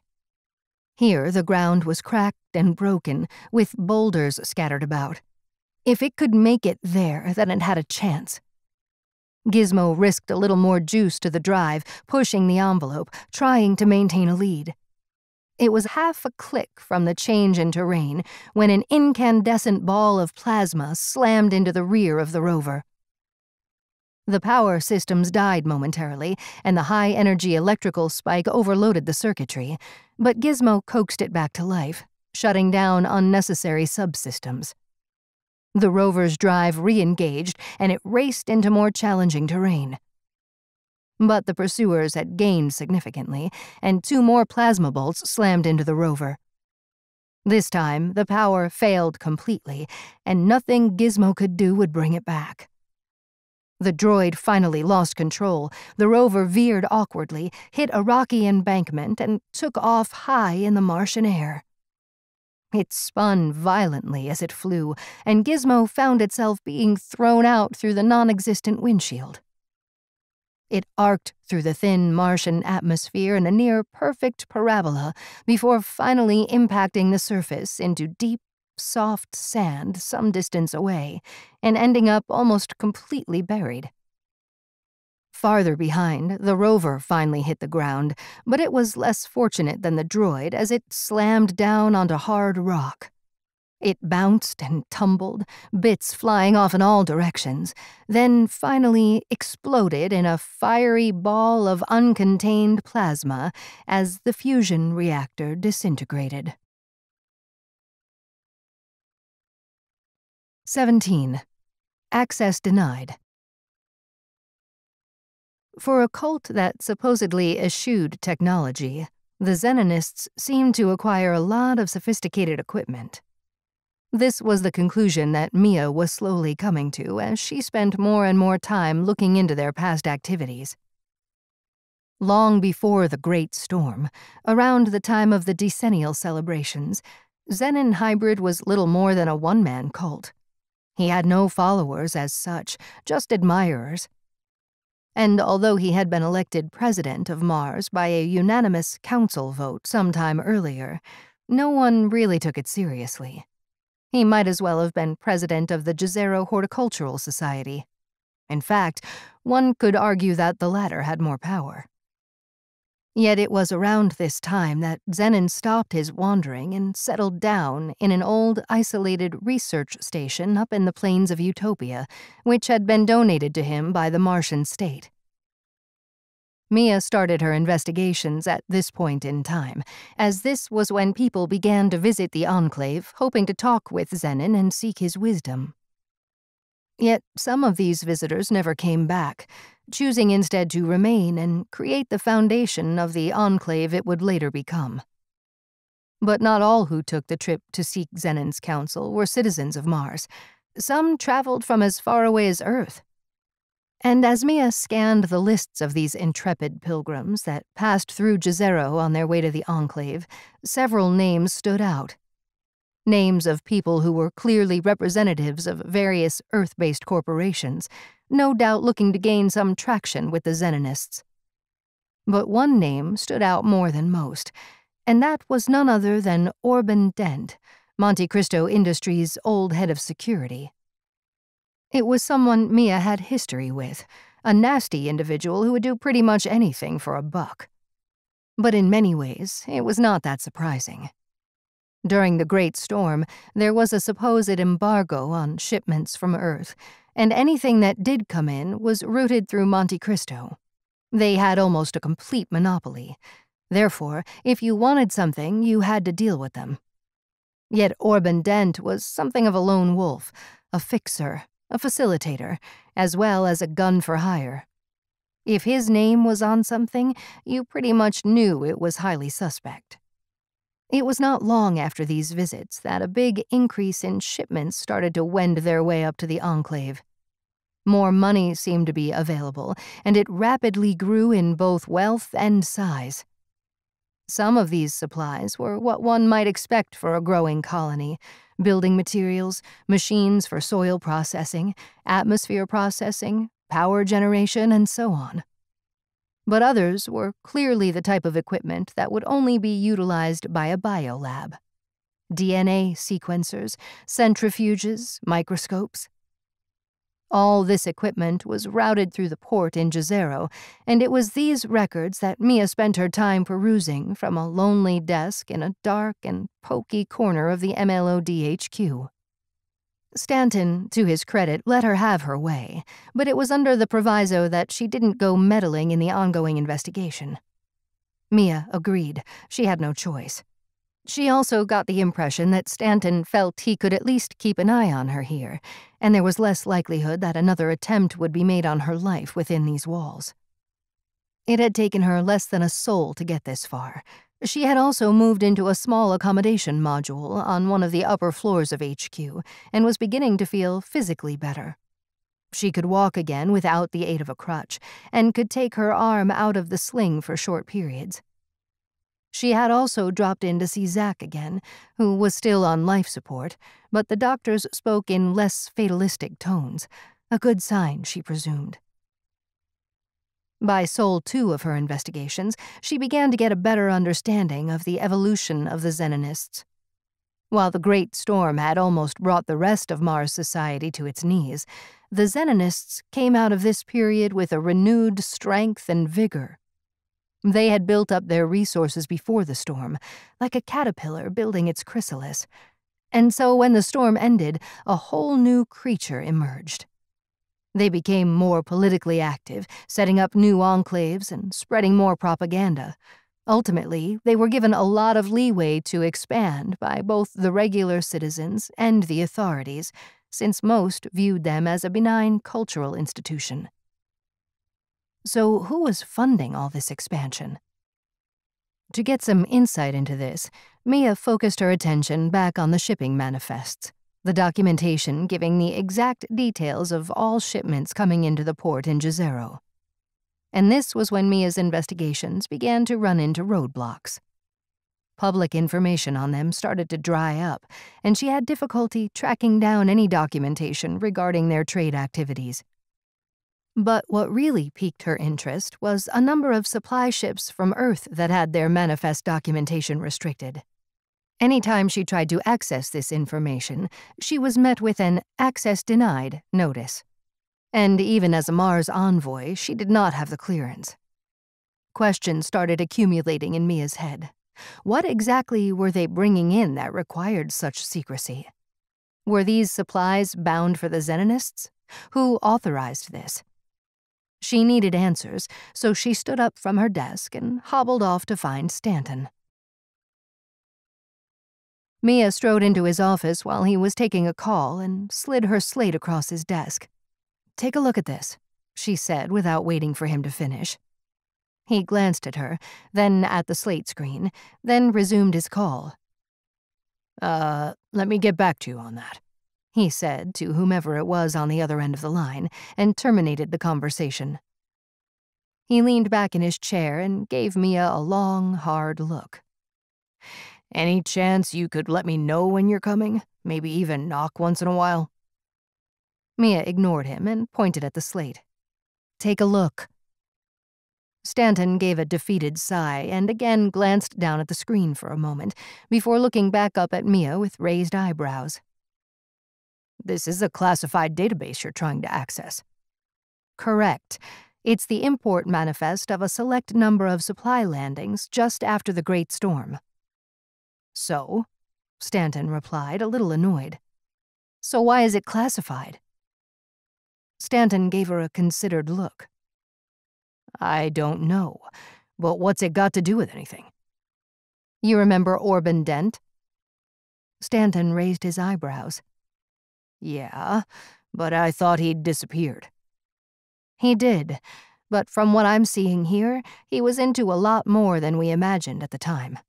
My guess is that when his backers were trying to gain influence here on Mars, they spread their net far and wide. One of the targets was Xenon and his followers.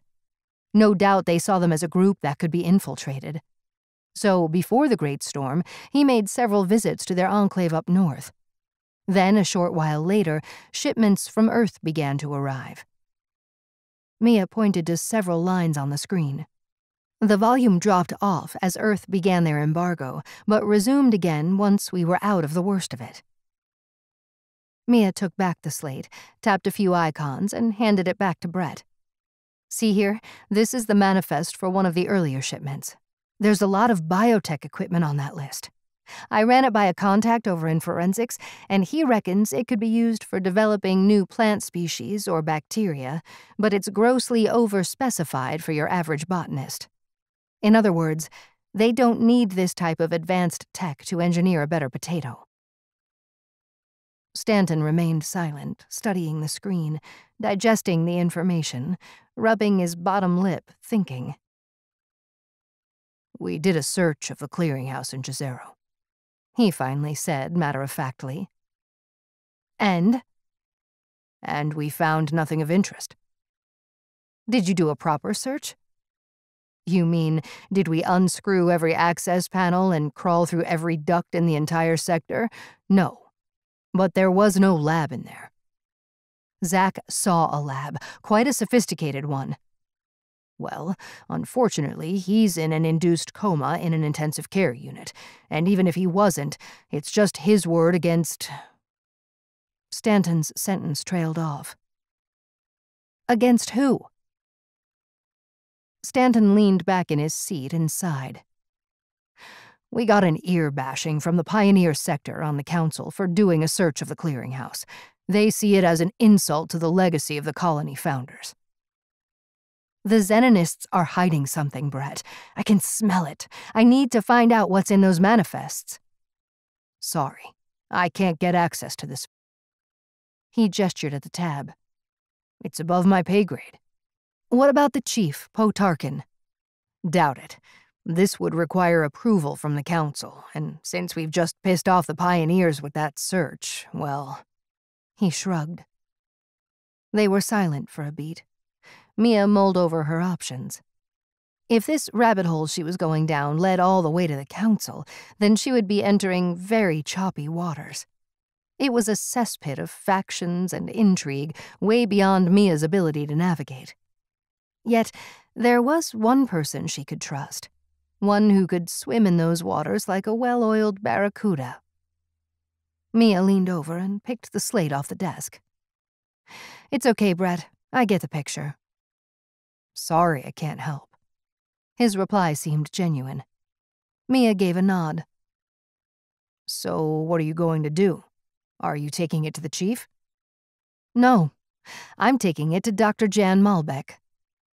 Malbec? Stanton almost shouted. Have you not heard? Mia stopped and looked back. Heard what? She's gone AWOL. Her and Langthorpe headed off into the lowlands in an old transport rover. How long ago was this?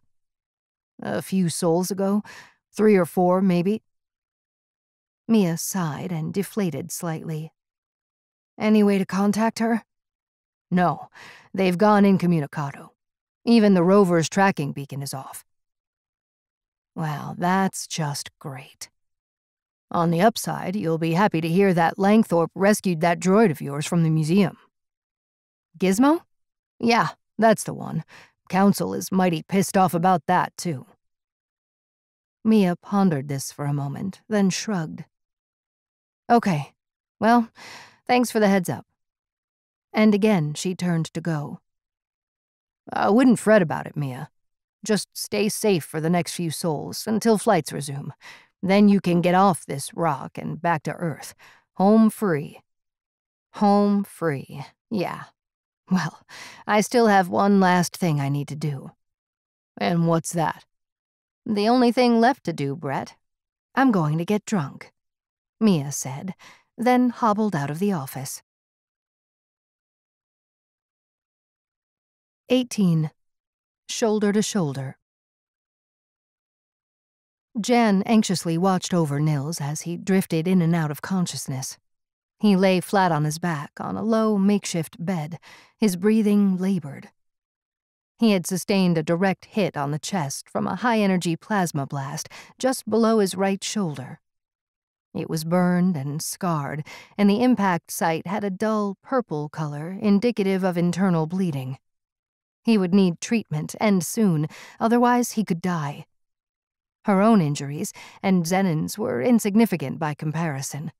They had simply been stunned, nothing life-threatening, unlike Nills.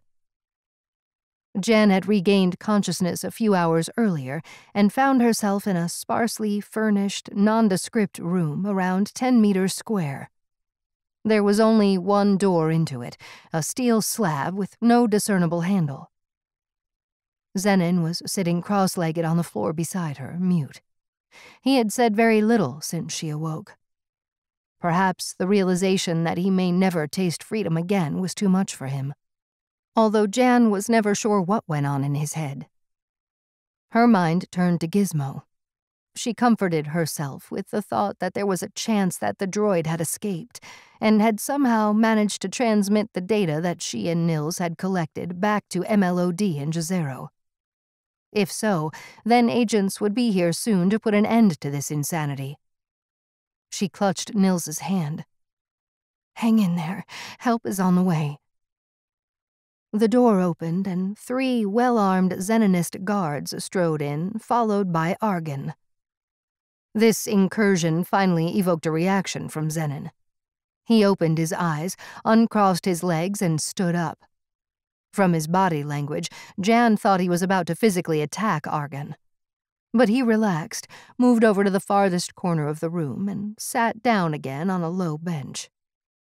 Argon flicked a glance at him, then looked down at Nills.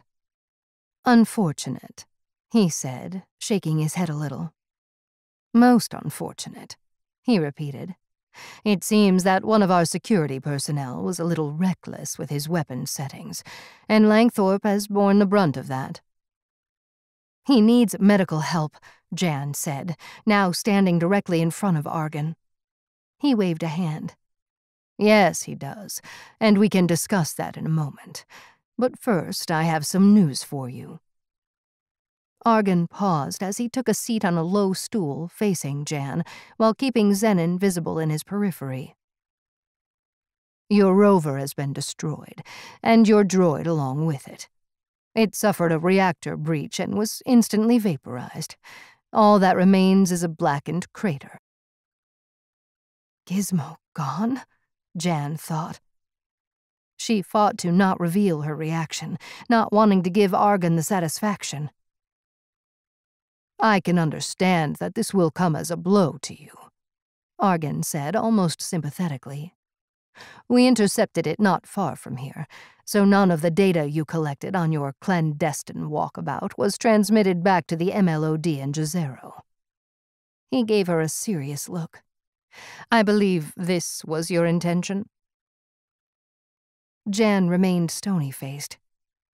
"It has also come to our attention that neither you nor Nills saw fit to inform anyone of your visit here.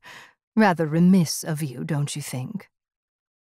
He sat back a little on the stool and adjusted his robe. "No one knows you're here, and when they do eventually go looking for you, all they'll find is the charred remains of your rover and assume that both you and Langthorpe were incinerated along with it. An unfortunate accident, nothing more." He gave a theatrical gesture with his hand. "So my point is this. No one is coming to look for you, at least not here. You are on your own now." "You can't keep us here, Argon," Jann said finally. "You don't seem to realize who you're dealing with." "Quite the contrary. It's because of who you are that you're still alive and not being recycled at this very moment." Jann inclined her head toward the semi-conscious Nills. "He urgently needs medical treatment." "As I said, this is possible. But first we would require your cooperation with our vision." "Vision? What's that supposed to mean?" "Don't listen to him, Jann," Xenon said, suddenly getting to his feet. The guards instantly raised their weapons at him. Argon seemed unperturbed and casually adjusted his cloak again, flicking some dust from the sleeve. "You had your chance, Xenon, and you made your decision a long time ago." "What, to endorse your insanity?" Xenon snapped back. "You still fail to realize that you are no longer relevant." Jann could see that this spat was just wasting time, and Nills didn't have any to spare. "What vision?" she asked. Argon readjusted his focus back on her. "Someone of your standing in the Martian community could be of great help to us. There are many of us here who have nothing but the highest respect for your enormous contribution to the foundation of this colony, and that of Langthorpe, of course. This is why we would like to see you as part of the next phase in the evolution of human civilization here on the planet." "By the next phase, I assume you mean cloning?" "That's part of it, yes, but you must see what is happening to our society. Those of us who consider ourselves true Martians are being cast aside, turned into second-class citizens, as the planet is handed over to people who seek only to exploit it for profit."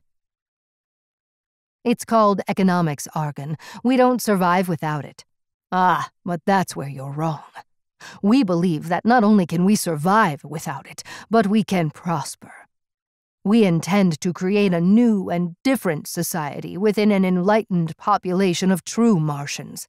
An evolutionary step forward for humanity. A society far superior than any that Earth has to offer. Let me guess, that's where the clones come in? Like I said, that's only part of it. We're talking about giving Mars back to those who founded this colony, the originals, the pioneers, and from that cohort we can build anew. So what do you want from me and Nills? Jann gestured at the injured engineer. You are both part of this cohort. Stand shoulder to shoulder with us as we move into this new era on Mars. And if we don't? Then you're simply part of the problem, not the solution. You will have negated your right to exist, and you will be recycled. With this pronouncement, Argon stood up and signaled to his security contingent that he was ready to leave. I will give you a little time to consider your future path, but be aware that we'll soon be entering the next phase. You have 24 hours to decide. He strode out of the room, and his entourage followed. Next phase? What the hell does that mean? Jann turned to Xenon, who had sat back down on the bench, resting his arms across his knees. I'm not sure, but I do know they have some master plan, and cloning is only part of it. Clearly, they must realize that they can't keep producing more and more clones. It will not go unnoticed. There's something bigger at play here, but what that might be, I have failed to imagine. But it doesn't make any sense. Jann shook her head. Shoulder to shoulder. What does that mean? As soon as we do that, then we'll be announcing our existence, that we're alive and well, and the truth will come out. How does that help Argon and his followers? There is something else going on, said Xenon. Something we do not yet see. Jann sat down beside Nills again and remained silent while she considered their situation. Finally, she turned back to Xenon. If Gizmo has been destroyed, then Argon is right. No one is coming. We are on our own. If Nills is to be saved, then I have no option but to go along with Argon's request. Xenon raised his head to look back at her. I understand, Jann. You must do what needs to be done. But I am not one to be giving advice. I've been a fool. Worse, a coward, hiding in my cell while my legacy is destroyed. But no more. Be warned, Jann Malbec. The first opportunity I get to kill Argon, I will take without hesitation or care for my own safety. Jann looked back at Xenon for a moment. His body was tense, his fists clenched, and she did not doubt his intentions. I sincerely hope you get that chance, she said with a nod. 19. Decision Fork. When Gizmo finally impacted the Martian surface, having been unceremoniously ejected from the disintegrating rover, it immediately performed a diagnostics routine to assess the damage to its systems. Fortunately, it was minimal. Nothing more than a damaged comms antenna. After satisfying itself of its operational capabilities, it took stock of its surroundings. The droid was buried deep in a sand pit with just its main sensor array poking out. But it was enough for it to do a full 360-degree scan of the surrounding area. Off in the distance, approximately 700 meters away, it observed 3 humans in EVA suits examining the wreckage of the rover. Not that there was much to see, since the energy released from the fractured fusion reactor vaporized most of it.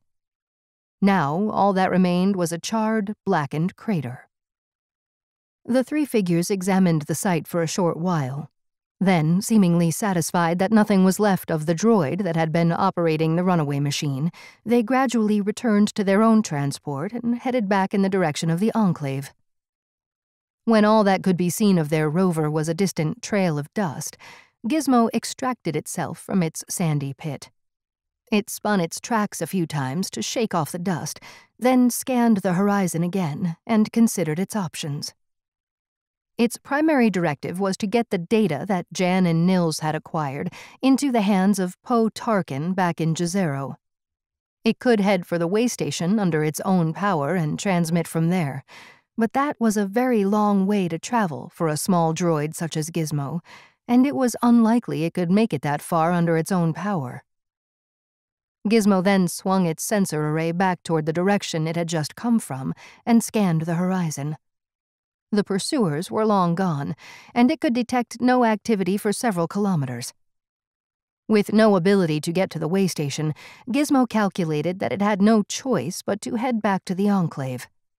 If it could make it there, then it may have a few better options. So, with the sun setting in the west, Gizmo powered up its motors and set off across the dusty Martian landscape. It was some hours later when the droid finally arrived on the periphery of the Enclave.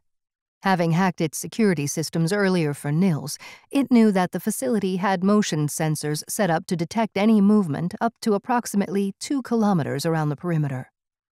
If it got any closer, it would be detected, so it decided to wait and hitch a ride. Off to one side of the main track, it took cover behind a mound of regolith, tall enough for it to conceal itself and not be seen by any approaching traffic. It settled down and waited for what could be a long time. Hours passed, the sun had long set, and overhead the night sky sparkled with the faint light from an infinity of stars. Only one rover had passed along the main track since Gizmo set up camp, but that was heading in the wrong direction, leaving the facility, not entering. Shortly after that, a shadow passed overhead, blocking out a patch of stars. Gizmo scanned the object and concluded it was a small transport shuttle. It tracked it as it slowed, came to a hover on the far side of the facility, and disappeared behind the primary dome as it came into land. Nothing else happened for a few more hours, and soon dawn would be breaking over the horizon to the east. But Gizmo became alerted again, this time from the south. As it scanned the track, off in the distance it could sense the flicker of rover headlamps as it bounced along the road. Gizmo gauged its speed and calculated it would be here in 6 minutes and 42 seconds.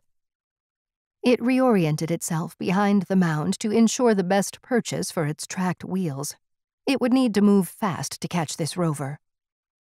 Fortunately, the rover slowed down a little now that it was nearing the facility, and as it passed, Gizmo accelerated out from behind its hiding place and raced after it, grabbing onto a handhold on the rear and pulling itself up.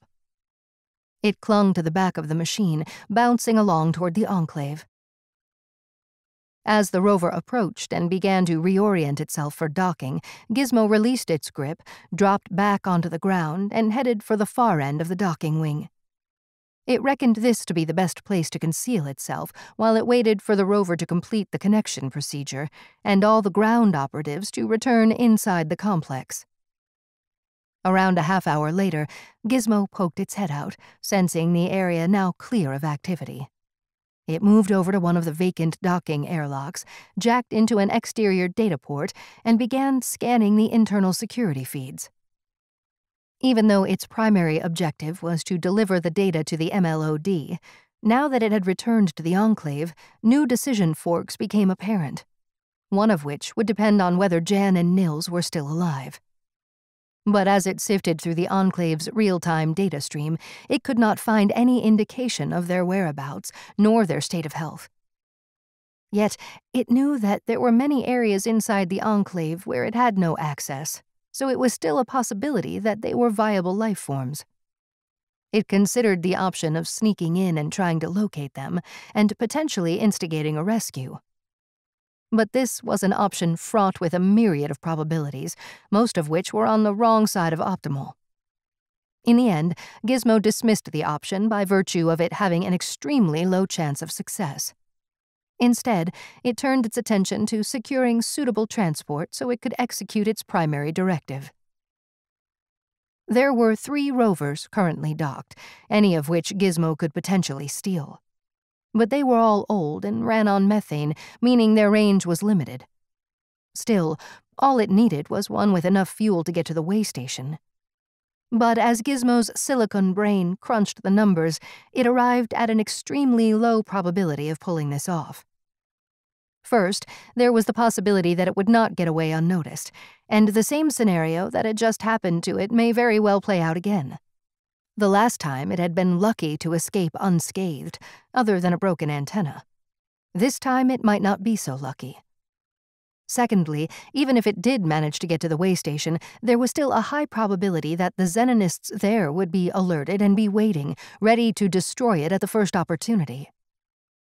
But Gizmo had another option, one with a far higher probability of success, one where the numbers stacked up. It was still jacked into the data port, so it scanned the external camera feeds and found the location of the shuttle it had observed landing some time ago. It was parked on a small landing pad on the far side of the Enclave. There were no other ships, at least none that the droid could find with a quick scan. This meant that if it could somehow commandeer this ship, then there was a very high probability it would not be followed. And it could get all the way to Jezero City, bypassing the Waystation. It disconnected from the data port and began working its way around the perimeter of the complex.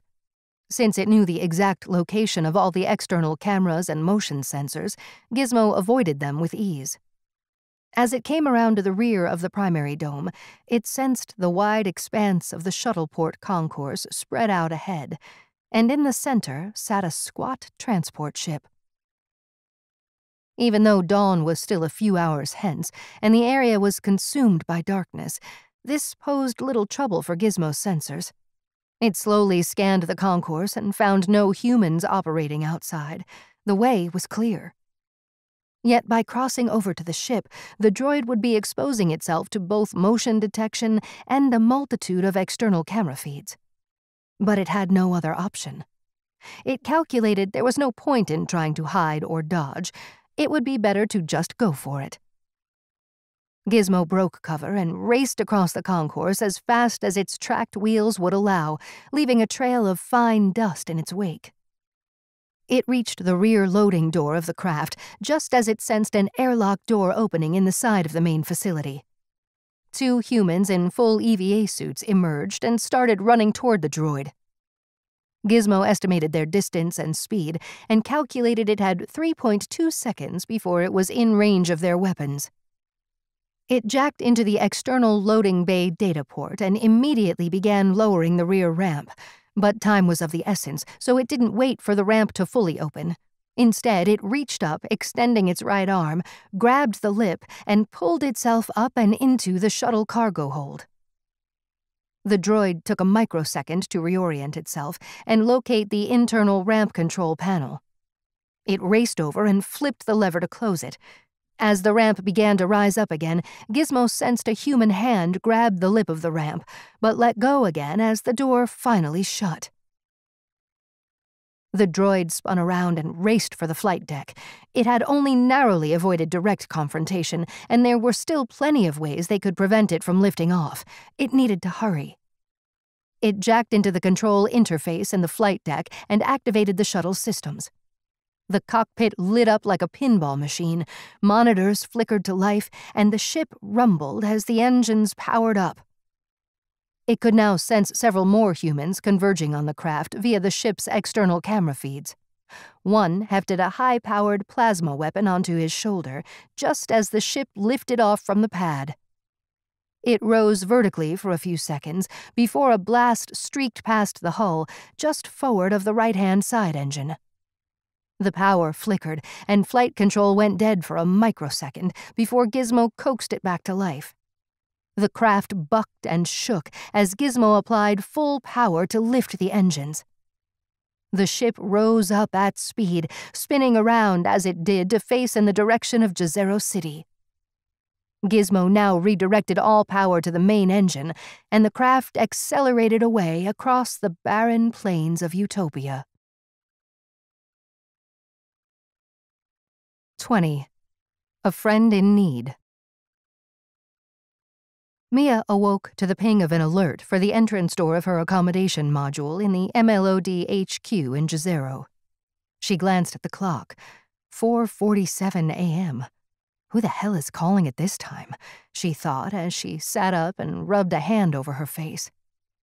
With a tired sigh, she reached over and tapped an icon on the monitor on her bedside locker, activating the front door camera feed. It was a service droid. A delivery? At this time? Mia was about to switch off the monitor and go back to sleep when something triggered in her memory.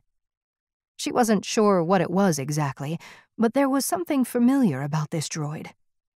She considered it for a moment, as much as her tired brain would allow, then tapped the intercom. "Go away. It's the middle of the night." "Mia, it is I, Gizmo." Mia sat bolt upright and studied the image on the monitor more closely this time. The droid turned to face the camera and waved. "Oh my God, Gizmo, what, how—" But there were too many questions running through her sleep-fogged brain, each one stumbling over the other as they tried to become vocalized. She gave up, hit the entry button, and rolled out of the bed nook just as Gizmo rolled into her accommodation module. It looked different than how she remembered it from the last time she saw it at the museum. Apart from the fact that it no longer had a gaping hole in its breastplate, it looked more elegant, more sophisticated. Gizmo raised an arm. "Greetings, Mia. I see you have suffered some structural damage in my absence." Mia reflexively glanced at the bandage around her shoulder. "Oh, yeah. It's nothing, really. Just an argument I got into with some Xenonists. I, too, have had my own troubles with these people." Mia raised an eyebrow, then gave the droid a considered look. "You'd better tell me all. But first, I really need a coffee."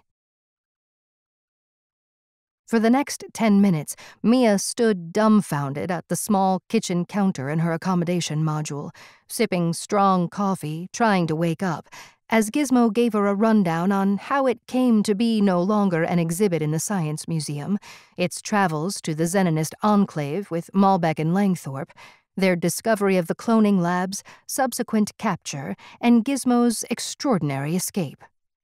"I brought the shuttle into land just outside the crater wall, over to the south, and made the rest of the journey under my own power. I assumed the Xenonists would have sent word ahead and be waiting to ambush me if I landed the craft within Jezero. I then entered the city via the manual airlock in the old industrial sector. That way I could pass inside undetected. However, when I attempted to interface with the data layer within the colony comms systems, I discovered that I had been locked out. I cannot send the data. Apparently, Langthorpe's enthusiasm to reactivate me crossed a few red lines for the colony AI. It considered his activities a high-level security breach, so my access has been invalidated. Worse, I am now a wanted droid within the city. Should I be detected, then I am likely to be incarcerated and deactivated. This would be a suboptimal outcome."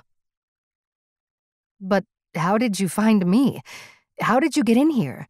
I mean, this is the MLOD HQ," Mia said as she downed the last of the coffee in her mug. "The AI does not control everything, just higher-level systems, those deemed critical for life support and security. I was able to access the census database and identify your location. Once I knew that, gaining entry was relatively easy. I simply posed as a service droid. No one thought to check my credentials. I passed through as if I were invisible, just another worker going about its business." Mia poured herself another shot of brew, trying to kick her mind into gear. "My apologies for disturbing you at this late hour," it continued. "But you are my only hope, Mia. The only human I can trust in Jezero. You will help?" "Of course I will, Gizmo. You know that." Mia was taken aback by the droid's question, as if it somehow doubted her loyalty. "We absolutely need to get this data to Tarkin." She paused for a beat. "Look, Gizmo," she said a little sheepishly. "For what it's worth, I didn't really feel good about you ending up in the museum again. You know, after all that happened to you." My location in time and space has no meaning for me other than it being a set of temporal coordinates, but I do sense that it has meaning for you." Mia looked at the droid for a moment. Her brain was still not awake enough to understand what Gizmo had just said to her, other than it seemed okay about how things turned out, so she left it at that.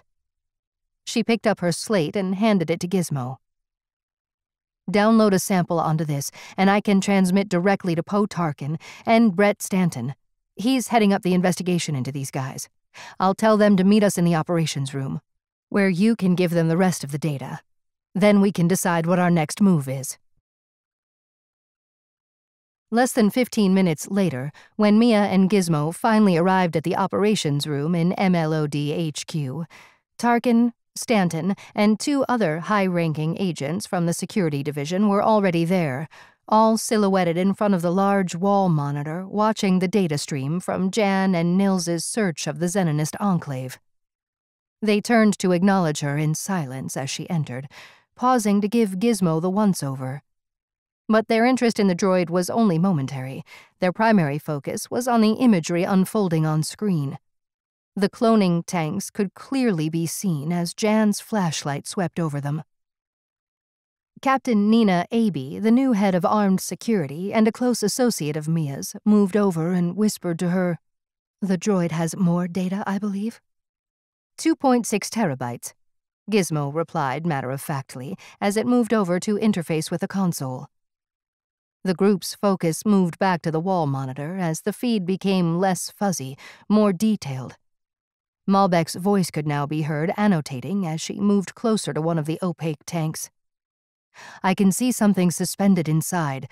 The liquid is opaque, slightly fluorescent. It's a body. Clearly human, definitely a clone." Malbec's monologue continued like this for a while, interspersed with comments from Langthorpe as both moved through the vast cloning farm. "Holy goddamn shit," Tarkin eventually said as he looked around at the others with astonishment. "I almost can't believe what I'm seeing," he continued, waving a hand at the screen. "Believe it," said Mia. "I told you they were bringing in a lot more than a few petri dishes." "They must have been at this a long time. Years, probably." "You were right, Mia," Stanton said apologetically. "Well, it was really Zach that got the ball rolling on my end." She paused a beat. "How is he, by the way?" "Still in intensive care, as far as I know." Stanton's voice was low and sympathetic. "I think we've all seen enough. I'll pause it here for the moment." Tarkin gestured at the monitor, and the screen froze on a ghostly image of a cloning tank.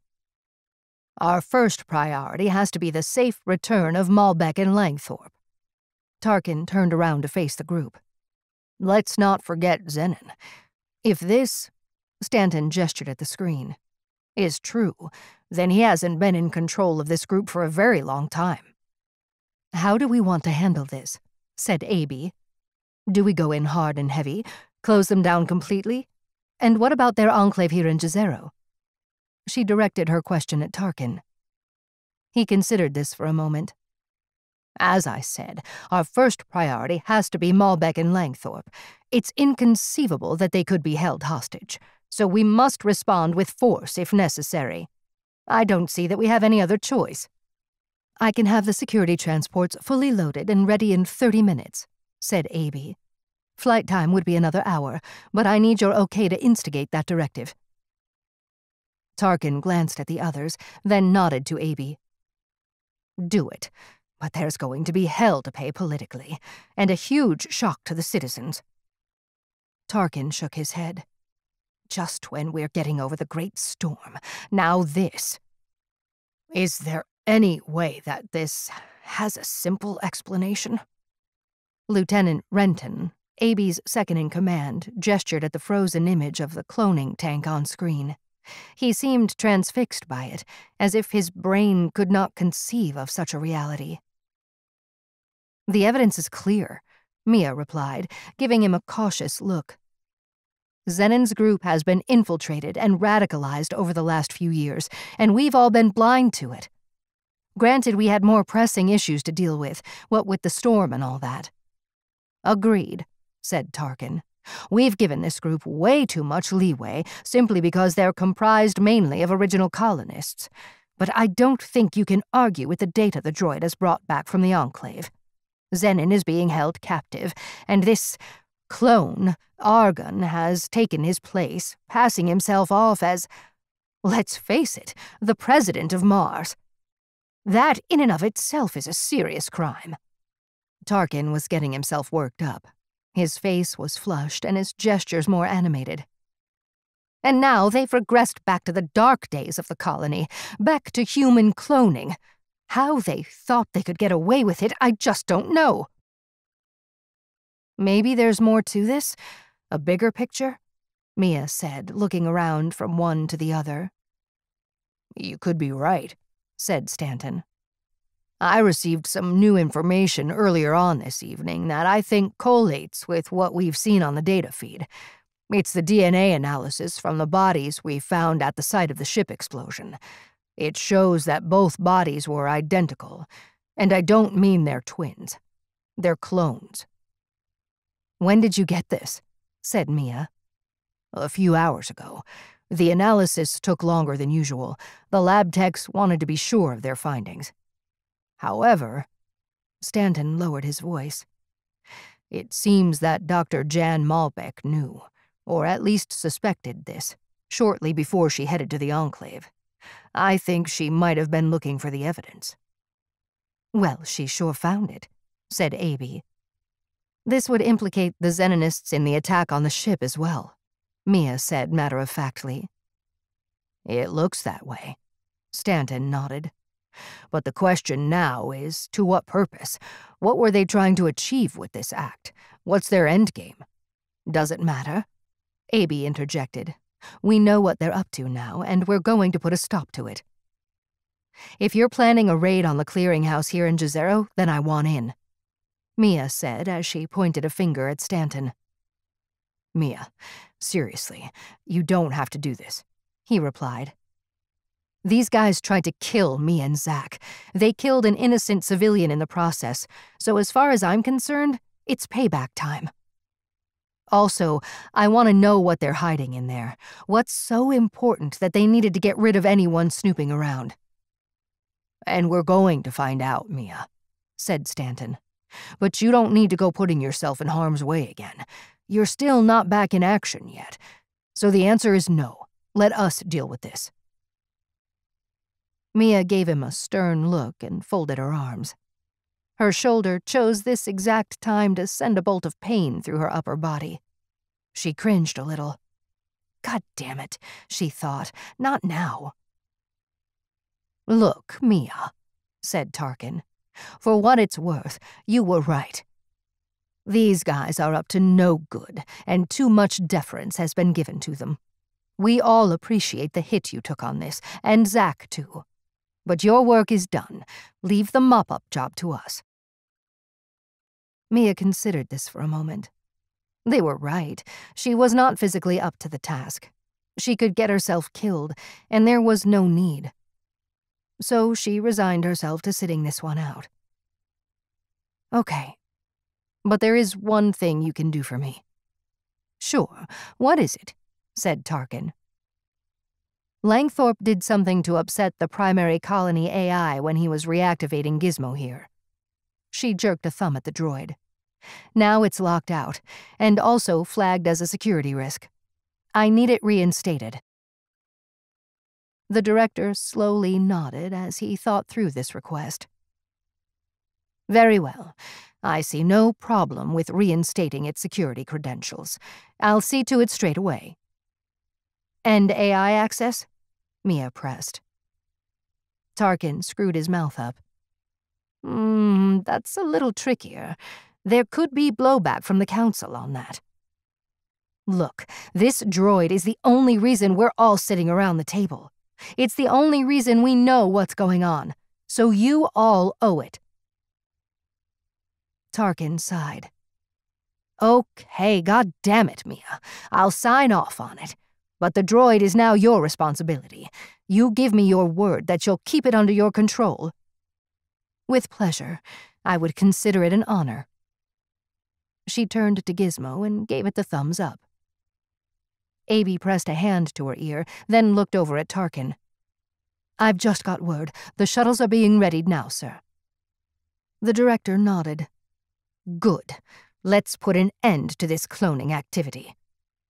He turned to Stanton. Get your people prepared for a raid on the clearinghouse. I want them all brought in and everything shut down. 21. Failure to comply.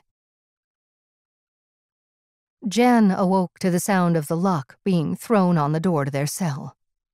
3 Xenonist guards entered, one of whom gestured at her. Come with us. Argon wants to talk. She sat up and glanced over at Nills. He was still asleep, but looking considerably better. The color had returned to his face, the skin around the wound on his chest was healing, and his breathing was easier.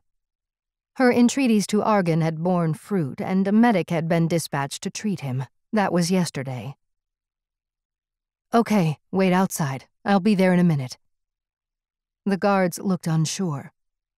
Just go, Jann said as she pointed at the door. Reluctantly, they left the cell. She quickly threw on her flight suit and boots and quietly checked on Nills. Xenon, who was lying on the floor nearby, snapped his eyes open and sat up with a jerk. Jann raised a hand. It's okay. They're taking me to Argon. He wants to talk. I'll be back. Xenon relaxed a little. Just keep an eye on Nills, okay? He nodded. Will do. Just be careful. Jann was brought to the viewing chamber just off the primary biodome.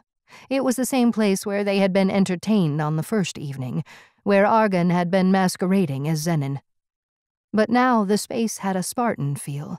The clutter had been removed, and all that remained was a semicircle of low seating and a large holotable. Argon and several other hooded figures stood around this table studying a holographic projection of some sort. Jann didn't recognize it. He turned to her when she entered and beckoned her over. Ah, Dr. Malbec, there you are. Come, I have something to show you. Jann cautiously moved over to the holotable. It would appear that droid of yours is made of strong stuff, said Argon, as the image on the table changed to a camera feed. She immediately recognized it as the main thoroughfare in Jezero City, and highlighted in the crowd was a grainy image of Gizmo. Her heart skipped a beat. The little droid had actually made it. It has defied all our attempts to eliminate it, Argon continued, even managing to give our agents the slip in Jezero City. Therefore, all that data you so surreptitiously obtained has been handed over to the MLOD. Jann stepped back from the table and gave Argon a cold, hard look. Then the game is up, Argon. You can't continue with this anymore. You must hand yourself over. Argon threw his head back and laughed. It seemed a genuine laugh and irritated her. How can he be so cavalier now that the secret is out? She thought. Our houses in Jezero and Certus are already being raided, but this was to be expected. They will not find anything, and our plans are unaffected. Argon waved a dismissive hand in the air. But they now know where we are. They'll be coming for myself and Nills and Xenon too, said Jann, trying to reason with him. They're already on their way. Argon tapped an icon on the holotable, and an image appeared of 2 transport ships hurtling across the surface of Mars. You see, they come for you. Then give it up now. You can't win. Jann sounded exasperated. Ah, but this is where you are wrong, Dr. Malbec. You see, this is just the beginning. He tapped another icon, and a camera feed materialized, showing a vast room full of Xenonists arming themselves. Our numbers, as you can see, are considerable. We will not go down easily. Jann shook her head. It doesn't matter, Argon. They'll simply reinforce. You can't hope to defeat them. He went silent for a moment, giving her a long, considered look. You are correct, of course, he finally said, breaking his stare to look back at the image on the holotable. Ultimately, we can't defeat them this way, and many will die. But this is why I called you. This is where you can help. Help you? And why would I do that? Because that was the deal, remember? He jerked a finger at her. Jann didn't reply.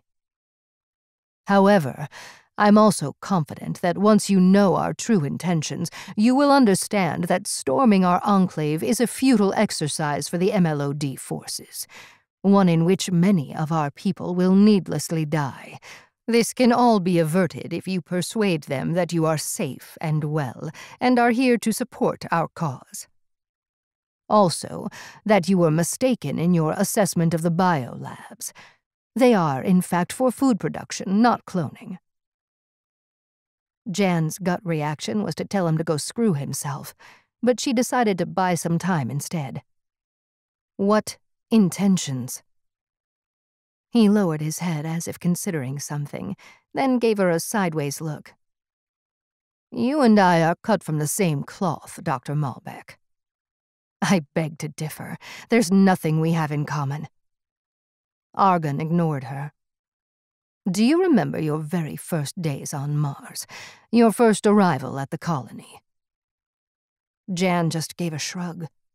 Of course you do. They are what define you. A colony ravaged by a pathogen that altered your DNA, so you age slow and heal fast, just like all those original colonists from that time. Those lucky enough to have survived, said Jann. True, but you were made stronger, enhanced, elevated one more notch up on the evolutionary tree. A superior human. Jann remained silent. Let him rant, she thought. Those first biological seeds were then expanded upon and brought to new heights by the great Dr. Vanji. Langthorpe is a product of his genius. But his finest moment was the creation of Xenon Hybrid, the first true evolution in the Homo sapiens line. Yet Xenon would go on to waste this power, this purity on wandering and philosophical ramblings. While all the time the pioneers, the originals, were being pushed aside by the Earth-based corporations exploiting the planet for its wealth. Look around you, Malbec. What do you see? Certus is an industrial hellhole, and Jezero a playground for the wealthy tourist. Is this what we are? Is this what we have become? It is what it is, was all Jann could manage by way of a reply. Well, that's about to change. A new dawn is beginning on Mars, one that will shine on the true inheritors of this planet. Those who will forge a new and great society. We will build a home for a superior race, a higher order of human. I've heard all this before, Argon, a long time ago, and it didn't end well then either. By your hand, Jann Malbec. Yours and Langthorpe. But Vanji was a fool, even if he was a genius. He was lured by the offer of a temple built to accommodate his ego. Do not fear. I have no such illusions. What we are building here is nothing short of a new civilization. Why are you telling me all this? Because of who you are. I assumed that you, of all people, would understand. Unlike Xenon, who cannot bring himself to accept what needs to be done. He was the one who showed us the way. He shone a light upon the path. But he himself would not, nor could not take it. For a long time, those of us from original stock, the early colonists, and those who were a product of Dr. Vanji's genius, that includes Langthorpe and Xenon, have suffered the ignominy of having our planet, our home, cannibalized by interlopers whose only objective is the exploitation of its resources for the benefit of Earth. You have sensed this disillusionment, Malbec. I know you have. Some of us sought solace in Xenon and his vision, and we migrated here to this enclave and built a place for ourselves. But over time, it became clear to many of us that we were a dying breed, at risk of being consigned to the history books. Our planet was being taken from us, and if we did not do something more radical, then we would be nothing more than a curiosity. The problem was that there were too few of us. So an idea began to take shape to use the greed of the Earth-based corporation for our own ends. We would offer a select cohort the prospect of re-establishing human genetic engineering. Of course, their greed made them jump at the chance. And soon we began to implement Dr. Vanji's process, but we have refined that. This way, we could multiply the people and resources to enact the next phase, which is where we're now at. Next phase? Sir, the MLOD shuttles have landed and are deploying troops. The image on the holotable shifted to an external camera feed. Jann could see the rear ramps of the craft lowering, and groups of well-armed MLOD security personnel being deployed, fanning out across the landing pad. "They're contacting us, sir." "Put it up on screen." A 3D head and shoulders image of an MLOD captain blossomed above the holotable. "This is Captain Nina Aby. We have reason to believe you are holding Dr. Jann Malbec, Nills Langthorpe, and Xenon Hybrid against their will, and that you are conducting illicit cloning operations within this facility. You are required to hand them over and allow us free and unrestricted access to your facility. Failure to comply will result in forced entry and unnecessary violence. I'm sure you would wish to avoid that. You have 1 hour. And so it begins. Argon extinguished the comms connection, and the image flickered off. He turned to Jann. "Now it's time for you to record your message." He leaned in close to her. "And make sure it's persuasive." Jann glared at him for a moment. "Go screw yourself." Argon sighed. "I see. Well, I'm disappointed. Let me remind you that failure to comply will render your existence and Langthorpe's somewhat pointless. You will both be recycled." Jann held his gaze for a moment. "You need to end this, Argon. You need to let us go. You must realize this is a fight you can't win." He stepped back and seemed to be considering something. "You see, that's where you're wrong, Dr. Malbec." He turned his back to her and gazed out across the barren Martian surface. "I believe your last question, before we were interrupted, was concerning the next phase. So let me explain the reality to you. It was a humble bacterium that altered your DNA, Dr. Malbec, back in the early days of the colony. And we considered that a similar bacterium might provide us with an elegant solution to our problem. Therefore, we engineered a pathogen, fatal to all those infected whose DNA does not match a specific profile. In other words, it will eradicate all human life from the face of Mars that has no right to be here." Jann felt as if the ground had just opened up underneath her, and she was now entering a parallel universe, a sinister dimension where all humanity and morality held no sway. "You're not seriously considering the mass murder of thousands of innocent people." "This is a purge, a cleansing. There is no room for sentimentality." "You need to stop this now. You need to think about what you're doing." "It's too late. It's already in progress. Granted, your droid alerting the MLOD in Jezero City meant we needed to amend our plans. But soon, a pathogen will be released into the internal atmosphere in Jezero. It has a 3-sol incubation period, so we'll have time to travel to all points of human population on Mars. From Jezero to Certus to Elysium to the research stations and outposts. It is fatal to all who are not purebred. There is no escape, and no human from Earth will be able to set foot on Mars again. In this way, we will reclaim the planet. You have lost your goddamn mind, Argon, Jann almost shouted. I now see that I was naive in my thinking you could be enlightened. You are like Xenon, visionary only to the point where hard decisions need to be made. He waved a hand in the air. Our conversation is over. You will be returned to your accommodation while I decide when you are to be recycled. He turned and gave her a cold, hard look.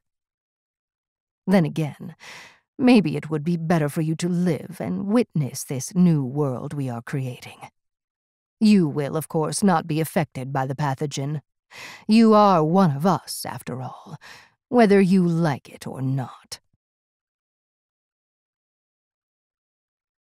22. Network Node.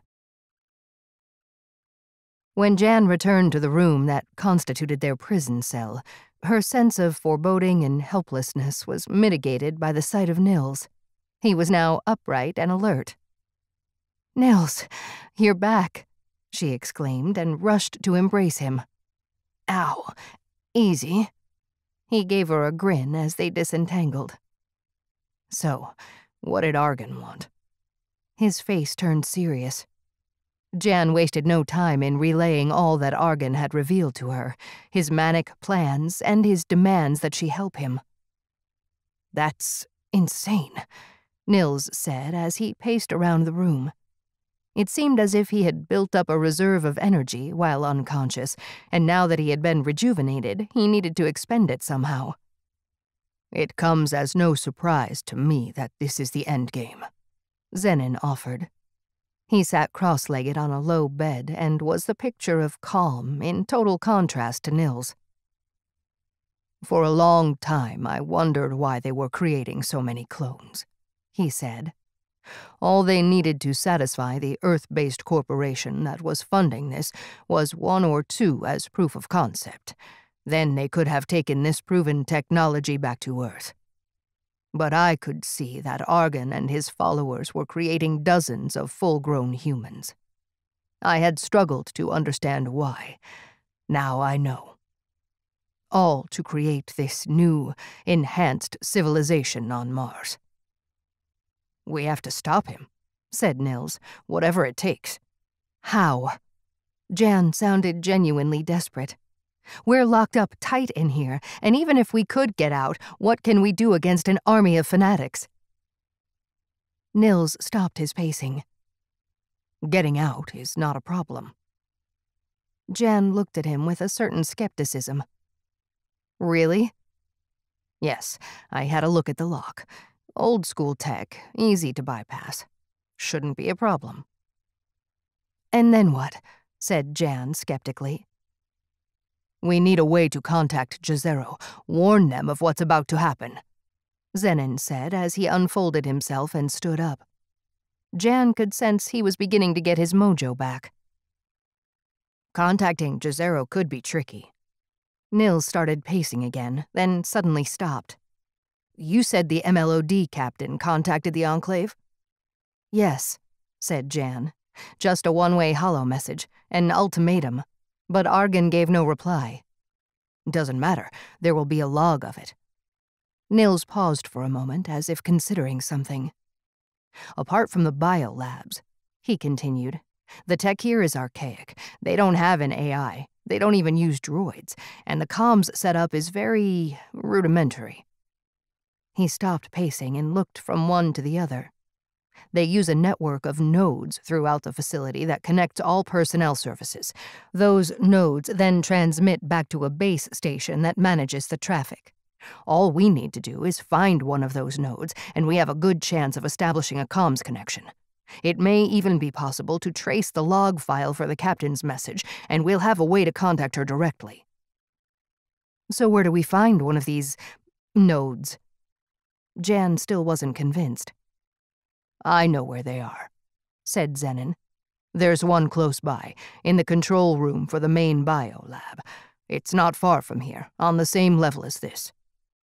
Okay, Jann finally said after a beat. It's as good a plan as any. I have no idea when they're going to release the pathogen, but it's soon, so time is critical. Then let's go. Nills moved over to the entrance door and started taking apart the control panel with a tool he had fashioned from a small scrap of metal. This was followed by a period of prodding and poking, and a moment of head-scratching, before they heard the locking bolt thump open. Nills stood back from the panel with a wide grin on his face. Okay, Xenon, lead the way. Let's find that communication node. The main cloning cavern was still dark when they entered, with just the faint greenish glow from the tanks to illuminate their path. Xenon went ahead and seemed familiar with the route he was taking them. Jann listened intently for any sound that might indicate the presence of other people, but it was eerily quiet, except for the gentle background hum of machines and the gurgle of some pump or other. Nills also noticed the silence. "Where is everybody?" he whispered. "I was expecting there to be some workers here." "They've probably been redeployed to the main facility entry points, preparing to repel the assault from the MLOD," Jann replied in an equally hushed tone. By now, Xenon had shepherded them across the center of the cavern. Then he halted and pointed ahead. "That's the control room." Jann poked her head out from behind a tank and could see a window that ran along the far wall for around 5 meters. Through it could be seen an area populated with workstations and equipment. It was dimly lit, and Jann could only make out one person. "I see someone moving around in there, but there may be more. How do we want to do this?" She turned back to the others. "Leave it to me," Xenon said as he raised his hood over his head and boldly walked toward the access doorway. "What's he doing?" said Nills, a little concerned. Jann didn't reply. Instead, they both watched from behind the shelter of a cloning tank as Xenon casually strolled into the control room and seemed to strike up a conversation with the tech working in there. "They think he's Arkan," Jann whispered. "Of course," said Nills. "I keep forgetting they're both identical." Another tech came out from the depths of the room and joined the first one. "There's 2 of them," he whispered. Suddenly, Xenon struck one of them in the throat, and he dropped to the floor, clutching his neck. The second tech was so shocked he didn't have time to respond before he too was struck down. For a moment, Xenon stood over the collapsed figures, then hunkered down out of sight. "What's he doing?" Nills' question was answered when Xenon stood up again, holding 2 plasma pistols. He moved over to the window and motioned to them to come in. Jann and Nills both broke cover and dashed across the tank room. "Here, take these," Xenon said as they entered. "I don't want them." He handed Jann the weapons, then gestured at the fallen bodies. "Help me tie these guys up before they regain consciousness." Jann helped Xenon bind and gag the 2 hapless techs, while Nills scoured the area looking for the communications node. He found it exactly where Xenon said it would be, located in an innocuous stack of servers sectioned off in 2 locked cabinets with transparent doors. He jimmied one of the doors open and slid out a metal drawer, revealing a headset, an interface, and a basic 2D screen that popped up when the drawer was fully extended. Jann and Xenon joined him when they had finished with their techs. "Will it work?" Jann leaned in to look at the setup. "Give me a minute." Nills booted up the interface, and the screen filled with data schematics. Good, he muttered to himself. "This just might work." he said again as his fingers danced over the interface. The data on screen seemed to explode into a myriad of icons and options. You hear that? Xenon cocked his head slightly, straining to listen. A voice. Someone calling. They froze, remained very still for a beat, and sure enough, Jann could hear it, coming from the entrance to the control room.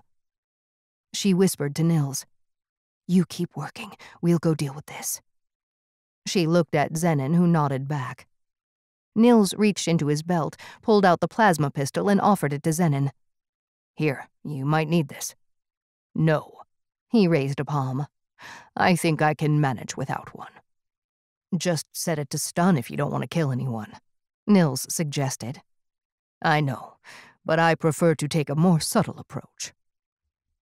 Nills nodded and shoved the pistol back in his belt.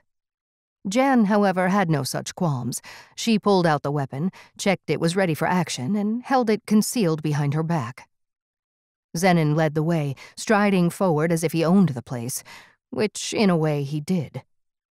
They met a well-armed Xenonist guard face on, just inside the entrance door. He'd been calling out for one of the techs, but when he saw Xenon, he stopped dead in his tracks with a look of both awe and confusion. I'm very sorry to have bothered you, Master Argan.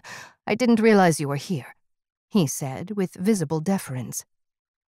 "That's okay," Xenon said in a smooth, calming tone as he strode forward, coming up close to the guard before striking him in the throat with the side of his hand. He dropped like a wet towel. "You must teach me that sometime, Xenon," said Jann. "With pleasure." He knelt beside the fallen guard and started relieving him of his weapons. They tied him up and stashed him in the same storage room with the others. By the time Jann got back to Nills, he was deep into studying lines of code. "Any joy?" she said as she approached.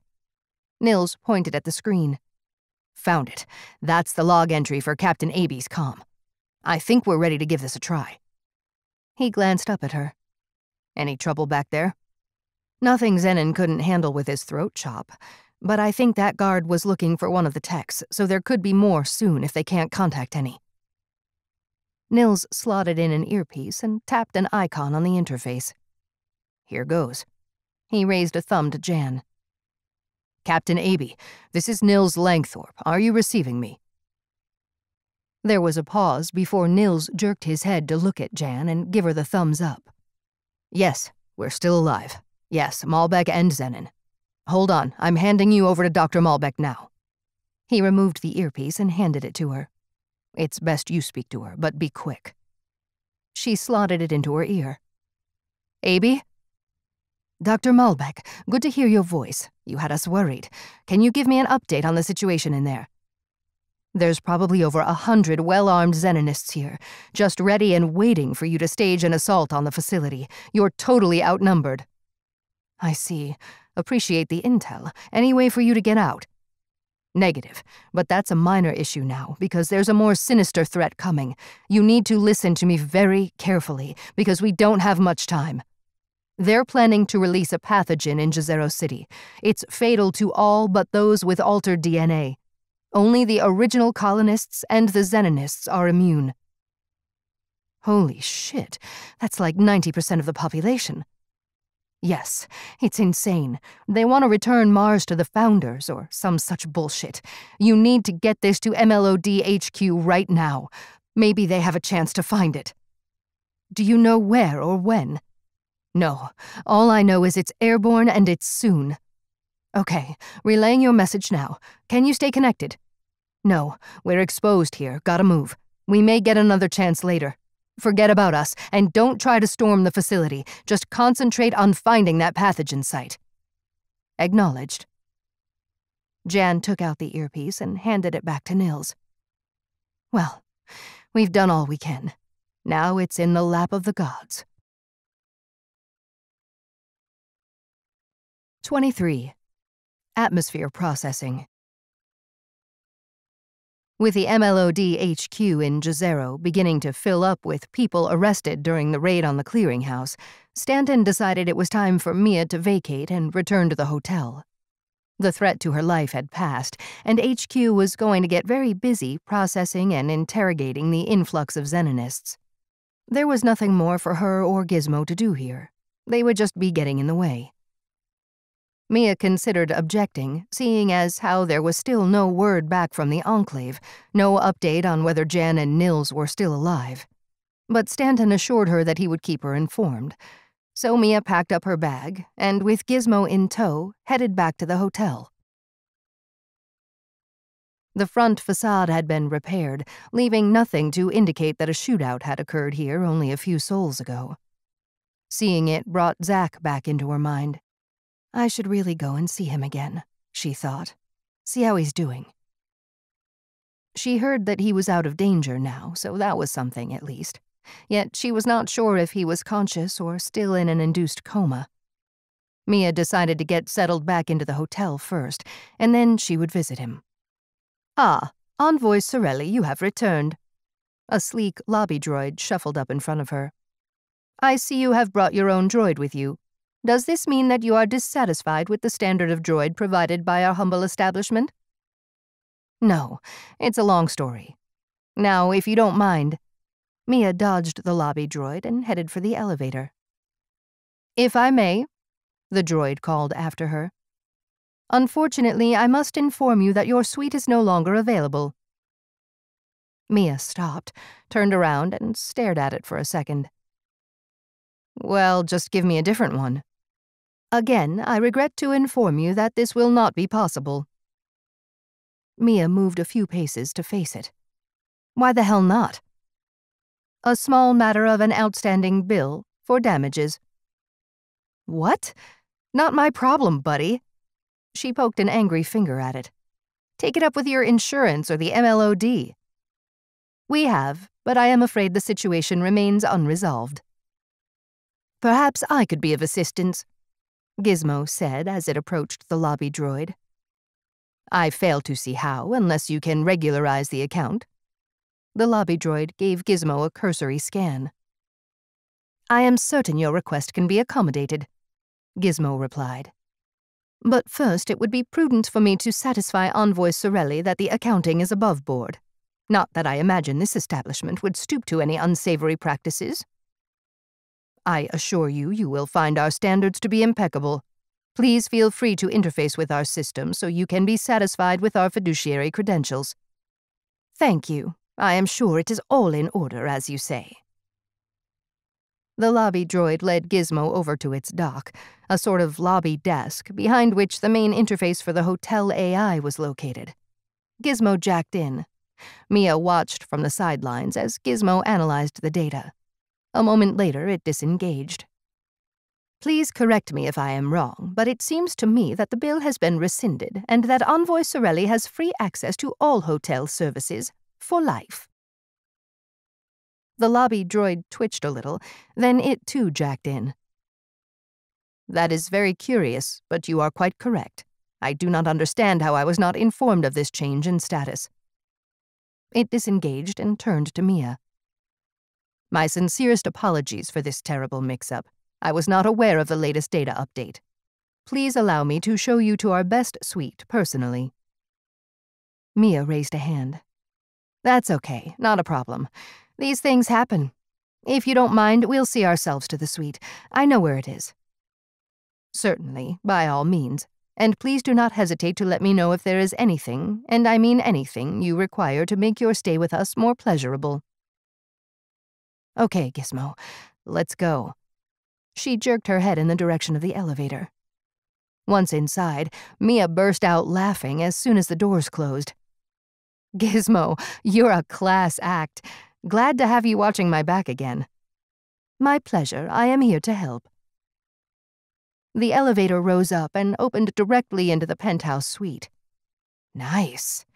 Mia looked around the wide expanse of the room, tastefully furnished in sleek, minimalist-designed furnishing, with accents of old earth rustic charm. She threw her bag down on one of the long, low sofas and made her way to a well-stocked bar. I could sure use a stiff drink, Mia said as she poured herself a bourbon on the rocks.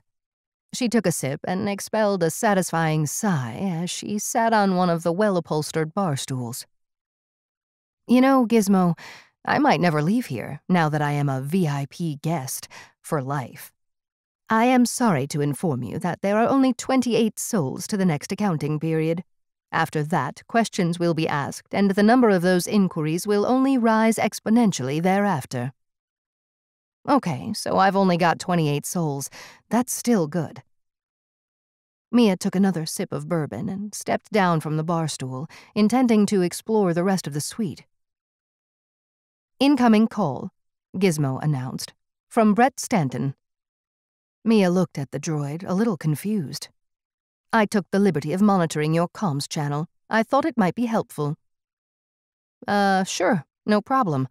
Better connect me then. I will put it on the main screen. A section of one wall flickered into life, and the head and shoulders of Brett Stanton materialized. Mia, we have a major problem. What? What problem? First, some good news. We've just been contacted by Dr. Jann Malbec. She's still inside the Enclave, but she's alive and well, and so are Langthorpe and Xenon. Well, that's good. Can you get them out? No, not yet. Too many armed Xenonists. But that's not a priority now. Malbec has informed us that the Xenonists are planning to, and you're probably not going to believe this, release a deadly airborne pathogen somewhere in Jezero. Mia almost dropped her glass. Holy shit, she said as she gently sat down on a sofa. That's crazy. Why would they do that? They have immunity, apparently. So do all the original colonists, the pioneers. The problem is that all the rest of us don't. That's thousands of citizens. Are you saying they want to exterminate us? Insane as it sounds, that seems to be the plan. So we urgently need to find the release site and stop it, and we don't have much time. We found nothing at the clearinghouse, but we're doing another search. It's all hands on deck, so if you have any ideas, anything that cropped up in your investigation, tell me now. Mia shook her head. No, nothing. The clearinghouse is the only place I can think of. Brett gave a sigh. Okay. Well, it was worth a shot. I gotta go. Everybody's being drafted into the search. The connection terminated. Mia sat for a moment and tried to mentally digest this revelation. An airborne pathogen? Crazy. Insane. She downed the bourbon in one gulp. Why would they do something like that? She wondered. But the why was not important. Finding it was what mattered now. She reached into her bag, pulled out her slate, and navigated to where she had stored the encrypted manifest files. Gizmo? Yes, Mia. There's something I was working on. Maybe it's not important anymore, but I was investigating the makeup of all the shipments to the Xenonists since before the Great Storm. She handed the slate to Gizmo. I only got so far and I ran into a problem. Some of the files after the storm are encrypted. I can't get into them, and nobody in the department has authorization to access them. Gizmo took the slate and interfaced with it. So you want me to hack them for you? Is that possible?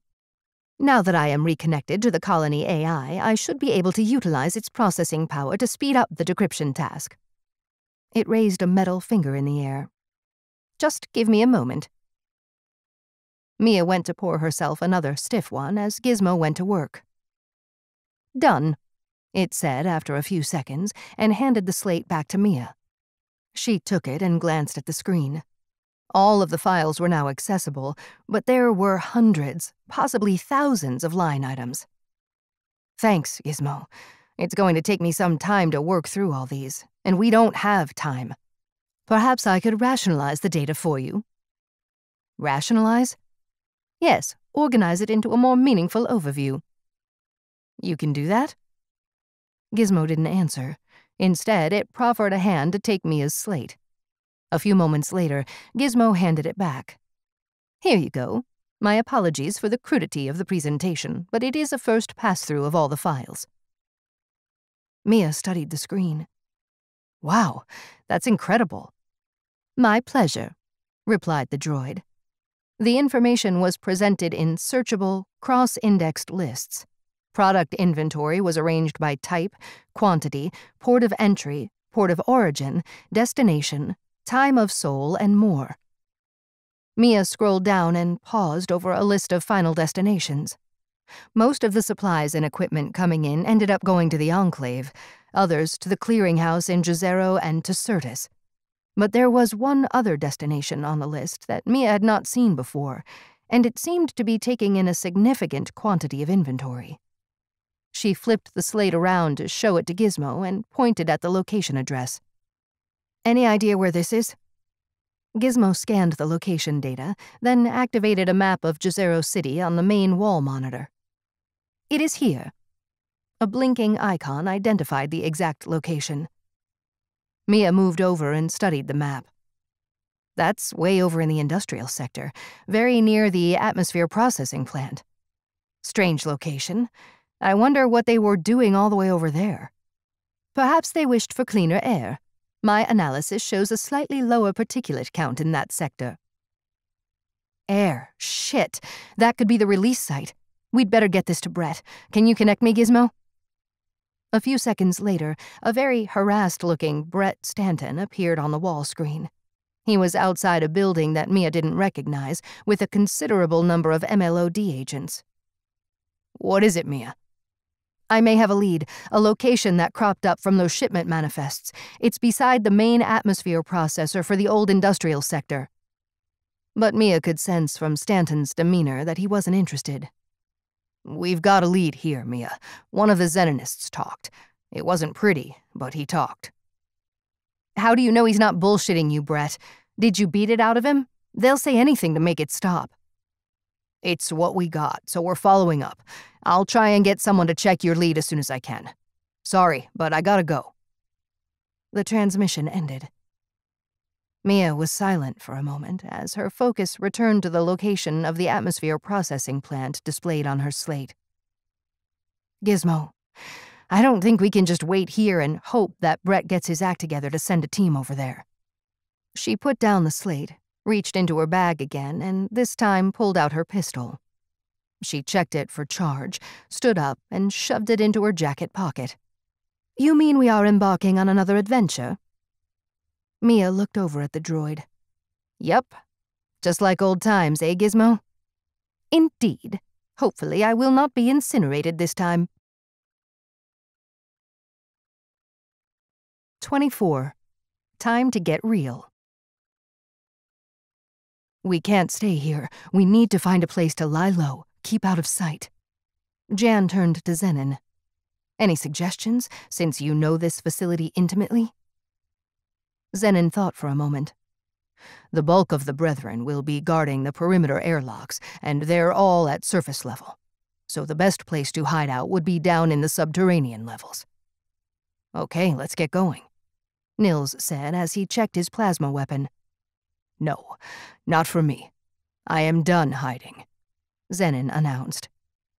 "But we can't hang around here," Jann pleaded. "For all we know, there's a cohort of Xenonists heading our way right now." "There may well be, and I don't intend to stay here either. I'm going to find Argon, and I'm going to kill him." "Are you nuts, Xenon? You'll never get to him without being taken down. It would be suicide." Nills added to Jann's plea for rationality. "Be that as it may," Xenon replied. "But this is my intention. For too long I've stood by while Argon and his followers corrupted my life's work. I chose instead the path of non-confrontation, hoping he would change his ways.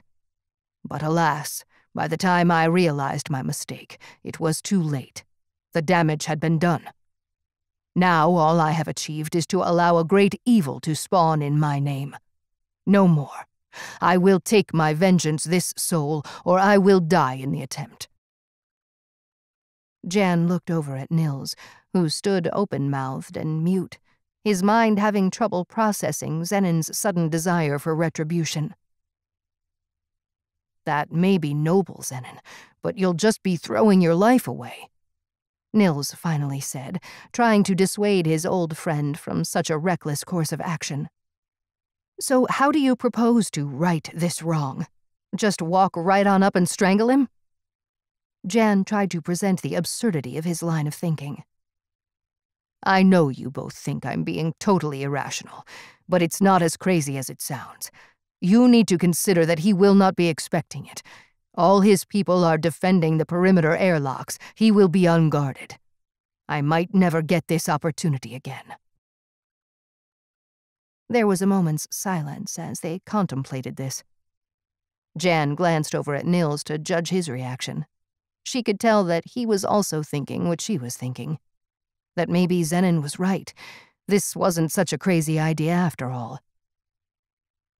Let me show you, Xenon said as he moved over to a hollow table in the control room and brought up a 3D schematic of the Enclave.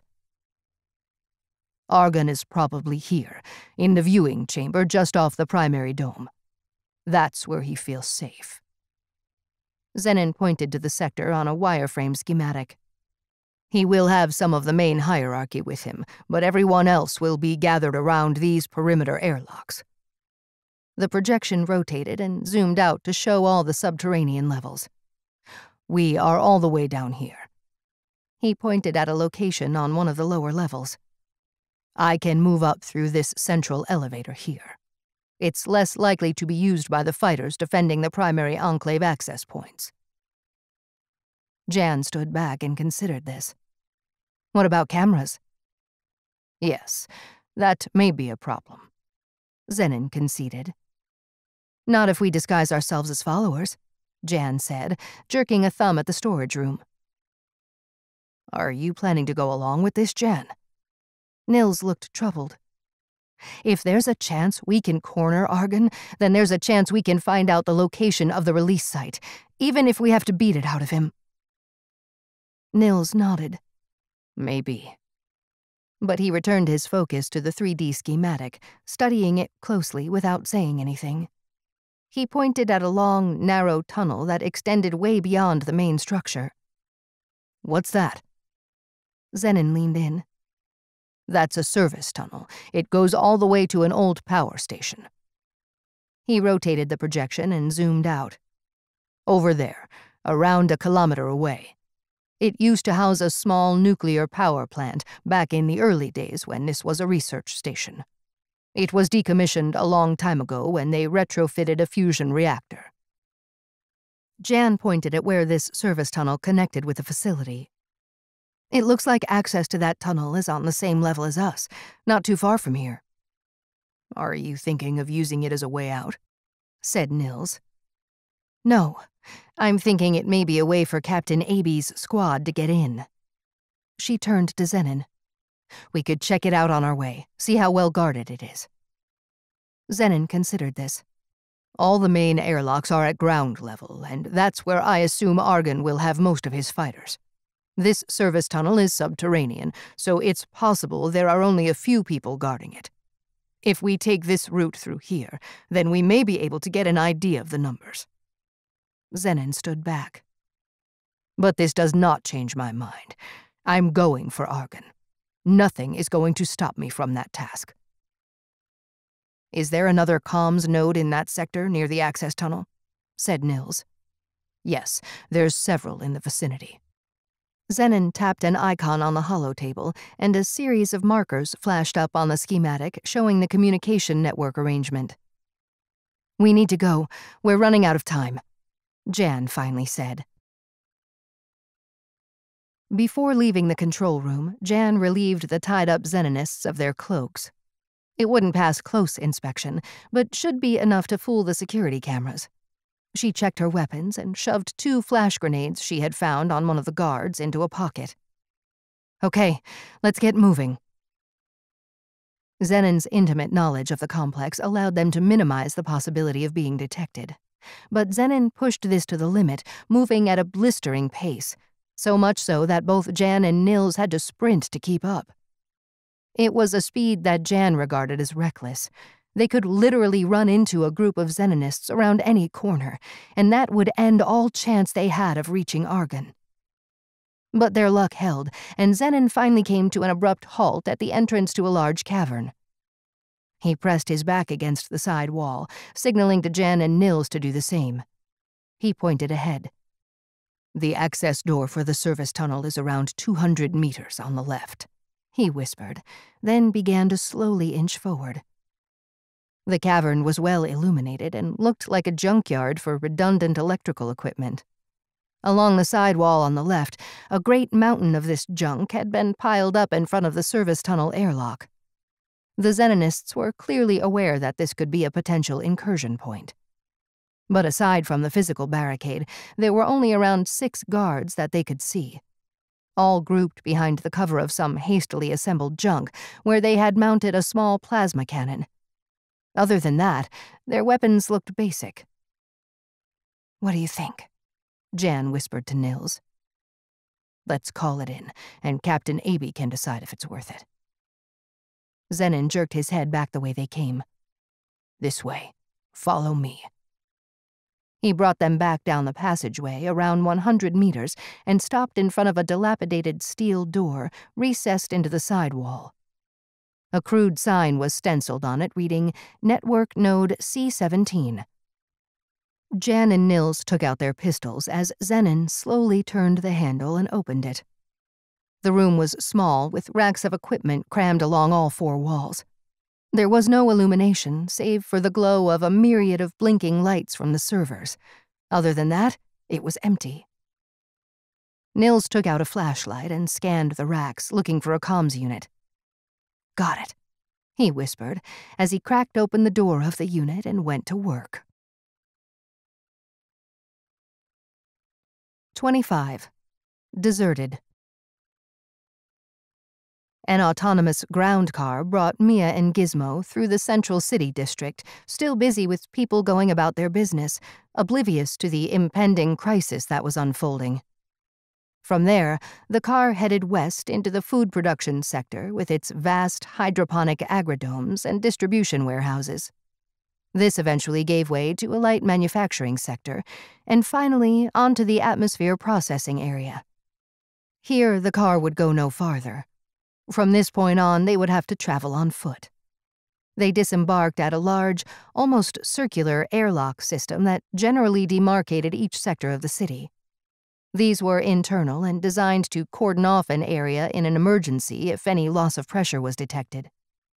The car promptly moved off, back into the central city in accordance with whatever parameters were programmed into its algorithm.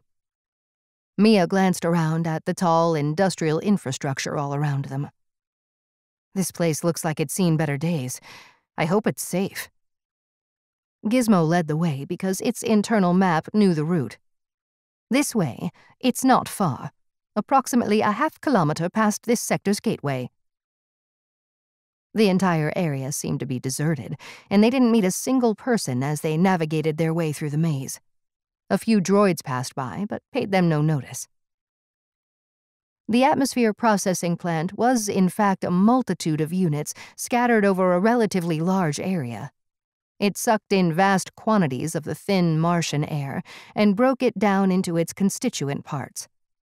This mostly consisted of CO2, from which the oxygen was extracted in a bioreactor. This ended up being the oxygen that the citizens of Jezero City breathed.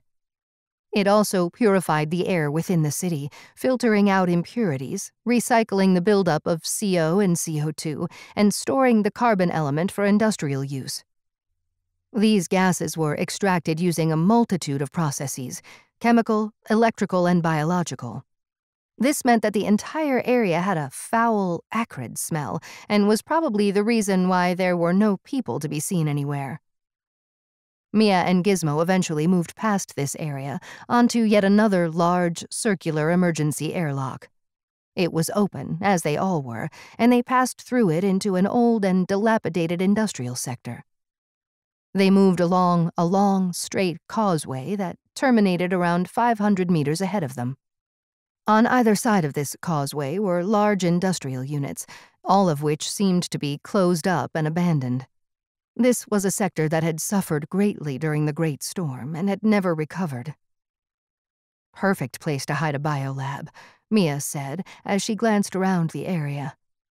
It was at the very western edge of the city and stuck out like a finger from the city perimeter. This was designed to facilitate rover traffic to dock with the units. This meant that each one had its own surface airlock, perfect for smuggling goods in and out of Jezero. The lighting was dim, and a thin haze seemed to permeate the air, as if the filters in the sector no longer worked. "I thought you said the air was clean here." Mia glanced up at the curved roof. "Wouldn't surprise me if the entire place is losing atmosphere." "I said the APU sector was. We have just passed that." Gizmo pointed ahead. "This way. It is just up here." Finally, they came to a halt outside a wide entrance door to a gray, nondescript unit. There was no indication anywhere as to what its purpose might be, or might have been in the past. "Are you sure this is it?" "Are you seriously asking me that question?" Gizmo replied as it set about dismantling the door control panel. Mia didn't reply. Instead, she took out her plasma weapon, checked it, and held it in both hands, ready for whatever might be behind that door. "This place looks pretty beat up. I hope it still retains a pressurized atmosphere." "It does," Gizmo said as the door clicked, then whirred, then rose up. Mia kept her back to the side wall until it was high enough to crouch under. The space was dark, dusty, and deserted. Gizmo flicked on its light and swept it around the area. Not only was it deserted, it was completely empty except for some scraps of packaging that lay strewn on the ground. "Let's check in there." Mia jerked her head in the direction of the offices attached to the unit. Gizmo again dismantled the door control panel and gained access. Again, this area was empty and deserted. "Nothing," Mia said. "Not a single goddamn thing." She put her back against a wall and slumped down on the floor. "I don't believe this. I was sure this was it." She shook her head. "If we don't find this pathogen soon, then the population is done for." "We could check the exterior airlock. That has quite a volume. One could hide a considerable amount of equipment in there." Mia perked up. "Of course. Gizmo, you're a genius." "I know." They headed back out across the main floor area and over to the airlock at the rear of the unit. Mia kept the PEP weapon at the ready, her back to the wall as Gizmo hit the button to open the interior door. Mia wasn't taking any chances. It may be that someone was here and decided to hide in the airlock. Unlikely, but best to be prepared. The door split in the center with a slight hiss, and both sides retracted into the side walls, exposing a large, empty space. Mia sighed and lowered her weapon. Nothing. She sat down on the floor again. "Well, that's it, Gizmo. I'm all out of ideas. Nowhere else to look, and even if there was, we're probably too late. Do not give up hope just yet. The entire Jezero City security services are actively searching for it. They may get lucky." "And what is the probability of that?" "Difficult to say with any accuracy, but my best guess would be less than 1%. 26. Breakdown. Jann kept watch at the doorway to the network room while Nills contacted Captain Aby to give her the details on the tunnel along with the strength of the Xenonists' defensive position. Xenon stood alongside her, and she could feel the tension radiating off his body like an electrical charge. He was edgy, wound up tight, ready to bolt off again. She really hoped he wasn't going to do anything reckless. At least, no more reckless than what they were already doing. Jann's thoughts shifted to the cloning cavern with its rows and rows of tanks disappearing off into the darkness. How has it come to this? She thought. To have created a clone army without a single person in the council knowing about it. Someone had to have known. It just wasn't possible to keep all this secret. But maybe they didn't think it would escalate all the way up to Argon's genocidal finale. Too late now, she concluded. Unless the release site in Jezero could be found in time, then Done. Nills' voice broke through Jann's thoughts. And 2 more MLOD transports are on their way. They'll be here soon. And AB says once they land, they will storm the Enclave. Okay, good. Jann nodded and turned to go, but Xenon stopped her. You don't have to come with me, Xenon said, looking from her to Nills and back. This is something I have to do, something I should have done a long time ago. You stay here, hide out until the MLOD break through. Not a chance, Jann said, casting a glance at Nills. Sorry, Xenon. Looks like we're all going down together, Nills said with a grin. Lead the way. Again, Xenon's intimate knowledge of the facility, with its multitude of passages and stairways, enabled them to move fast, without detection. He finally brought them up a narrow stairwell that opened out into a large industrial pump room where the irrigation system for the primary dome was operated. It was dark and humid with a dank smell. It hummed and gurgled with the sound of a myriad of motors pumping water through a labyrinth of pipes. Xenon moved in behind a large cylindrical water tank and gestured for Jann and Nills to follow. He pointed ahead, down toward the far end of the room. Just up there is a service door leading into the primary dome. It brings us out around a meter below floor level into a kind of stairwell, so it has good cover. To the left is a short set of steps that leads to the floor level, very close to the entrance to the viewing chamber. There'll probably be guards there. Jann nodded and pulled the plasma weapon out from her waistband, as did Nills. They slowly made their way through the pump room, all the time scanning the area for any workers that might be hidden behind some tank or other. They had just reached the door when they heard and felt an explosion from somewhere deep within the complex. They've started the assault. We better hurry before the fight comes to us, said Jann. Xenon grabbed the door handle and gently opened it, peering through the crack as he did. All clear, he whispered, and they moved out into the lush, verdant biodome. They were well concealed in the low stairwell, with thick vegetation all around. Xenon was about to head up the short steps when Jann grabbed his arm. Wait, she whispered. Better let myself and Nills take care of the guards. Stay here until I give you the all clear, okay? Jann poked a finger at Xenon. And don't go doing anything stupid. Xenon hesitated for a beat, then screwed his mouth up and gave her a curt nod, stepping aside to let her and Nills pass. Jann kept low as she moved up the steps. Her view of the entrance was obscured by dense foliage, so she reached out with her free hand and pushed back a large leaf to get a better view. Nills moved up to crouch beside her. Doors to the viewing chamber are open, she whispered. 2 guards outside, both sitting, looking bored. That's all I can see. Nills inched his way forward and snatched a look. Okay, I'll take the one on the right. Nice and quiet. Let's try not to alert anyone in the area beyond. They stealthily picked their way through the dense vegetation, keeping low and out of sight. Nills took a route to the right, Jann to the left. She finally arrived at a point well within range of her plasma weapon and scanned the foliage for any sign of Nills. He popped his head out from behind a tall, leafy bush some distance away and signaled that he was ready. Jann dialed her weapon up a notch or 2 from stun, nodded to Nills, then took aim and fired. She wasn't taking any chances, wanting to make sure her target would go down and stay down.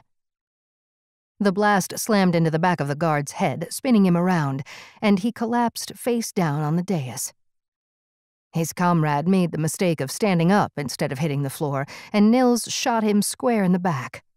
He, too, went spinning and collapsed on top of his buddy. It was then that Jann heard more plasma weapon fire, coming from the far end of the dome. The MLOD forces were almost here, but before either she or Nills had moved out of their position, Xenon came running up the central path and bounded onto the dais. Shit, thought Jann. He's going in there alone. He'll just get himself killed. Yet before he had taken more than a step on the dais, a massive explosion detonated inside the chamber, flinging a cloud of smoke and debris back out into the dome and sending Xenon tumbling down the path. "No!"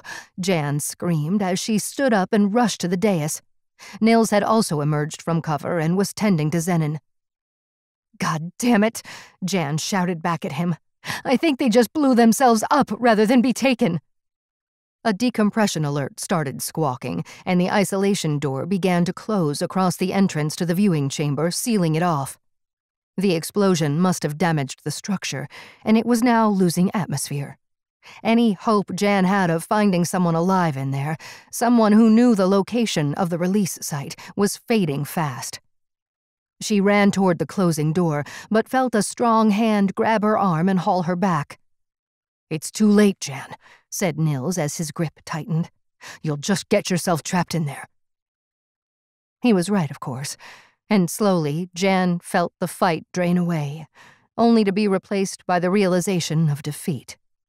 Any hope she had of finding the location lay dying on the floor of the chamber. She slumped down on her knees and buried her head in her hands. All around her, the sound of battle raged, weapons fire, shouts, and the squawk of the decompression klaxon. She felt Nils's arm wrap around her shoulders. "We can't stay here. Too dangerous. Gotta move. Come on." He tugged at her. She stood up and allowed him to guide her down from the dais and into the cover of the service stairwell. "We blew it, Nills. Mars is done for. Everything we've ever fought for is now all for nothing." "No, I won't believe that. There's still hope, Jann.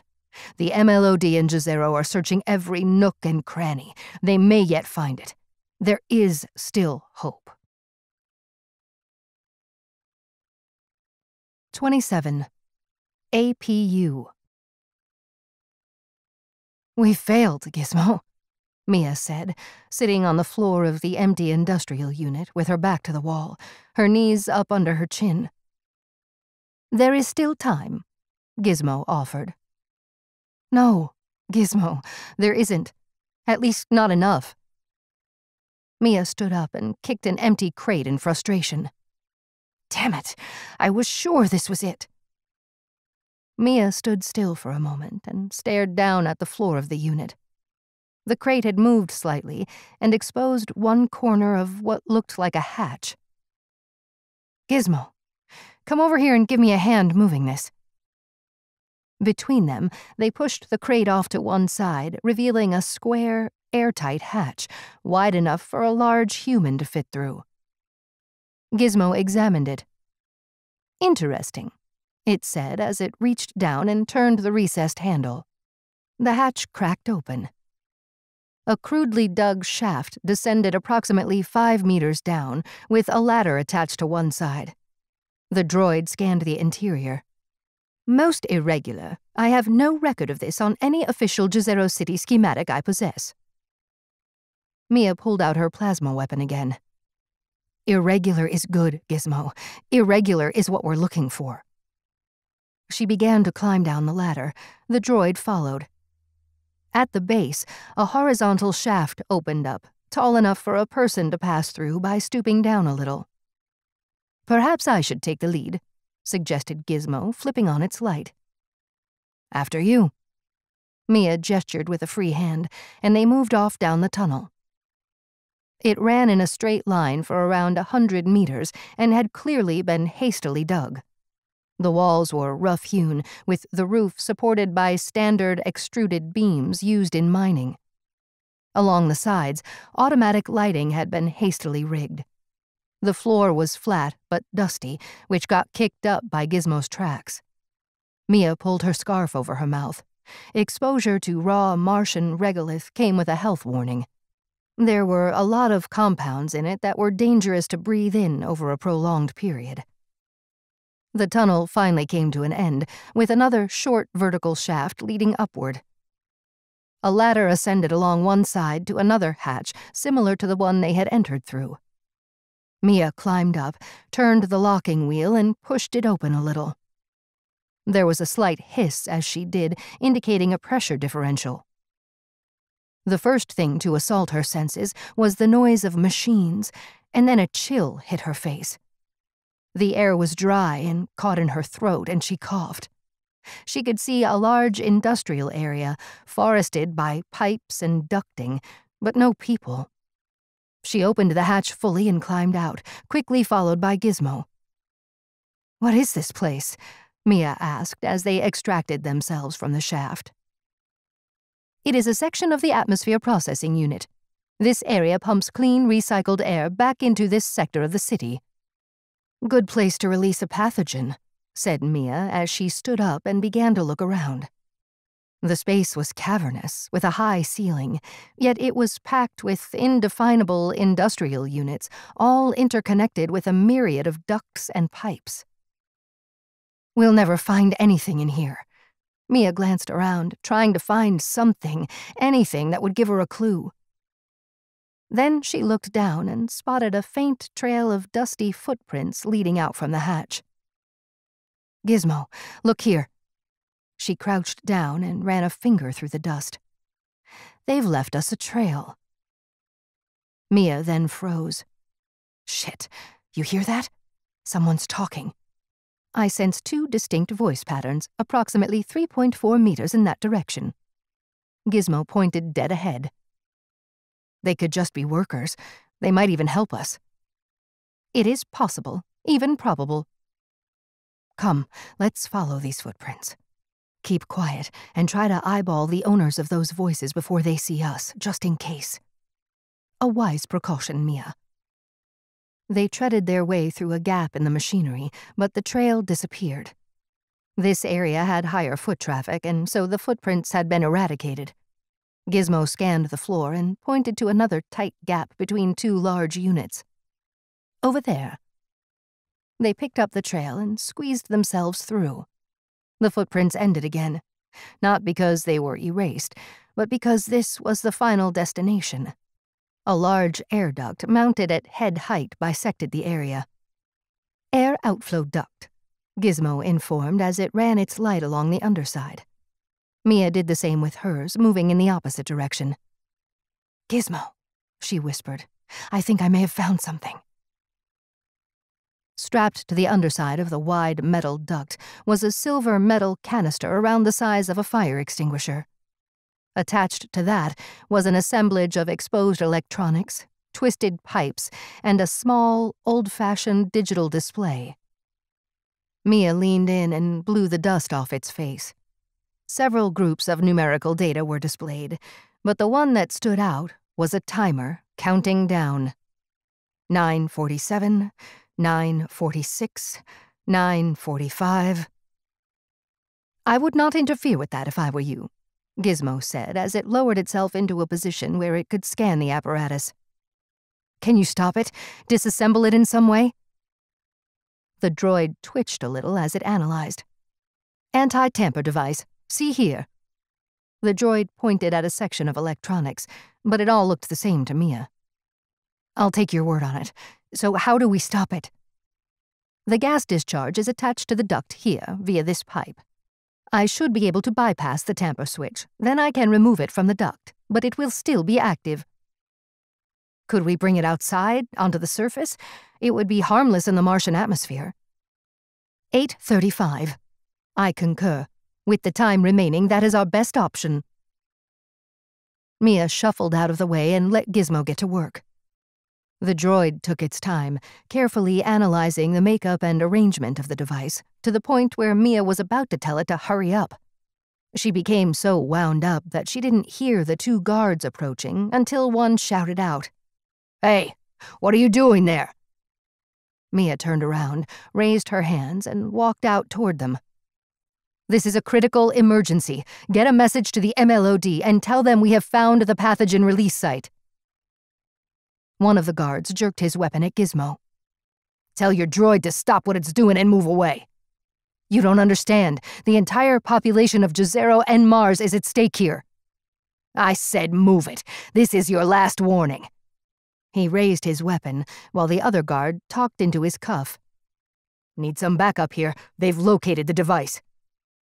Xenonists, thought Mia. God damn it, they must be everywhere. She took her chance and dived behind a large fan unit as a plasma blast sailed past her head. She paused for a beat, pressed herself up against the unit, and returned fire. But it was wild, just random blasts, as she couldn't see where she was aiming. Yet a scream told her she had hit one of them. She chanced a quick glance around the side of the unit. One guard was down, the other was nowhere to be seen. Gizmo, you'd better get a move on. We'll have a load of these guys on us any second. I have deactivated the tamper mechanism and disconnected the airflow feed. But I estimate 5 more minutes are required to disable the activation system. We don't have 5 minutes. We've got seconds. The droid extracted itself from beneath the air duct carrying the entire apparatus. Then our only option is to get it outside via the external airlock back in the industrial unit. We have time to make that. Okay, but stay behind me. Mia shuffled forward and stuck her head around a set of vertical pipes to scan the area. A plasma blast sailed toward her from her right-hand side. She ducked back just in time. Looks like just one guard so far, over that way, around 10 meters away. She jerked a thumb over her shoulder. Get ready to dash across. I'll give you cover. She reached out and started firing in the general direction of the other guard. Go! Go! Gizmo sped across the gap and disappeared in through a maze of machinery. Mia kept firing and followed the droid. She made it in through the gap, but in the corner of her eye, she saw several more guards running up toward them. There's more coming! Hurry! Mia shouted down as she arrived at the hatch. Gizmo was already inside, speeding away. Mia dropped down, closed the hatch, and sprung the locking wheel. She considered jamming something into it, but there was no time to think. She dropped down onto the floor and ran down the tunnel. Ahead, at the far end, Gizmo had stopped at the base of the ladder. "What are you waiting for?" she shouted. "Go! Go!" "I cannot climb the ladder and hold this apparatus at the same time." "What?" "Unlike you, I do not possess legs. I require both arms to haul myself up." God damn it! Mia could hear the other hatch being opened. "Give it to me! Quick!" she shouted. Gizmo handed her the unit, then clambered up. Once up top, Mia threw the unit to the droid, then started up the ladder. She had only gone a few rungs when a plasma blast slammed into the sidewall behind her, sending dust and rock flying in all directions. A second blast hit the wall just centimeters from her hip, but it was enough to send a spasm of electrically charged energy coursing through her body. She screamed out in pain and lost her footing, hanging onto the ladder by just one hand. Gizmo looked over the opening and reached down. "Leave me!" Mia shouted. "Get that out to the surface!" But the droid ignored her, instead grabbing her wrist and hauling her up as 2 more blasts hit the ladder beneath her. "We are already out of time, Mia. I will not be able to cycle through the external airlock, but there is another option." Mia struggled to think of what that might be. The pain in her upper body was excruciating. At the same time, her lower body was beginning to go numb. She was losing the ability to use her legs. "My apologies in advance, Mia, but you have a slim chance of surviving." "What?" "The airlock. It is your only chance."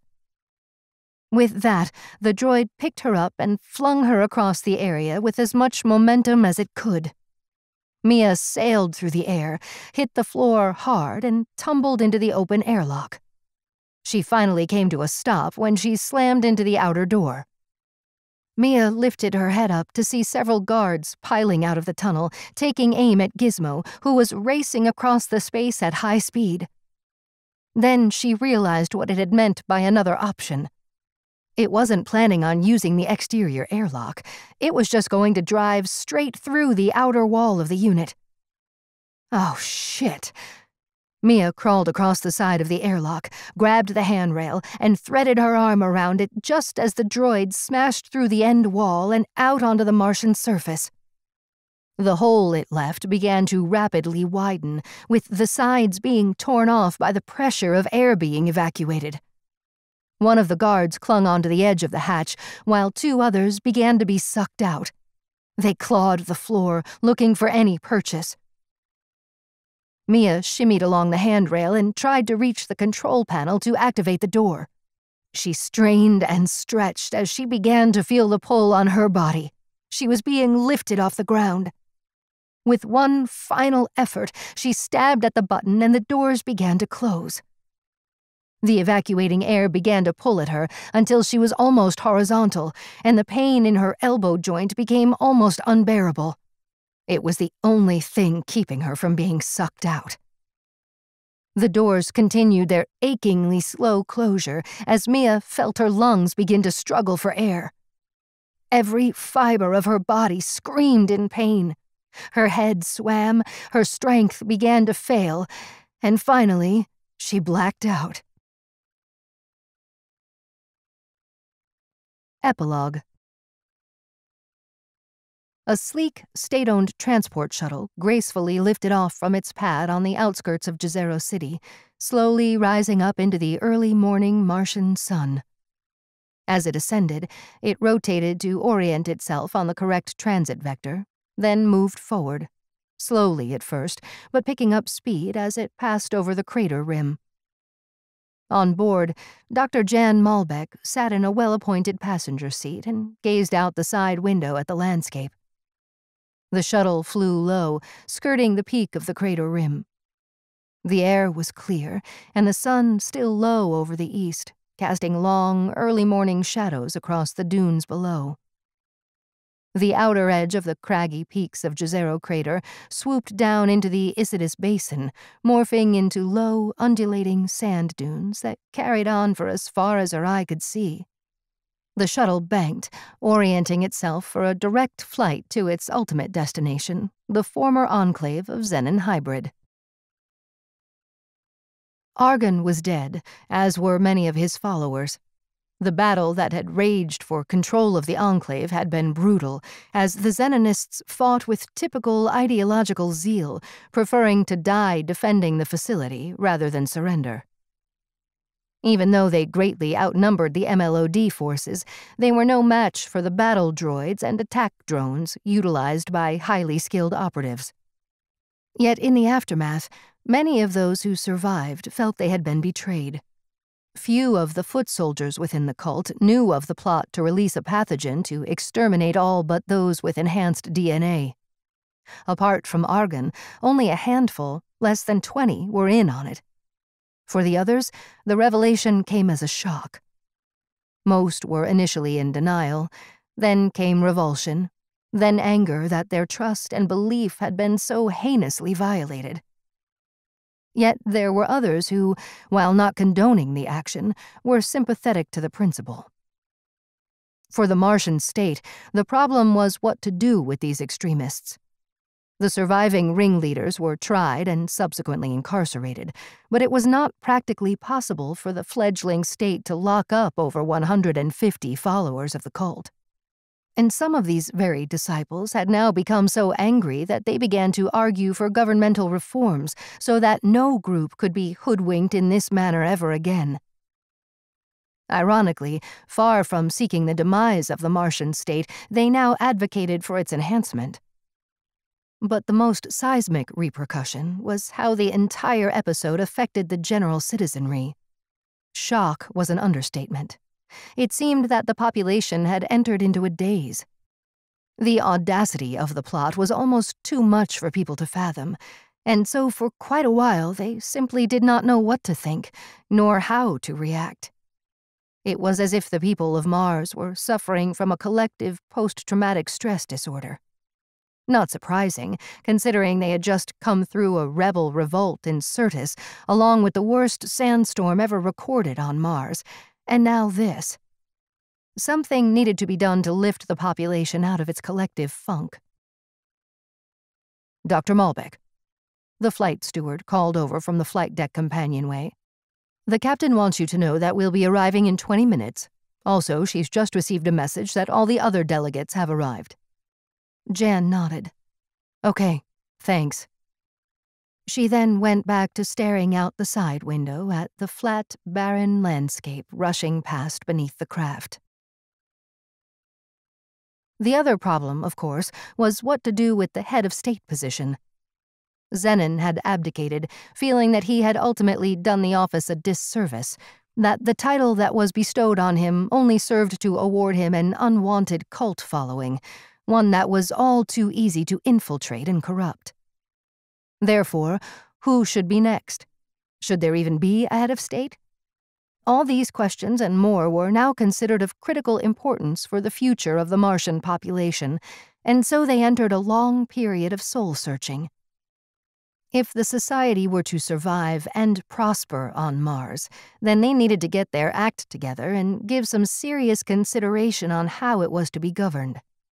Their current system of ad hoc arrangements, tacit agreements, unwritten rules, and corporate contracts was no longer sustainable. A much more formal system was needed, one that would allow for some modicum of political and social stability. The irony, in Jann's mind, was that while humanity's technical brilliance enabled people to live and work on another planet, they still struggled when it came to the messy business of governance. There was no AI that could be applied, no grand computer that could make these decisions, no algorithm that took its inputs from all parties, vested interests, social needs, security concerns, and disparate cultures, and then spit out an elegant solution. In that sense, Mars was no different than all past human civilizations that struggled to govern themselves. Any injustices, perceived or otherwise, if left unchecked, soon developed into agitation, protest, insurrection, revolution, chaos, and ultimately collapse. Yet for some, those societies that bring themselves to the very edge of the abyss and glimpse the horror of their future pull back from the brink before it's too late. After which, a long period of soul-searching begins. And this was the point at which the society on Mars had finally arrived. To go forward, a new paradigm was needed, one that offered a future free from strife. Yet, no one was under any illusions that this would be an easy task. Where, in the entire history of humanity, had it ever been? But it was not impossible, and most agreed that it was absolutely necessary. So, after a period of acrimonious discussion between the representatives of the multitude of interests on Mars, it was agreed that the current ruling council would be moved out of Jezero City to a more neutral location. The process of selecting counselors would also be reorganized to better represent the patchwork quilt of people and interests that existed on Mars. But where was this neutral place? In the end, a radical solution was proposed. The old Enclave of Xenon Hybrid would be repurposed. It was big enough and far enough away as to not be seen as aligned to any of the primary population centers of Jezero, Sirtis, or Elysium. It was also the site of one of the earliest research outposts, therefore its history could be traced back all the way to the Foundation. So the old biolabs and cloning tanks were ripped out and destroyed, and a new administration facility built in its place. Overseeing this, as well as the installation of a state-of-the-art AI to manage the life support, was Nills and his team, assisted in no small part by Gizmo, who had now become almost an appendage to Langthorpe. They were seldom seen apart, and Nills had become borderline obsessed with protecting the droid, and would countenance no discussion around its future other than the one he had envisaged for it. But no one really argued with him. After all, the droid had become a national treasure, and whatever Langthorpe wanted was okay with everyone else, including Jann and Mia for that matter. The shuttle banked again, and the outline of the Enclave came into view through the starboard window where Jann sat. She could see where new additions to the facility had been made, including a new shuttle port, already packed full of craft as people assembled for the inauguration ceremony. She took her eyes away from the vista and looked across the interior of the craft to where Mia Sorelli sat in the seat opposite. Mia was looking straight ahead, deep in thought. "You okay?" Jann said over the noise of the engines that were changing tempo for a landing. "Yeah, fine. Mia said as she shifted in her seat. "But you know how I hate these ceremonies. 3 souls. It's going to be a long one. But you don't have to stay for it all, just your part. I don't see why they're giving me this medal. It seems so unnecessary." "Every society has its rituals, Mia. They signal the value system. It matters. And let's face it, you're a hero. Someone deserving of this accolade." "I don't know. I just did what I had to do, nothing more. And really, it should be Gizmo getting this accolade." "Perhaps, but I'm not sure we're ready as a society to elevate droids to such an exalted position." "I'm not making a speech. I told them that. They can give me the medal up on the podium, but that's it." Mia shifted again in her seat, then rubbed her right thigh. "How's your back?" "I still get a twinge down my side from time to time, which is fine. For a while there, I didn't think I'd walk again, so I can live with a bit of discomfort." "Can I get you something for it?" Zach leaned out from his seat, his face eager to execute his new duties as aide to Envoy Sorelli. He had made a full recovery, and when word got out in the MLOD that the position of assistant to the Envoy was available, he jumped at the opportunity. In the end, it was Mia herself that insisted he get the job. A more suspicious part of Jann's mind considered that maybe there was more there than simply mutual respect, but she would leave that speculation to the social commentators. "I'm going to stay for the full event, by the way. I can't miss your inauguration. Although, I don't think you can get away without making a speech." "Thanks. I need all the moral support I can get. It can get lonely up there on the pedestal." "You'll make a great head of state. A real one this time. Having Xenon was a mistake. He was just too weird. Didn't take it seriously." "He did in his own way, I suppose. Xenon was a philosopher. He saw it more as a passive symbol of our unique culture, rather than something civic. But who's to say he won't take the office again sometime in the future, seeing as how his genetic profile indicates he could live to be 200.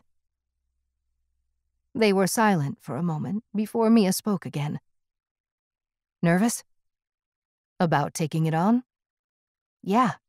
You know, it's a lot of responsibility." "I'll be honest, Mia, I hesitated when it was first mooted. Why me? Surely there were others more worthy."